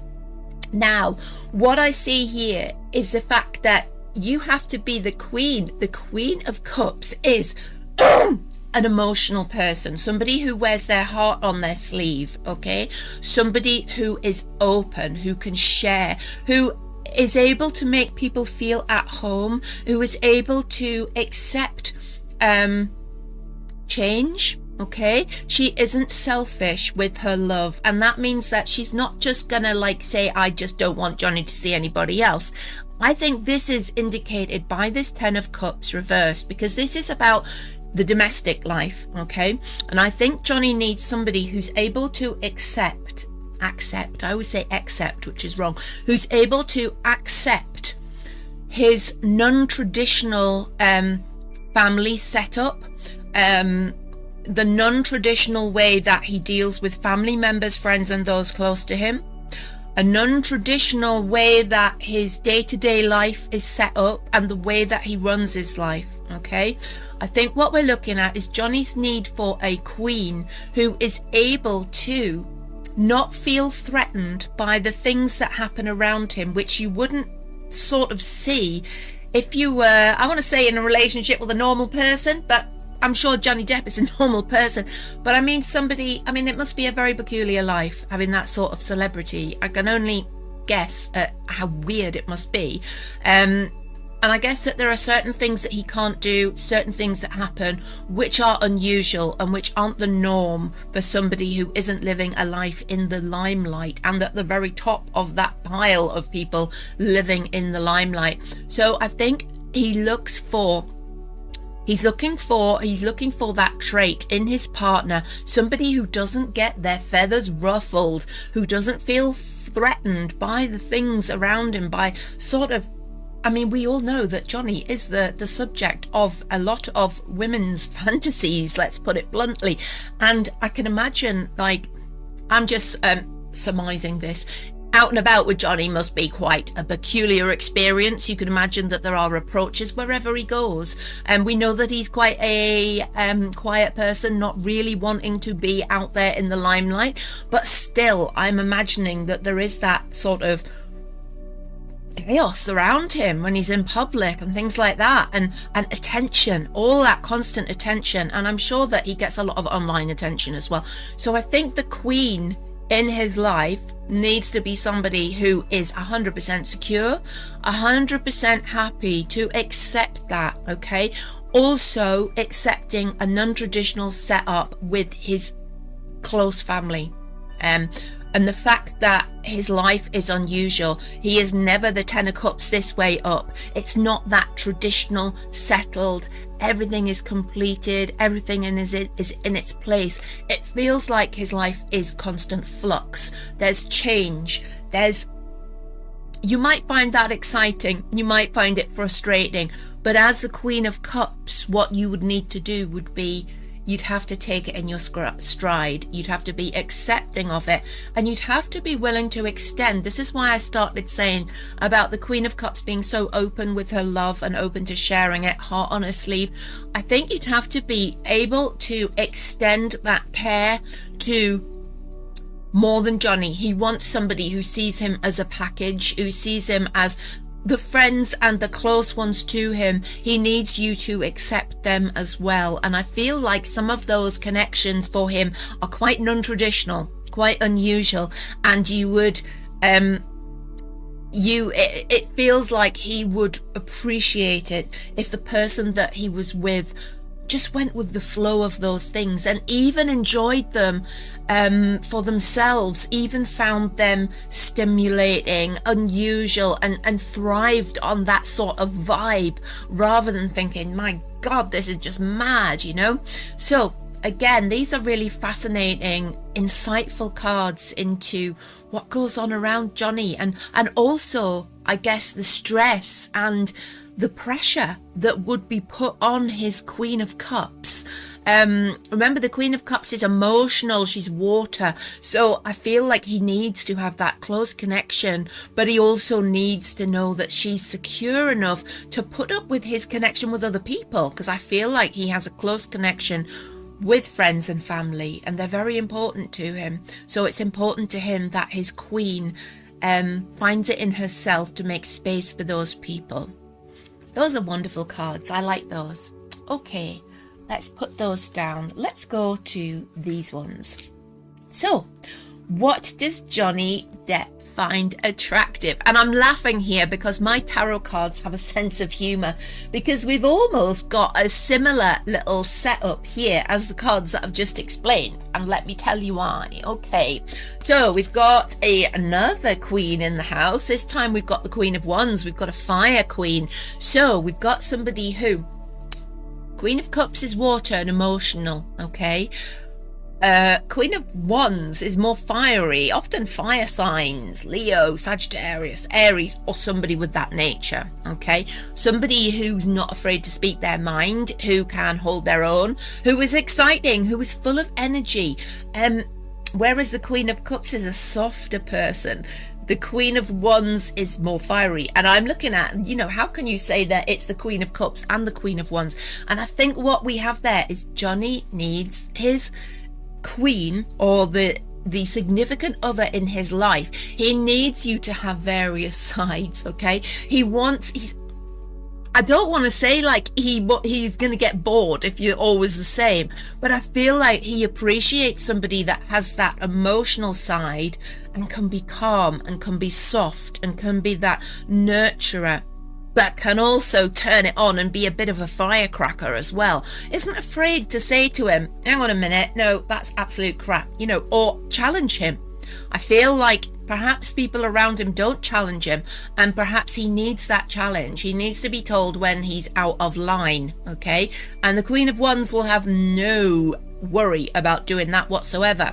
Now, this fits in with this little Five of Wands card here, and this is why I'm laughing, because when I'm talking about people around Johnny, we're talking about non-traditional setups, and this card here is always about there's too many people around and there's too much going on, and there can be a little bit of fighting going on as well around him. So we've got a queen here, but unlike the Queen of Cups, who is accepting of these people, okay, this Queen of Wands isn't afraid to say, hang on a minute, you're taking advantage, mate, or hang on, this is wrong, these people need to off ski, okay? So we've got two sides there of the same person, and on one hand with our Queen of Cups we've got that acceptance of a non-traditional setup, but with our Queen of Wands and our Five of Wands we've got somebody who's also not afraid to speak out when the extra people in the relationship aren't there for the benefit and positive reasons, yeah?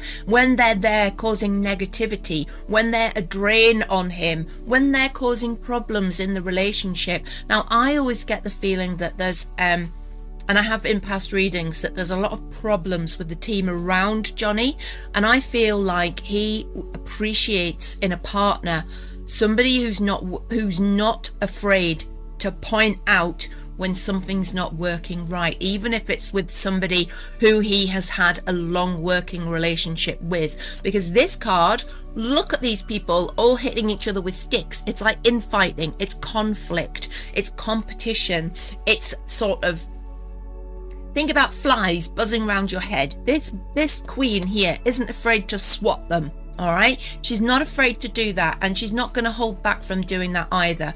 So we've got two sides here. We have our Queen of Cups, acceptance of that non-traditional setup and the people that are close to Johnny, but also that same queen is never afraid to speak out when she sees that things going on around him with groups of people are not for the benefit, not for the sort of greater good of things, and are having a negative effect on him or your relationship. So, interesting cards. Let's continue. Right, let's go for these ones next. Okay, so we've got a Knight of Wands and we've got another Queen. Look at that. How, like, this is my cards. I love my cards. Look at that. Queen, Queen, Queen. What's the chances of that? You tell me if you do maths, or math if you're in America. Right. What do we have here? Knight of Wands, Queen of Swords reversed. Right. What do we have here? I can tell you exactly what we have here because it's standing out loud and proud to me. Knight of Wands. Somebody who likes to have fun, somebody who can be hedonistic, somebody who can give into their urges to live, sort of party too hard, okay? Partying too hard. Now, remember the context that we're looking at these cards in, and that is, what does Johnny find attractive in a partner? Now, this to me smacks of Johnny, okay? He's a Knight of Wands. He's somebody who has indulged, shall we say, in various substances. He has indulged himself. He flits a little bit from one thing to the other. Almost like, I think that Captain Jack Sparrow was so successful because it's not a million miles away from Johnny's sort of inner child personality. It's the Knight of Wands. It's that need to gallop from here to there, try this, try that, do this, do that, sort of never being still. And I mean, he's the first person to admit that he's had problems with addictions and things like that. And the Knight of Wands can be very much that. It's sort of a playboy personality, okay? It's sort of a party hard, party hard, live long, live fast, die young sort of personality, okay? Now, team that with our Queen of Swords. This is our first queen we've got in reverse, because I feel this is emphasizing this let's have a look at her this way up. Queen of Swords, air sign, good communicator, good at speaking her mind, pretty much like the Queen of Wands, but with an extra edge. The Queen of Swords is intellectual. She can be manipulative, but in a good way sometimes. Now, I want to say that she's turned upside down in this, because I feel that Johnny's aware that he needs somebody who can rein it in. And I mean, like, be tough with him, okay? He is going to find it attractive if his queen's not just gonna sit by his side accepting everything and like sort of, okay, so we've got the queen who's accepting of everything around him and loves him and unconditionally and all that, takes on board the non-traditional style. We've got the Queen of Wands who isn't afraid to deal with the people around him, okay? And now we've got the Queen of Swords who isn't afraid to stick the boot in when it comes to him and the negative aspects of him.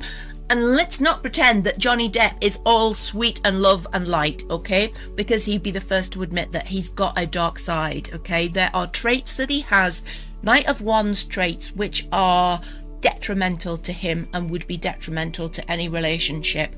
Perhaps not in the short term, but eventually. So what he needs is the Queen of Wands reverse can be I call it the bitch card, okay? Because she is tough, all right? And this is saying he is aware that he needs somebody who can be tough, who can almost manipulate him into behaving. And by that, I don't mean like sort of emotional manipulation that we might have seen with what do you call it, the herd woman, okay? I'm talking about being able to say to him, listen, Johnny, you do this and I'm out of here, yeah? Or you do this, these are the consequences. Because there are different ways of manipulating, aren't there? That it's not always negative. It's creating change, instigating change, okay? It's not just letting somebody gallop around on their horse, doing whatever they please in a hedonistic way, okay? This Queen of Swords is going to get tough and is going to have to be comfortable making some ground rules, sticking by her guns, okay? And not being afraid to back off and not accept bad behavior, okay? Whatever that bad behavior might be, okay? So once the ground rules are laid, there'll be lines, red lines, yeah? When they are crossed, there's a problem. And I think he knows that he needs that tough hand. And I think that is really clear in these cards. And I'm just amazed that we've got 3 queens in a row here, which is like the tarot is speaking so loudly and clearly here to me about what Johnny Depp finds attractive and what he knows he needs, what he's looking for in a partner, okay? Where do we go next? Let's go here. Okay, right, we have got the 8 of Cups reversed and we've got the 10 of Pentacles. Right, now, I think what we've got here, we've got a change in tack from our queens and how he wants to be treated. Okay, what I've got here, 10 of Pentacles is about wealth. And there's no getting away from it that Johnny Depp is wealthy. And I'd imagine one of the major concerns he would have in any relationship, whether it be with a lover or a friend or a wife or a whatever, potential wife, is are they in it for the money, or do they find him attractive more for the sort of lifestyle and the good things that wealth brings? Because let's not beat around the bush, like being wealthy enables you to do things that are fun and enjoyable. Okay, so one of the major concerns I would imagine that he has is this person in it for the wealth? Okay, so what we've got here as well, remember the context, we've got the 8 of Cups. Now look at the 8 of Cups, that's that way up, that's leaving something behind. Now if I'd seen these cards this way up, it would be like, oh look, it's somebody who wants to just walk away from everything they have and just live a life of luxury. Okay, chuck this card upside down and what we've got is we've got something quite different. Okay, I feel that Johnny needs to know quite soon, quite early on in a relationship, that it isn't about the money. Okay, so he's gonna find it unattractive if somebody's like, hurrah, let me just sell my bungalow and move country and I'll just move in with you and that'll be great. You know, I think that he needs to be he needs to trust a partner that they're not just going to chuck everything in because they're going to look at him as a cash cow. Okay, this is what these cards are saying. He needs this to be, he needs to make sure, he needs a period of time before forward motion. And I'm sure that it isn't a problem for him to financially look after his significant other. However, I feel like he fears that. So I feel like he needs his, he will find it attractive if somebody either has their own wealth or is happy with what they've got and isn't money orientated, isn't willing to just run away, look at this card, isn't willing to just turn their back on everything and just head for the mountain, him being the mountain of cash. Okay, it feels like he needs that person that he's attracted to. It would be attractive to him to know that somebody was comfortable with their own wealth, somebody who wasn't just going to walk away from what they have thinking that there's a better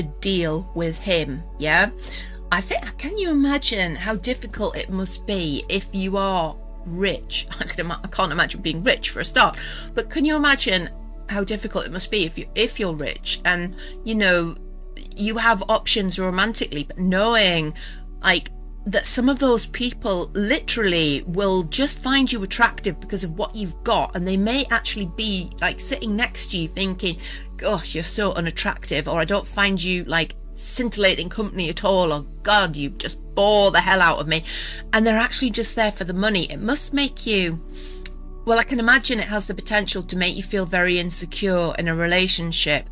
And I feel like this is just me speculating here, but I can imagine that might have been a problem for Johnny in the past, feeling insecure in relationships, not knowing whether somebody was with him for what he has and that celebrity status, you know, raising their own profile and enjoying what he has accumulated. And I'm sure that insecurity might have led him down some dark paths, and down dark paths, the demons that reside in us, things like addiction, other bad behaviors, they come to the front, don't they? So I wouldn't be surprised if that's almost like a repeating cycle for him. So now I feel like he has had this time away, and we've sort of, in past readings, we've sort of identified that he has drawn back. He's been sort of learning about himself. He has been, we feel that there is this high priestess, this empress on the scene. Okay, whether or not this is, I'm not saying that these cards are related to that person. I'm just saying this is what Johnny finds attractive in a partner. Okay, so let's hope whoever it is it the healer? Is it the empress? Let's hope this person measures up to that. and isn't willing just to chuck the towel in on their sort of current life in the expectation that they're just going to live in financial bliss with Johnny and sort of expect that that is going to carry the relationship. Because of course, if you start a relationship just about the money, I'm sure like for the initial stages, it might be wonderful to enjoy the trappings of wealth, and you might be able to almost put up with being with somebody that you don't actually love for themselves. But after a while, it's not going to work out for either of you, is it? So important. Right, where do we go next? Let's go here.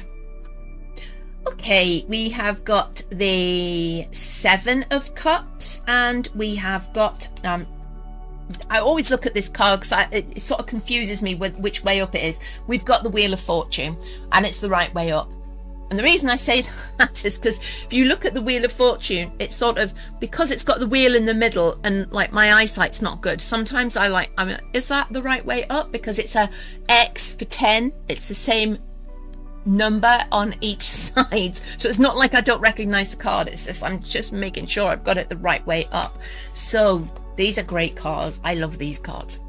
We've got the Wheel of Fortune, we've got luck, we've got relying on, believing in fate, believing in destiny, believing that things will work out, having a positive mindset. So remember the context. What does Johnny find attractive in a partner? He finds it attractive when somebody believes that tomorrow is a better day. Somebody who believes that their best days are in front of them, not somebody who's morose and is like, oh my god, I'm always so unlucky and bad things always happen. Somebody who's like, wow, I can't wake up. Sorry, I can't wait to wake up tomorrow, because like, what's gonna happen?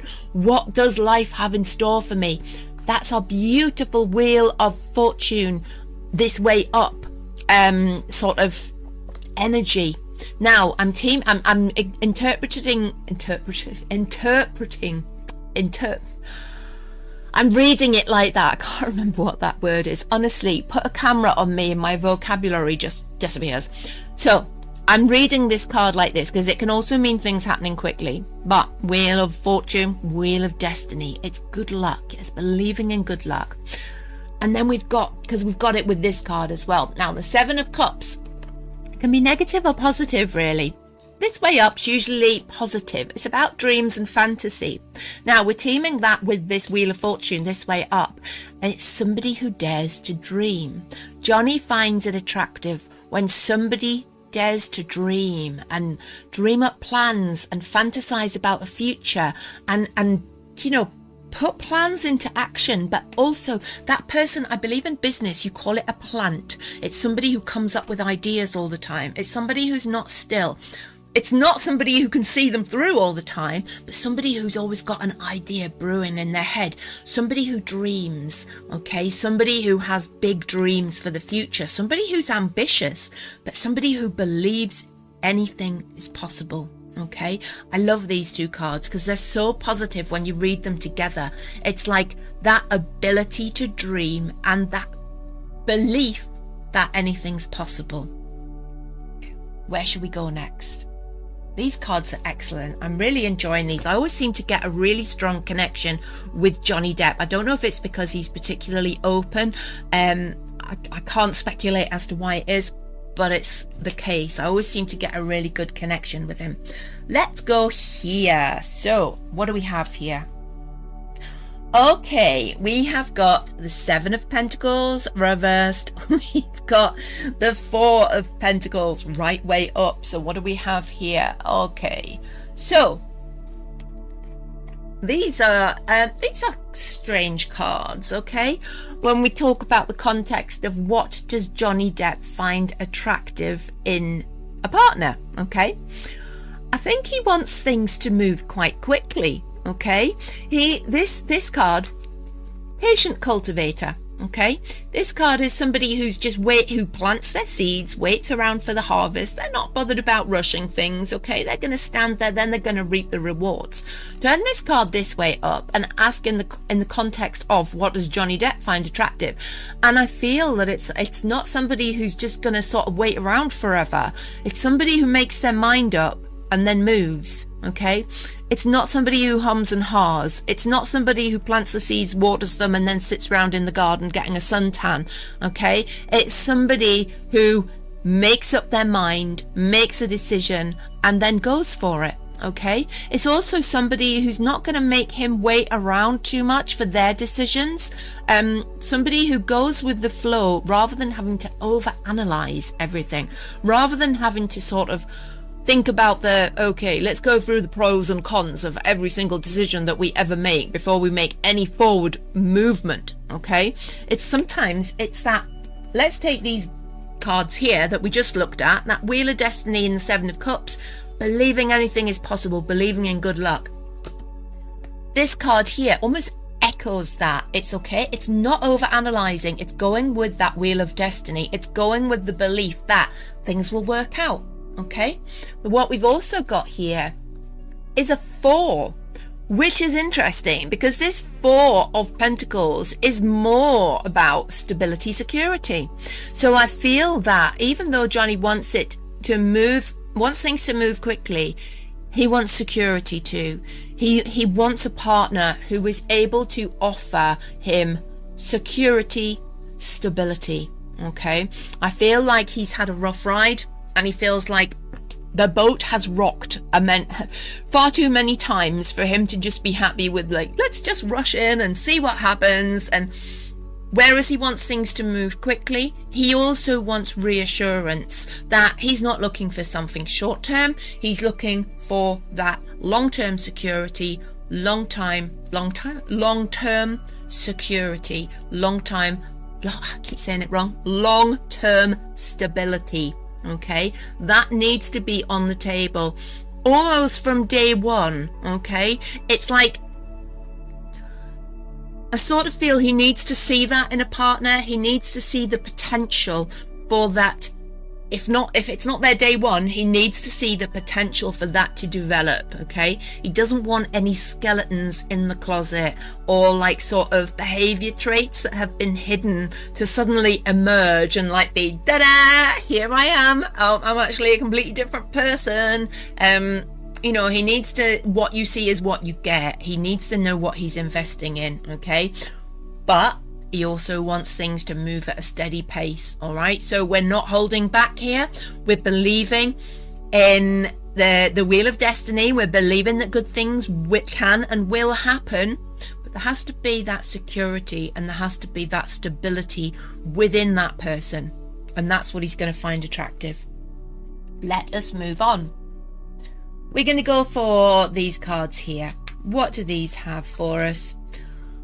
Right, we've got a Page of Cups reversed, and we've got a 9 of Cups. Now, this is interesting, okay? And I'm loving these cards. I really am. Right. 9. This is the card, we call it the wish card, because this is a wish come true. It's the culmination, it's happiness. It's finding your way home. It's finding fulfillment. Excuse me. Now, that Page of Cups is interesting. Up this way, we can interpret this card. Remember, we're interpreting them in context and in context of the question. Up this way, this could be like a new romance. It's very often a new romance, new romantic interest. Now, wish fulfilled, end of new romances. These two cards together are talking about commitment, okay? Committed relationship. It's like saying goodbye to expectation of new relationships all the time. Yeah, it's turning your back on that sort of expectation that there will be continual series of monogamous relationships. Yeah, he's looking for somebody who is the one. And I can imagine I hate to say at his age, but let's not beat around the bush. He has reached an age where he's certainly mature, and he's been through the sort of, many relationships, and he's probably over that, like, oh, it's great, let's have butterflies, then let's move on to the next one when we get a little bit bored with that.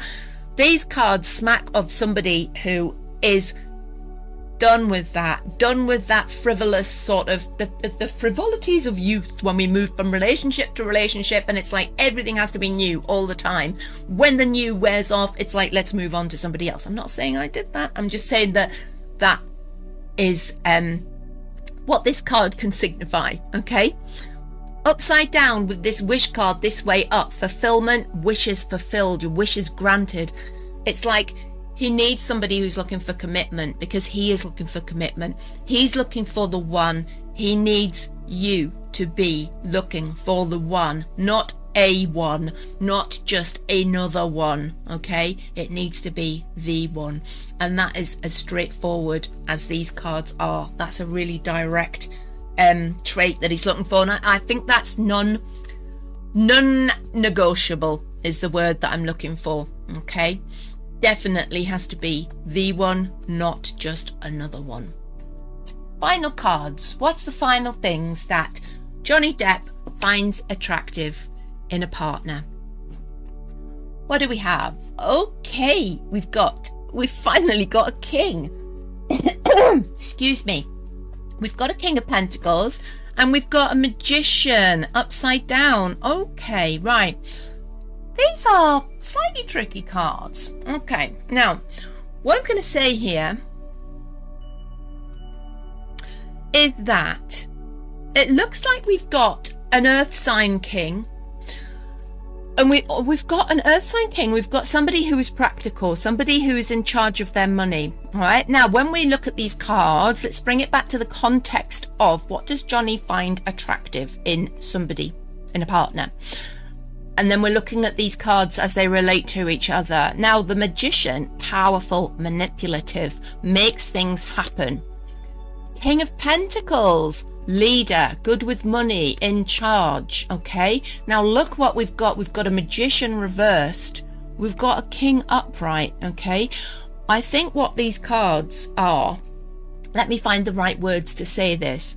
I think Johnny likes to be in charge. Okay, I think he likes to be in charge when it comes to finances and when it comes to financial decisions. Okay, and what he doesn't want is somebody who, that sounds harsh. I think he would appreciate it if somebody wasn't trying to manipulate or be in charge of those sort of decisions, of those sort of, getting involved in that behind the scenes finance, practicalities, things like that. I feel like he likes to take that on his own shoulders. Okay, he doesn't want somebody who wants to be involved with that sort of thing. It's not like, because this card can sometimes mean powerlessness, but I don't feel like that he wants you to just sit back and not have any power or any say. But I think perhaps in the past he might have had relationships where, people could have tried to control that side or, manipulate him into doing things, perhaps taking on roles that he didn't want to because of the money side of things, or manipulate him, or persuade him to do things, emotional manipulation, persuade him to do things for money that he didn't want to do. Perhaps that's projects, perhaps that's roles, perhaps that's property. I don't know, because I don't know much about Johnny's life apart from what I read in the cards, okay? But I feel that it's important to him that a partner is able to trust him to be the king of those things, the leader, the person in control and charge. He needs to be trusted to manage that. He doesn't want to have somebody who also wants to stick their oar into that sort of thing, okay? It's about trust that he can manage those things himself. Obviously, he'll have loads of advisors, okay? However, taking us just back to this Queen of Wands with our Five of Wands, remember I said this queen isn't worried about saying when she thinks that people around him are doing something wrong. Don't think that by this negates this, okay? I still think that Johnny would appreciate it if his partner saw something wasn't right, even in the people that he trusted and are used to advising him. I think that he would appreciate it if she is never scared to speak up. However, I believe that when it comes to his decisions, when he's sure of his decisions, when it comes to finances, he needs somebody to be able to trust that and not have to try and be in control, if that makes sense. Well, that was all really interesting. As I said, love reading for Johnny because I always seem to get such a clear connection. And I think those cards were really, really direct in what Johnny finds attractive in a partner. I really hope that you've enjoyed the reading. As I said, I've got plans for lots of different content. So I know you love your Johnny Depp stuff, but please, please do watch some of my other content because I'm going to try and make it interesting, even if it's not about Johnny Depp. So we're going to look at other things to do with tarot, other types of readings. I'm going to get right into the Pythastro tarot. If you've seen me do that before, that's a really, really accurate way of combining tarot, astrology, numerology, and it is the most accurate way of using tarot that I have found. I've developed it myself over the years. So I've got lots of plans. Do subscribe, stick your notifications on. It's been great to spend time with you. I'll see you next time, and stay weird. Johnny Depp, what is going on? I am getting so much from the universe, so many downloads that the energy around him, there is something happening, and that's sort of backed up by the fact that so many of you are getting in touch with me and asking me to read for Johnny Depp to see if we can find out what is going on around him at the moment. Why is everybody getting this sort of energetic twitch coming through the universe? We need to have a look. So today, stick with me, we're going to do just that. Before we start today, I thought I would do a little bit of blatant self-promotion. YouTube note, I am not doing paid promotion. This is my own business. Okay, so as some of you might know, I work as an artist and I do paintings like this for Hay House Publishing. This is published as part of an oracle deck. It's an acrylic painting on stretched canvas. Now, I sell these paintings and many, many others on a website called skyspirit.co.uk. And I've realized that so many of my paintings and prints over the years have been sold by literally through people sharing images of them on their social media and such like. So I thought, why not reward those people? Why not sort of sort out a scheme whereas rather than galleries taking the money, I can have some of the people that put in the hard work and share my artwork, I can have them earning some money as part of the profit when I sell a painting or print. So I've developed an agent scheme on the website. It's an online agent scheme. You can sign up for free. You can share images if you want to. You can share my streams once you've signed up along with your personal link or code, and that will get you 33% commission on originals and 15% commission on prints. Go to skyspirit.co.uk/agents to find out more and sign up. Hello and welcome to the Sky Spirit channel. Well, today, as I've mentioned, I am looking at Johnny Depp. I do a lot of Johnny Depp readings and I love reading for Johnny Depp. And a lot of the people that subscribe to this channel are Johnny Depp fans, which is why I do a lot of them, because I get asked to do them. So without further ado, I'm trying to make this not a massively long reading again, because I do tend to blether on. So without further ado, let's get some cards down and see what is going on around Johnny Depp at the moment, because I just feel like there is something that we need to know. Just one moment while I give these cards an extra shuffle. Do it over here. Okay, I thought I had my little card cam on there. I didn't. Let's change over and change to that scene. Just 1 minute. There we go. Over there. Let's do that again. So I was just going to give them one last shuffle, and I'm doing this on camera because I did get a comment at one point saying, well, you can't see what card, you can't see a you didn't see her shuffling and you didn't see what she's doing with the cards, because like every card I put down was like telling a story. That's a jumper. That's two jumpers. Oh, and they're both such beautiful cards. Let's put them to one side. We've got straight out the deck the Empress and the Nine of Pentacles, so that's really interesting. But yeah, somebody said you don't see her shuffle them and you don't see her like before she puts the cards down, and like I took that as a compliment, because literally the cards that were coming down, you couldn't have made it up. It was that good. But anyway, so that's why I've decided to shuffle them in front of you and put them down in front of you. So we're going to do a Celtic cross spread for Johnny Depp and see what's going on around him. Right, okay.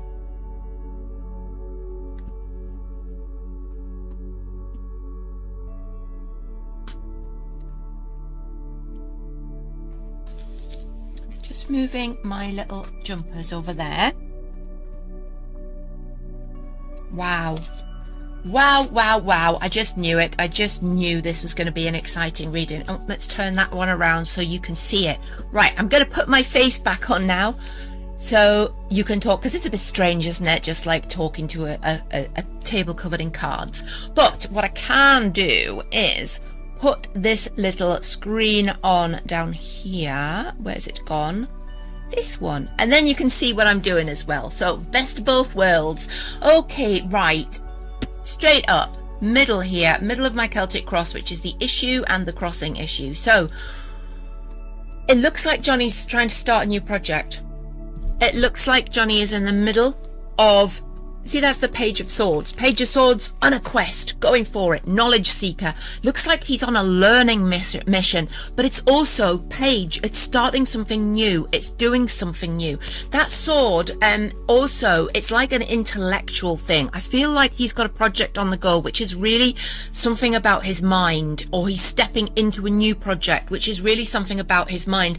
And I feel that there may be people around him, Five of Wands, who don't want him to do that. Okay, so I feel like there is friction around him as to what he wants and what the people around him are trying to convince him to do or not to do. So there's that nip, nip, nip, nip in the ear. I always, like, I literally hear that when I see this card, Five of Wands. Now, it's also, it can also mean that there's a lot of people involved as well, and it feels like a page always wants to strike out on their own, and that goes along with Johnny's Pythastro personality as well. He is that sort of, you know, the builder of things, the person that you give he's the Three of Wands, isn't he? You give that person two things and they make three. That creative drive constantly won't leave them alone. They're constantly like making new things, creating new directions, building new realities for themselves and others. So I feel like he is like pushing forward with a new project, cerebral project, I feel. And I think that we've got people around him in his team that would rather he took a different direction. I'm going to go straight in there with a clarifier, and we see the Emperor reversed. Okay, so that's my clarifier. It feels like they want Johnny to be doing something which is the Emperor, which is building wealth, so accumulating foundational things, building wealth, building structures, and he wants to do something more off the wall. He wants to fly in the face of the big money spinning idea, and he wants to do something much more independent. The page is independent, yeah? Pages alone, striking out by themselves. He doesn't want to be the establishment. The Emperor is the establishment. He wants to go against the establishment and strike out in a new direction. And this is causing friction around him. Is this what we're picking up? Let's see. I feel like there may be more than that going on, if I'm honest. Now, we have below, I'm making sure that you can see what I'm doing, because my camera doesn't have a big wide angle, does it, to get all my cards on. We've got sort of below this issue, we've got a Queen of Swords. Okay, now I feel like underlying all of this, there is a woman involved, but this is not a woman he's romantically involved with. I feel like this might be somebody who's part of that team around him who is trying to dissuade him from taking a more independent stance on his career and even his love life. It feels like there is a woman, an air sign type, or somebody who's quite manipulative, somebody who is a good communicator, somebody who he often perhaps turns to for advice, but in this instance I feel like she's giving him the wrong advice, and I feel like she has been trying to get him to rein in his energy. Excuse me, I'm just going to adjust these. This is the problem when you shop from charity shops, thrift shops. If you're in America, you get lovely stuff, but it's often the wrong size, and this is enormous, so it keeps falling forward, but I love it anyway, so I'm going to continue wearing it. I'll just have to keep doing this. Right, so this Queen of Swords underlying this issue, I feel like she's being a real bugbear. Why am I hearing the word finances here? I'm hearing the word finances. Is this somebody that's associated with him in a financial way, accountancy, or somebody that's looking after the purse strings with him, somebody that's involved in that team? Now you'll have to tell me if this fits, because to be fair, I don't know much about Johnny Depp in the real life world, so to speak. Energetically, I love connecting with him. I feel like we're twins. However, in the real world, I don't know if he has like a female financial advisor, female accountant, female agent, manager, somebody like that who's really pushing against him. Let's pull a clarifier on that straight away. Yeah. And we've got the Hanged Man. So she wants to push forward him into a new contract to do something, and he is hanging back from it. He does not want to go down that route at all. And as we've seen him as the Page of Swords, he wants to go on a new venture. It's like a knowledge quest for him as well. It's almost like he's learning about himself at the same time that he's doing it. It's like he's not a master of this project. And I think that's potentially where we've got this woman is concerned, because it won't have the same potential for earning, I guess, and it could have potential for loss because it's something new, it's something out of the ordinary. Okay, now I'm not seeing that she is a romantic interest here for him at all, but I bring your attention to these two cards. Now, these two cards jumped out at me when I was shuffling the deck, as you saw. One of them is the Empress, and one of them is what I like to call the Little Empress, which is the Nine of Pentacles. And you can see there that they do look quite similar. And I always relate these two cards, so it's doubly sort of notable to me that they've actually jumped out together, because it's like a massive hello tap on the shoulder. Okay, this is Johnny's woman, the Empress. Okay, she comes out as the Empress or the High Priestess, and you'll see she's also as the High Priestess in this reading. So we have the High Priestess, the spiritual side of her, we have the Empress, the nurturing side of her. So this woman literally jumped out at me. This woman is in his life. Okay, now the Nine of Pentacles that jumped out with her is letting us know a bit more about who she is. She's an independent woman. She's already happy in her own skin, happy with her own belongings, money, wealth. She has her own things. I see her in a garden.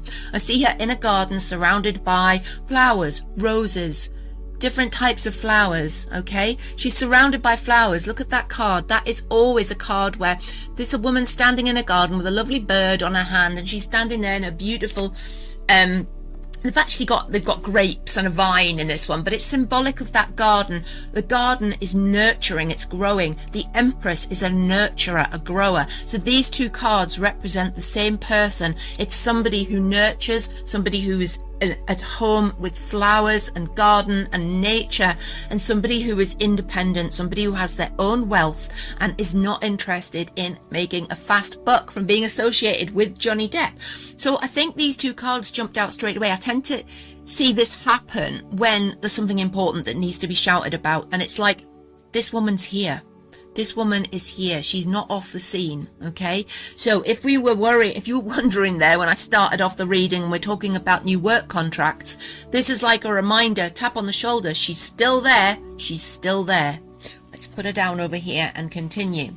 So let's go back to the cards. So we've got what the main question about, the main energy here is this people around him, this new project, but we've got the woman that he's associated with still in the picture there, but we've got him being pushed in a direction he doesn't want to go in by another woman, okay, who I think is something to do with his management team. Now I'm coming to in fact, no, let's go over to this card.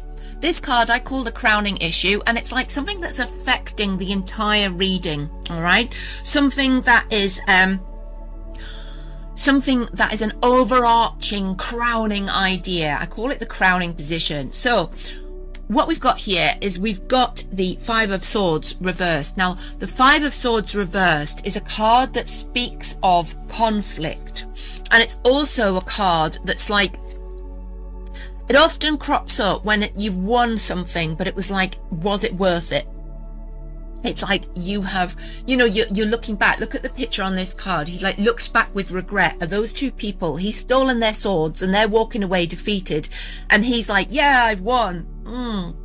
Are you okay? It's like, it feels like he's, and let's bear in mind, this is reversed as well. It feels like he has been through the wars. He has won, but it's taken a toll on him, and he's looking around and thinking, has this all been worth it? And I think this is why this is coming out as the crowning issue.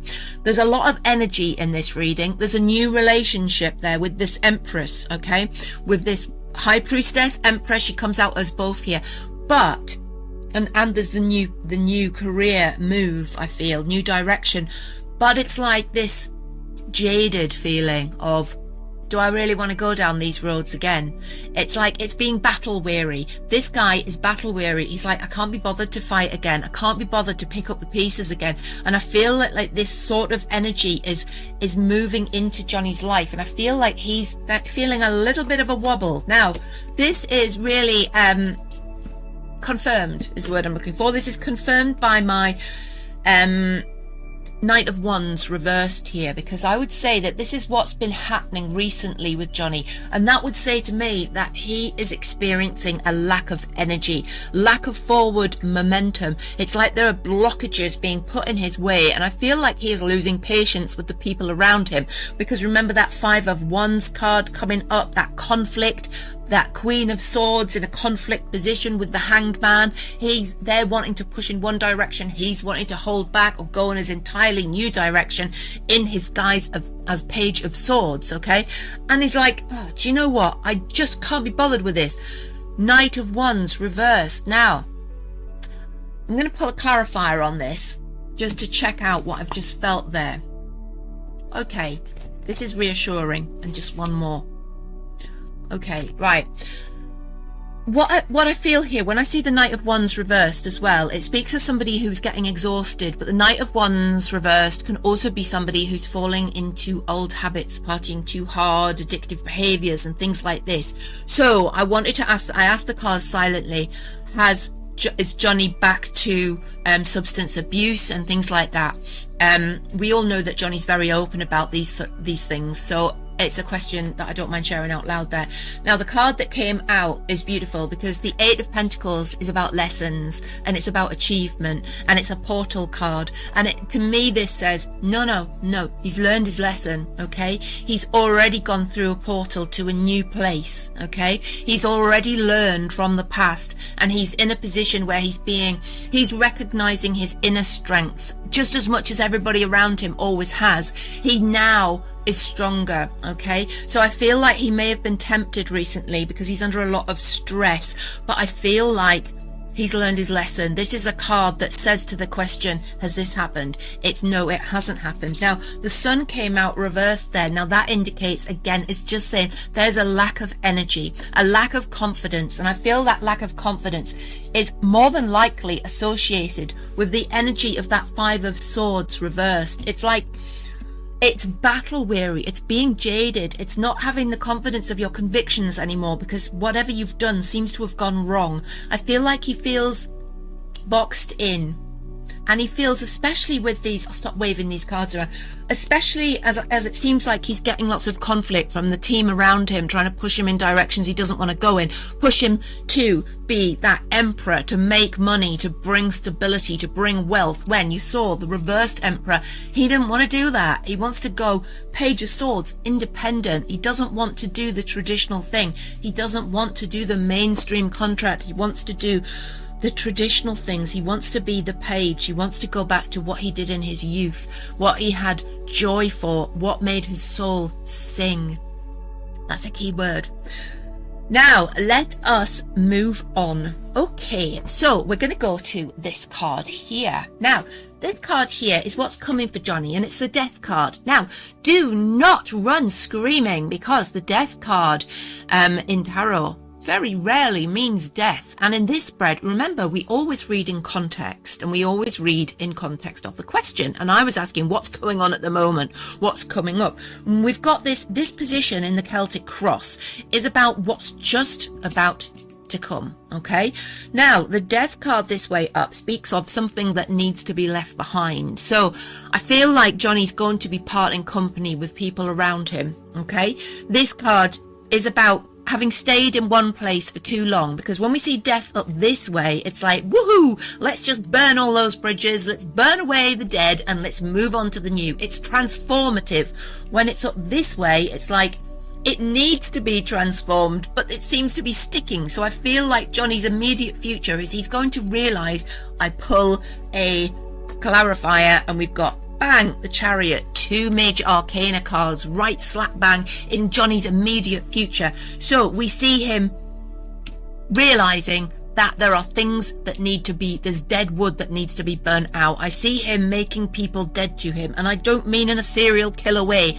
I mean that I can see him saying to people, we have to part ways, this isn't working. And I feel from looking at the rest of this spread, remember we're in context here, that this could be these people, this Queen of Swords, these people that are pushing him in the wrong direction. Now, what we've got there, beautiful, we've got the Chariot card. Now, what does that tell us? The Chariot card says, okay, once he gets rid of what no longer serves him, once he gets rid of what's standing in his way, the wheels start to turn. The wheels of motion begin and we go hurtling forward. The Chariot is a card of strength, a card of motion.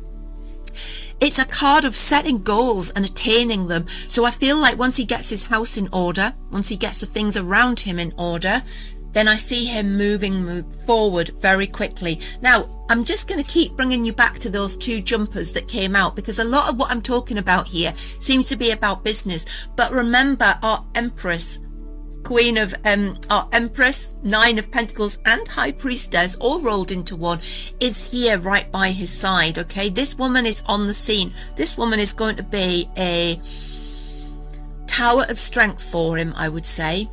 Just put her to one side and continue. So this was the immediate future. Now, let's go to our final bit. Now I'm going to shift everything over this way because I tend to get so many cards on the table that we can't really see what's going on.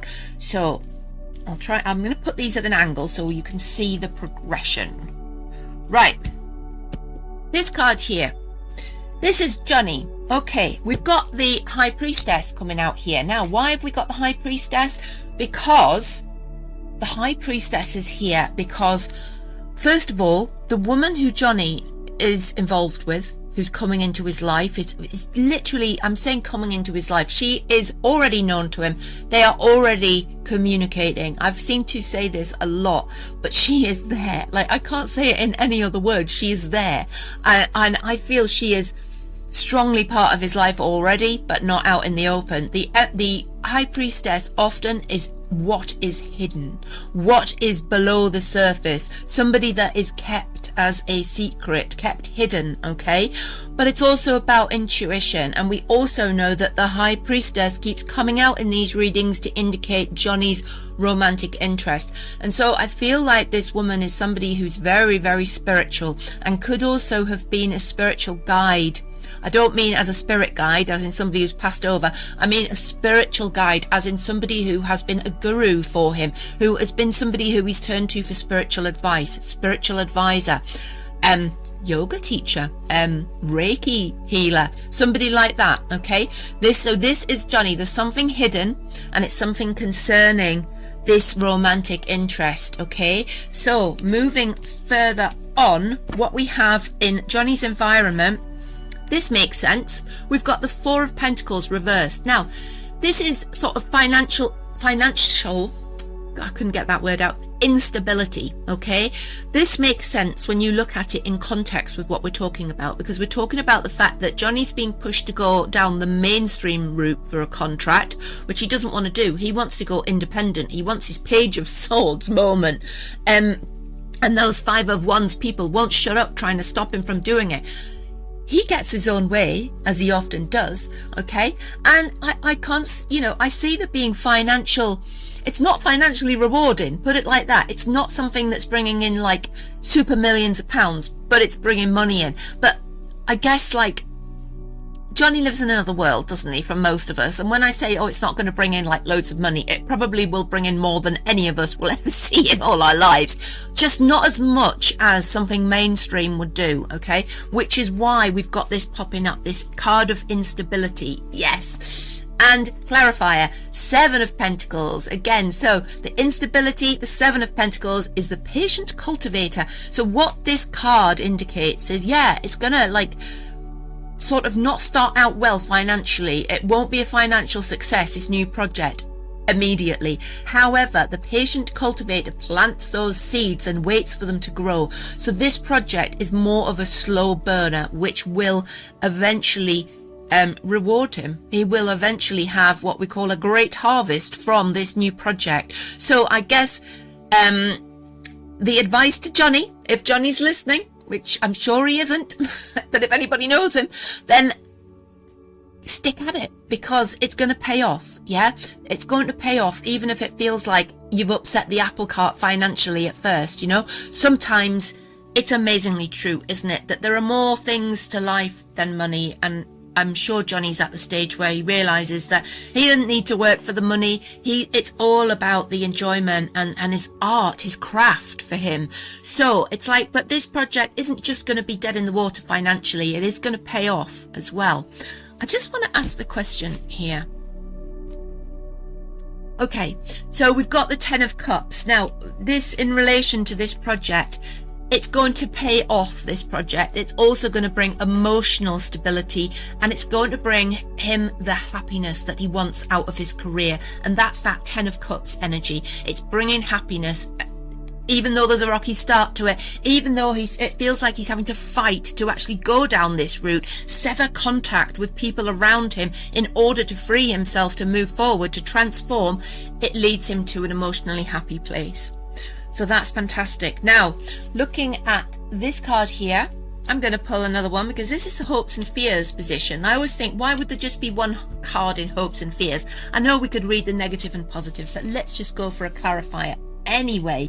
Whoa. So hopes and fears, we have a Queen and we have a Ace of Wands reversed. So I would say that this is the positive card, Johnny's hopes is that he finds himself, the Queen of Pentacles, she's a queen, but she's somebody who is very down to earth. She has her feet in the earth. She's a pentacle. That's an earth type person. She has her feet in the earth. It doesn't mean to say she's an earth sign. It means that she's practical, reliable, steady. She's not flighty. She's not likely to be overly sort of histrionic, overtly emotional. She's more like a steady and calming influence on him. And this is what he hopes for the future. He doesn't want somebody who keeps like being insecure or asking him this or doubting him or wanting to know this. As we've already seen, she is coming out as the 9 of Pentacles, who is somebody who is independent. And this is because this hopes and fears, I always say to people, it's not necessarily what is, it's what the hopes and fears are. Okay, they're not solidified, but we've already seen that this woman comes out 9 of Pentacles, which is independence, stability. And that's what he dreams of. So we've got a good match here with this woman that's in his life. Now, fears, on the other hand, the Ace of Wands reversed represents things that sort of don't get off the ground, things that start and fizzle out. Okay, he fears failure basically, and that's in love and in work. He doesn't cope with failure well. He takes it very, very personally. Oh yes, he does. He takes it very, very personally. That's my clarifier. The King of Swords reversed, okay? It destabilizes the king. It knocks his crown right off his head and robs him of his voice. Because he puts so much of himself into projects and into relationships that when they go wrong, he takes it personally, even when it's not his fault, and it knocks him right back. Now, bearing in mind our crowning issue, the 5 of Swords reverse, which is somebody that's just sick and tired of the fight, yeah? It's like his biggest fear is that it's all going to happen the same again, okay? That he's going to go down the same route, all right? Now, luckily, what we saw earlier on when I asked that question, it was when we're looking at sort of what the recent history was, and I pulled out this sequence where we looked at the Knight of Wands reversed, and then I thought, oh my goodness, is he going down the substances route again? But then we got the 8 of Pentacles and we got the Sun reversed. So it was like, no, he's not. He's learned his lesson, okay? And I'm wondering about that again, because we've got an outcome card here, and it's Temperance reversed. Temperance reverse can be a little bit chaotic. I feel like even though Johnny is not going back to those substances and those addictive behaviors right now, It's like this is always going to be an issue for him. Temperance reversed often indicates struggles of those types. Pulling a clarifier, we've got strength, which is beautiful. So we have temperance reversed and we have strength the right way up. Okay, so what this indicates, the outcome for this spread, there's always going to be chaos in Johnny's life. It's almost like it's not like he thrives on it. It seems to attract it, and he doesn't really know how to be different. Okay, and I feel like his Empress, High Priestess, Nine of Pentacles, Queen of Pentacles woman is going to be a stabilizing influence on him, but there's still this chaotic tendency, and also temperance reversed is about a lack of moderation. He finds it hard to moderate, okay? And we've pulled strength with that. Now, I'm going to save this one. We pulled strength with that as well, which is talking about the fact that he has the inner strength to cope with his demons, okay? And he has that because he has been the hermit. While he's been away from the public life, for public gaze, while he's been sort of hiding away, he's learned a lot. He's learned a lot about himself. Final card, final clarifier, the star.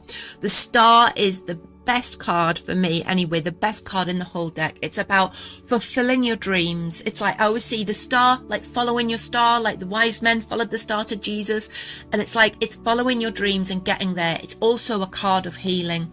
So those final cards are really poignant for Johnny, because we've got temperance reverse, meaning the chaos and also lack of moderation in all things, including tendency for addictive behaviors, is always going to be on the cards for him. It's always going to be there. It isn't just going away, okay? But there is the strength. He has the strength, and we've also got the strength of that woman around him that will help him deal with that, okay? He's a strong person. He can deal with it. He can't slay the demons, but he can keep them locked up. And how has he learnt to do that? Because we know that he's learnt to do that because we had the Eight of Pentacles that came out when I asked the question specifically about that. Remember, that's a card of learning, and it's a portal card. You learn, you progress. How has he learnt to do that? By isolation and self-reflection, okay, which is what he's been doing recently. And the final outcome of the reading, the star, which means that the dreams are fulfilled. He is healed. He's emerging as a more healed person as he starts this new part of his life where he becomes more independent. He stops doing the mainstream things that earn the money, but he gets more of his say. I only see him having something to do with mainstream stuff when he has got a massive part in saying what happens. He is going to take he doesn't take directions from anybody anymore if it means that it's not the direction that he wants to sail the ship in, okay? I hope you've enjoyed that reading. If you did, then please subscribe and put your notifications on so that you see any other new videos when they come up. Do consider watching some of my other tarot content, because I do tarot tutorials, Pythastro tarot, which is my own version of tarot, which I channeled from my guides. I also have an art channel because I work as an artist. You can subscribe to @Sky Spirit Portal. You'll see it's up there on the screen to see me work live in my studio, and you can also find out about how to work as an agent for me and how to earn money sharing images of my artwork whenever you feel drawn to. And you can find that out on skyspirit.co.uk/agents. If you would like to keep in touch with me and my friends 24/7, then join our Discord community. That's the fellowship, and you'll see the details in the description of this video and also on the channel description. Until next time, stay weird. Hello and welcome to the Sky Spirit channel. I thought that it was time we had a little look at Johnny Depp again, because I know that there are a lot of people who subscribe to this channel who really love Johnny Depp, and don't we all? Don't we all? So it's been a long time since I did this because I've had some time off. It's lovely to be back. I hope you're all well. I decided that I am going to stop waffling on so much at the beginning of these videos, and I'm just going to get into the reading, because to be fair, nobody's here to listen to me waffle, are they? They're here to listen to the reading. So without further ado, we're going to cut the waffle and we're going to do a reading for Johnny Depp. Now, I'm focusing on just Johnny Depp in general, because I'll be honest, I don't keep up with, I don't watch the news about him, or anything else for that matter. I don't watch the news anymore because, well, for a start, it's depressing, but it doesn't really sort of, I don't agree with it. I think there's a lot of propaganda in the news, but anyway, that's another story. So I don't know what's going on with Johnny Depp, so I'm just going to cast a broad net and see what we get back from the universe, from the cards, from the conduit that the cards are, and whatever energies there are that direct them. Now, for those that believe in tarot cards, there is loads of different explanations and possibilities for how the tarot works, and lots of different people think different things.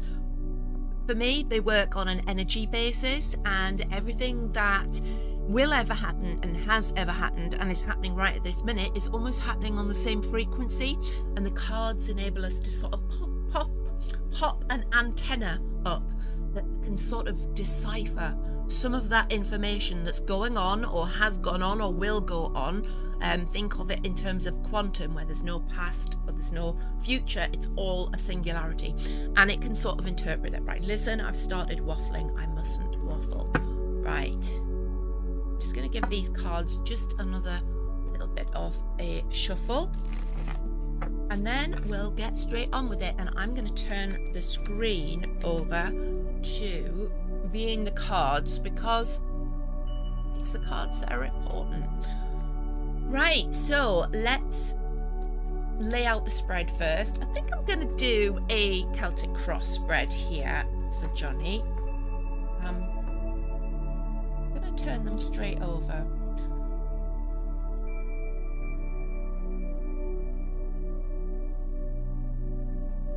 Make sure I get them where you can see them.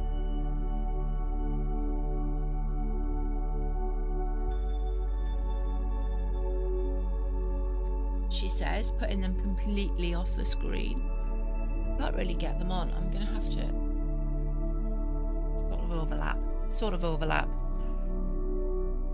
What I need is a bigger table.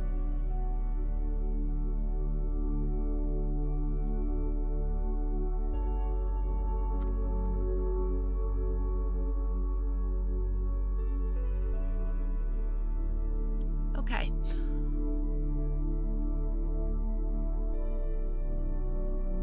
Right.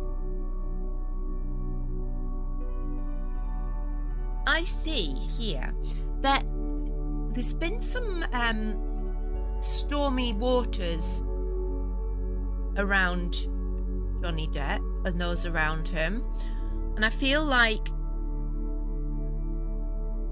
he's had to decide to go one way or the other. One way is very much the independent route, and one way is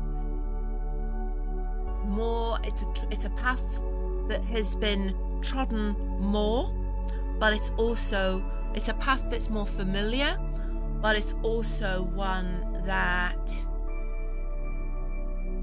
is not the true essence of his heart. Okay, I feel like there have been opportunities presented to Johnny that are comfortable, that offer that familiar feeling of security and being able to trust in, this is what will happen in 3 years, this is what will happen in 6 years. It's that sort of dependability factor. So there's been that's been on the table.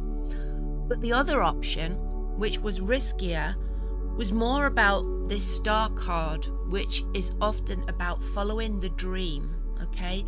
Following your true path. Now, this card, the Nine of Pentacles, is about independence. So what I see here is that Johnny made the decision to take a very independent path, and not the one that was necessarily being advised to him by other people. I'm just going to pull a clarifier. You'll know if you watch this channel that I do love a clarifier. Okay, so we've got the 4 of Wands reversed, okay, in that pile, okay, in this central issue. I feel like there's had to be a parting of ways in a relationship around Johnny, okay.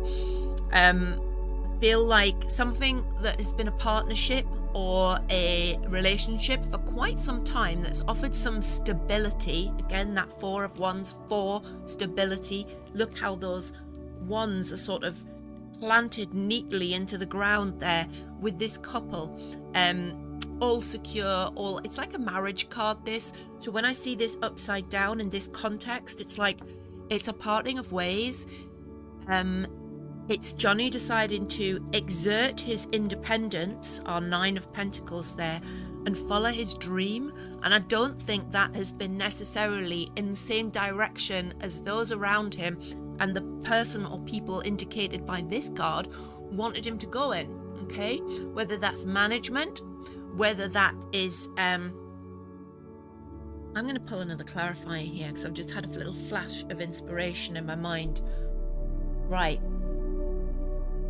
I feel like there's been some trouble with Johnny and a partner, romantic partner, and I feel like he may be taking some time out. I feel like this could have been one of the things about asserting his independence. It's like it's not only a career change where he's wanting to be independent. I feel like he is questioning his true path forward in all respects with the people around him. So I feel like there is a parting of ways. I feel like a relationship has come to an end. Now when I say relationship, it's not necessarily a love relationship, but I do get the feeling that Johnny is backing off from something and spending some time in self-reflection, okay?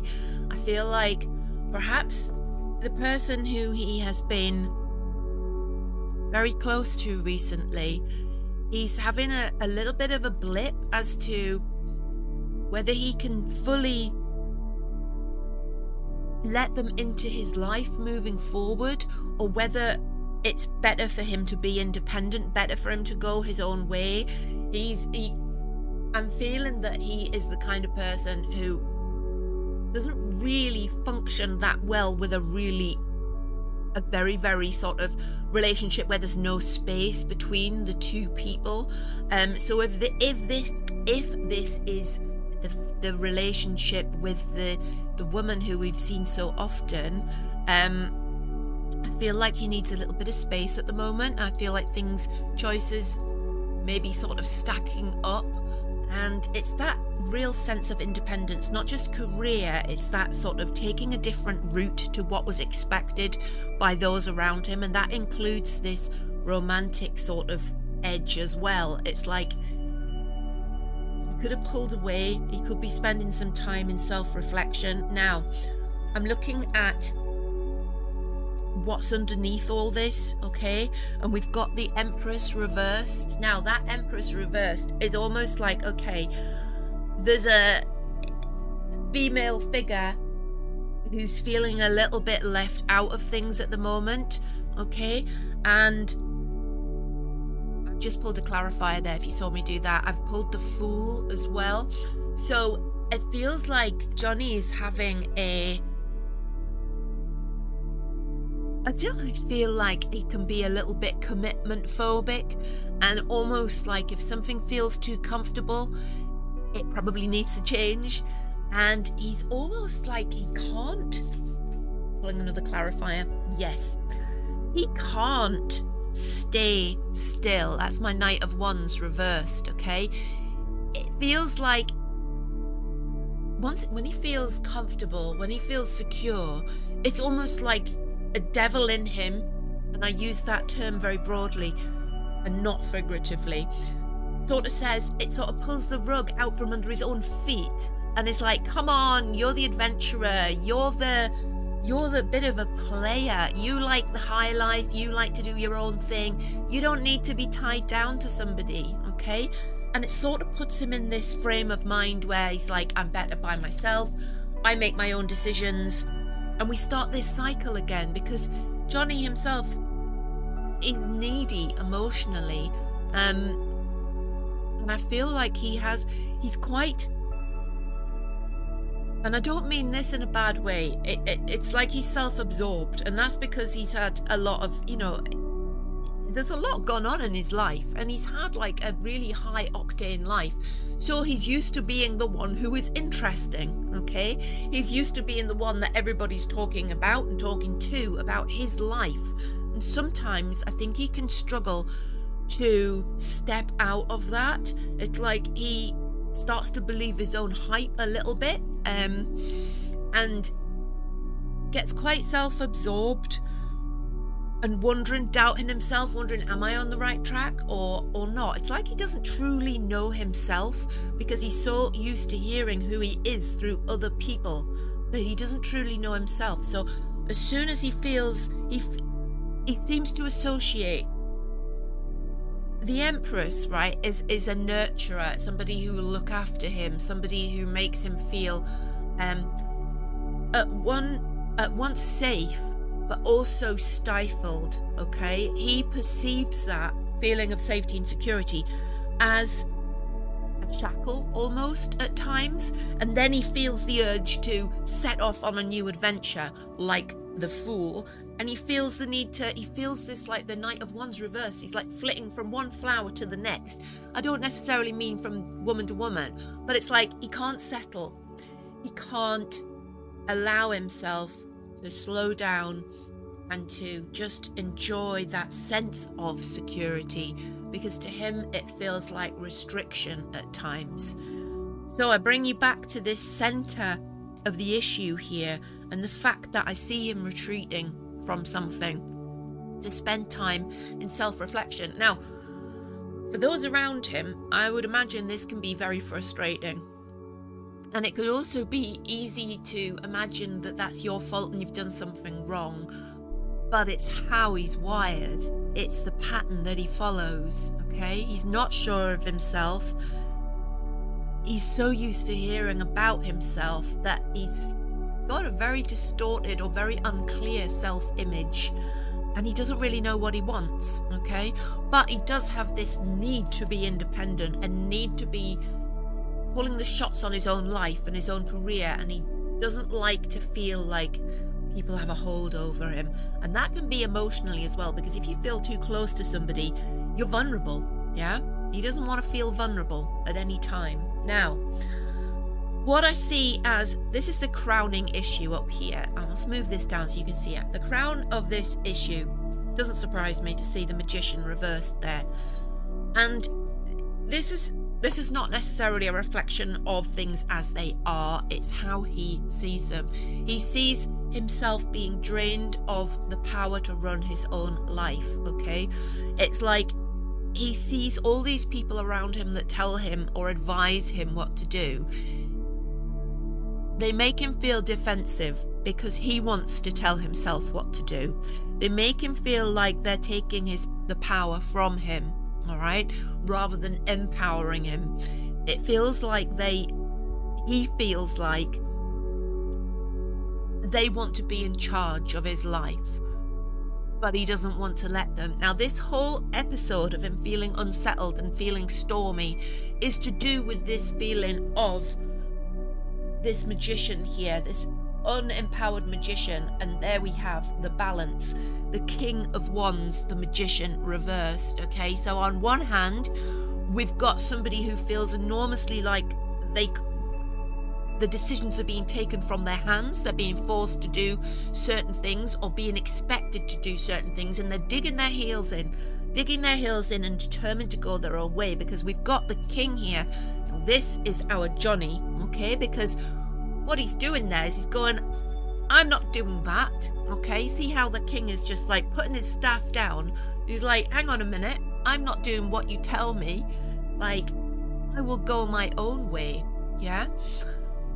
And I feel like sometimes he doesn't know who is advising him for his own good and who is advising him for their own good. And I can only imagine that if you're in the position that Johnny Depp is in financially and sort of fame-wise, there's a lot of yes men, but there's also a lot of people around you who are hangers-on and who are there to further their own agendas rather than to do you anything particularly positive. So I feel like he doesn't trust those around him entirely, and he's not sure who's there for him and who's there for them. Yeah, so rather than risk taking the wrong advice, I feel like he's digging his heels in over something and insisting that he's going the independent route. He's not going to do what everybody expects, and to do this he's having to step back from everybody around him, including those closest to him. Now,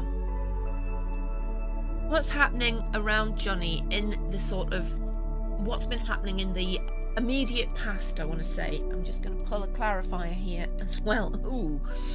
We've got a Queen of Pentacles and a Ten of Swords. Right, I feel like there's been problems. There's been trouble. There could well have been an argument, conflict, a breakup, or a cooling of relations between him and a significant other. And it's almost like there's a silence. There's a truce, but there's a silence. And I feel like there's some wounds that were opened, which are going to be hard to shut. Now, I feel like the balance has changed in a certain relationship. Okay, it came to a head. There were issues that needed to be discussed, but when they came out, they caused like wounding, if you see what I mean. It was like the knives came out with somebody and then that changed things. Yeah, so I feel like both parties are still actually licking their wounds from a certain situation. Okay, now this is to do with Johnny's love life. I'm going to pull one more card there. Okay, and I feel like as well, what I'm getting there, that Five of Wands reversed, there's an external interference in that situation. I've just realised that you can't see because of my little picture there. Let's move this. This Five of Wands, okay? It is about external interference with this Queen of Pentacles, with this earthy, practical lady. There is interference. There's communications being sent that aren't true. There's words being said into people's ears that aren't true. There are people who would rather this person wasn't on the scene, put it like that, okay? And it feels like their influence has caused an upset. Now, interestingly, when we move across, now when I do a spread, there ends up being far too many cards, but look, I want to move you from what's just happened, okay, to what's about to happen. Now look what we've got here. Look at this pairing across the center here. We've got both the King and the Queen of Pentacles. Now, what might that indicate moving into the future? Now, what I see this as indicating, I'm going to pull a couple of clarifiers here as well.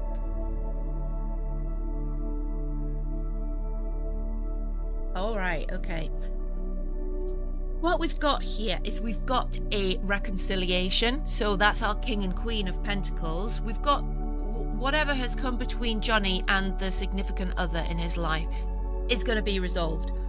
And I feel like it's been a learning experience. Three of Pentacles here. It's about learning. It's about rebuilding on new foundations. Okay. It's about recognizing the problem that occurred. I feel like these people could have been living in cloud cuckoo land a little bit and making plans for the future, and they weren't really realistic because of various logistics and various sort of constraints upon the Johnny and this person. Okay, it feels like they weren't entirely realistic. So when things came to a head, not helped by the sort of interference of those around Johnny's circle, all right, when things came to a head, caused this rift. Knives came out. It's almost like there was the honeymoon period was suddenly over. Massive sort of fight. And then the two parties retreat to lick their wounds, and it's like the balance has changed. The apple cart is well and truly kicked all over the place, and the apples are just rolling down the road. Doesn't feel like it's redeemable, but it is, okay? Because there's a very strong tie between the King and the Queen of Pentacles, all right? And when they put their egos and their inner child, they've both got hurt inner children, when they put those to one side, reminds me, I'll have to look this up, there's a beautiful graphic about inner children wanting to talk to each other while the adults are turned away from each other. It's like got these two children inside the sculpture of two adults. The two adults are back to back, so they're looking away from each other, and the two kids are trying to play with each other like through the sculpture. Anyway, I digress. But it's that was the image that came into my head, because it's like once you put aside your hurt ego and those inner children who are, we've all got that inner child inside us that, is not reasonable and wants their own way. Once you sort of see that, once both parties see that, the dynamic is so strong between the two of you that it will be reinitiated, okay? Lessons have been learned. Things won't be the same, but they will be improved and different and more realistic. Now, this isn't going to happen overnight, right? I feel like we've got a situation where there's going to be a lot of patience needed. I've just pulled another clarifier, and we've got the Eight of Swords. I feel like the lady in Johnny's life feels like she's backed herself into a corner. Feels like there's no way out of this. Feels like he's very my way or the highway, and it's all on his terms. 2 8s here. It's time for some self-analysis and to back off a little bit. Take stock of where you've come to so far, okay? There is a lot of positives in that. There's a lot of things been accomplished. There's a lot of ground being covered. It's a solid foundation, yeah? But what's happened recently with this argument upset? You need to step back from it. You need to give things time, all right? You need to retreat. You're not blindfolded. You're not stuck. You are in a prison of your own making, in that what you're worrying about, what you're concerned about, it's not reality, okay? It's not reality. Take off your blindfold and see the truth. You just need to spend some time giving a little bit of thought to the situation, but in the most, just sort of relaxing back from it. Take the intensity out of it, okay? Because it is becoming enclosing. Now, moving forward,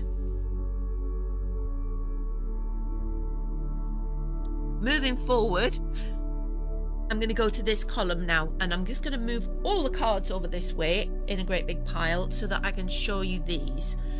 So this is moving into the future. I feel like I'm going to pull another card.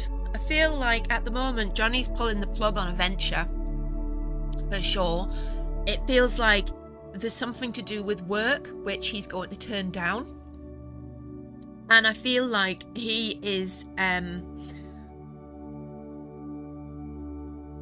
for once, he's trying to really consider his options and what is best for him in the long run. And I feel like he's turning down an opportunity for which would have been very financially rewarding, okay? A new role, perhaps. But he's turning it down against it. He's got his ego saying, okay, let's go ahead, let's go and do this because this is what we do. But at the same time, I think he's got that sort of maturity almost is creeping into his thought patterns, and he's not used to thinking like this, all right? So it's almost like surprising to him, but he's thinking, is that really what I want? It's like the chalice of that has been tipped out. It's not the,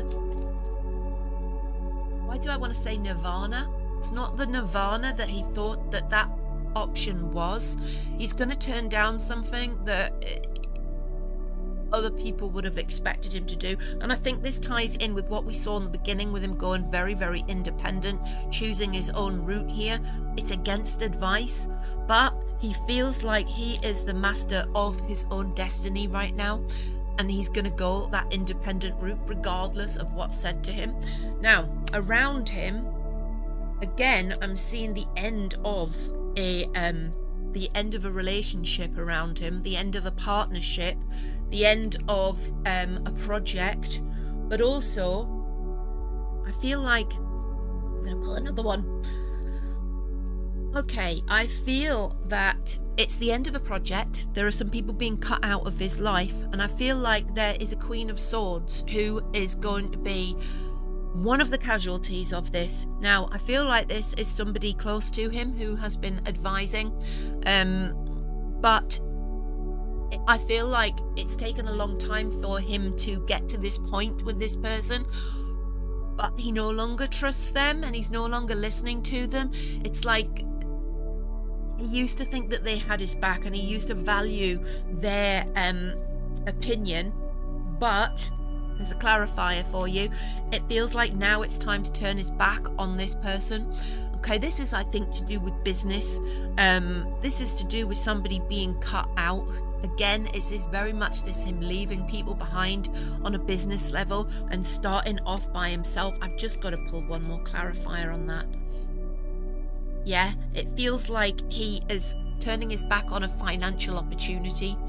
Something where we've got the Ace of Pentacles there, we've got the 10 of Pentacles. Something was big money handed to him that he said no, and there's not a lot of people around him that can understand why he's done that. Okay, now he's gonna have, I'm just gonna pull a clarifier here. Hopes and fears for Johnny are he fears failure, and he fears mediocrity. He fears boredom. He fears that sort of humdrum becoming normal, but at the same time he yearns for it. It's strange because for so long it's all he's ever known is this, sort of wild, high octane life, and it wears him out, but he thrives on it, and he fears boredom. And I think this is what motivates him in a lot of ways to sort of keep being this, where's my reversed Knight of Wands and the Fool. As soon as something feels comfortable, he gets itchy feet, and the urge to move away from it, it's like he almost feels like he doesn't deserve the comfort. All right, but it's driven by this, I feel like he's almost, this is going to sound wrong, but I'll explain it. It feels like he's almost like a psychopath. It's like he's very easily bored and very sort of mono-focused on things, but it's not like he doesn't care though. It's like this psychopathic focus and psychopathic need to be stimulated, but without the lack of empathy. It's almost like the empathy is overloading to him. Have you ever heard the term of a closed empath or a dark empath, where they just can't cope with the actual trauma of everybody's emotions anymore, so they become very like, here's a wall, you're not getting past it. And that's the sort of visual imagery that I'm seeing when I'm thinking about how I'm describing Johnny there. And I don't want death threats because I've called Johnny a psychopath. I don't mean it like as in a psychopath. It's like this, just on that level of needing stimulation and fearing boredom and fearing failure. He doesn't like to be seen as weak, but his priorities are changing as well. Now, looking at an outcome here, I'm going to pull a final card there. And there's a High Priestess. Okay, so I've just realised you can't see them. So 3 cards there for my outcome. We've got the 9 of Swords, the 8 of Cups reversed, and the High Priestess. Now, what we've got here is Johnny's going through a lot of anxiety at the moment. I feel like he's having a lot of sleepless nights. It's like he's having a second midlife crisis and wondering, what is this all about? what's going on. Have I made the right decisions? I know I've turned things down. I know I've said that I'm doing it my way, but is this right? It's not like he is like so egotistical that he never doubts himself, because he doubts himself enormously. But he knows that he stayed in a particular... You know, I was saying before that, like, he doesn't really know who he truly is because he's so used to hearing everybody else say what he is. He stayed in that for too long because it's what he's always known, but he's aware of that now. He's aware that in a way his personality has a deficit, and that is self-awareness. Now that's where a high priestess comes in. Now we have both the Empress reversed and the High Priestess both in this spread, which all the spreads that I've ever done about Johnny, I think we have the Empress and the High Priestess, or one or the other, okay? Because this is the significant other that has been seen so often by myself and other tarot readers. But what we've got here is there's been a detente, is that the word, between him and his Empress. It feels like she may feel like she's been left behind, but she hasn't been, because there she is as the outcome, manifest as the High Priestess. I feel like after Johnny's sort of long night of the soul, is that the phrase that I'm looking for? I feel like he will finally be making a move away from, even he's detached himself from a lot of the trappings of his former life already, and he's going in independent directions, and he keeps feeling the need to do that. And so every time somebody tries to tie him down into, you know, responsibility or consistency, he feels the need to become the fool, to walk away again. But I feel like once he has gone through this period of anxiety, which is swirling around him at the moment, I feel like he finally walks away from something for good, and I feel like that is almost cutting what ties he has left with his former life, and then moving into something which is a lot deeper. It's with this person, this woman who has been popping up all this time, is still there, but it's on a very deep level, and I think things have changed beyond, they've evolved certainly from where they started, of course, but it feels like there's been changes where it can never go back to how it was. It's become a more profound, a more multifaceted relationship, not as hearts and flowers anymore, more grounded in realism, but it's deep. It's a deep connection, and it's enduring. Remember, we've got the King and the Queen of Pentacles together in this spread as well, showing that reconciliation and the stability of that relationship moving forward. So I hope you've enjoyed that little catch up with the energies of Johnny Depp, and I hope that's given you some insight. If you have any specific questions you'd like me to put to the cards about Johnny, then please let me know in the comments below. If you're a subscriber to the channel, thanks for being here. If you're not a subscriber, please consider subscribing, because it really helps the video to reach more people. And like and hype the video if you can as well. That would be enormously brilliant of you to do. And I will see you next time, and stay weird. Wow, I hope you enjoyed that. Thank you so much for watching. Thank you for sticking around. Thank you for being here for a full year if you've subscribed to the channel for all that long. If you haven't subscribed, do hit that subscribe button, and you can keep up to date with all the new Johnny Depp readings that I'll be doing over the following year. And then 12 months down the line, we'll do another compilation. Remember, if you'd like a personal tarot reading with me, you can book a reading on my website. That's skyspirit.co.uk. Thank you for watching. Stay happy, stay well, and of course, stay weird.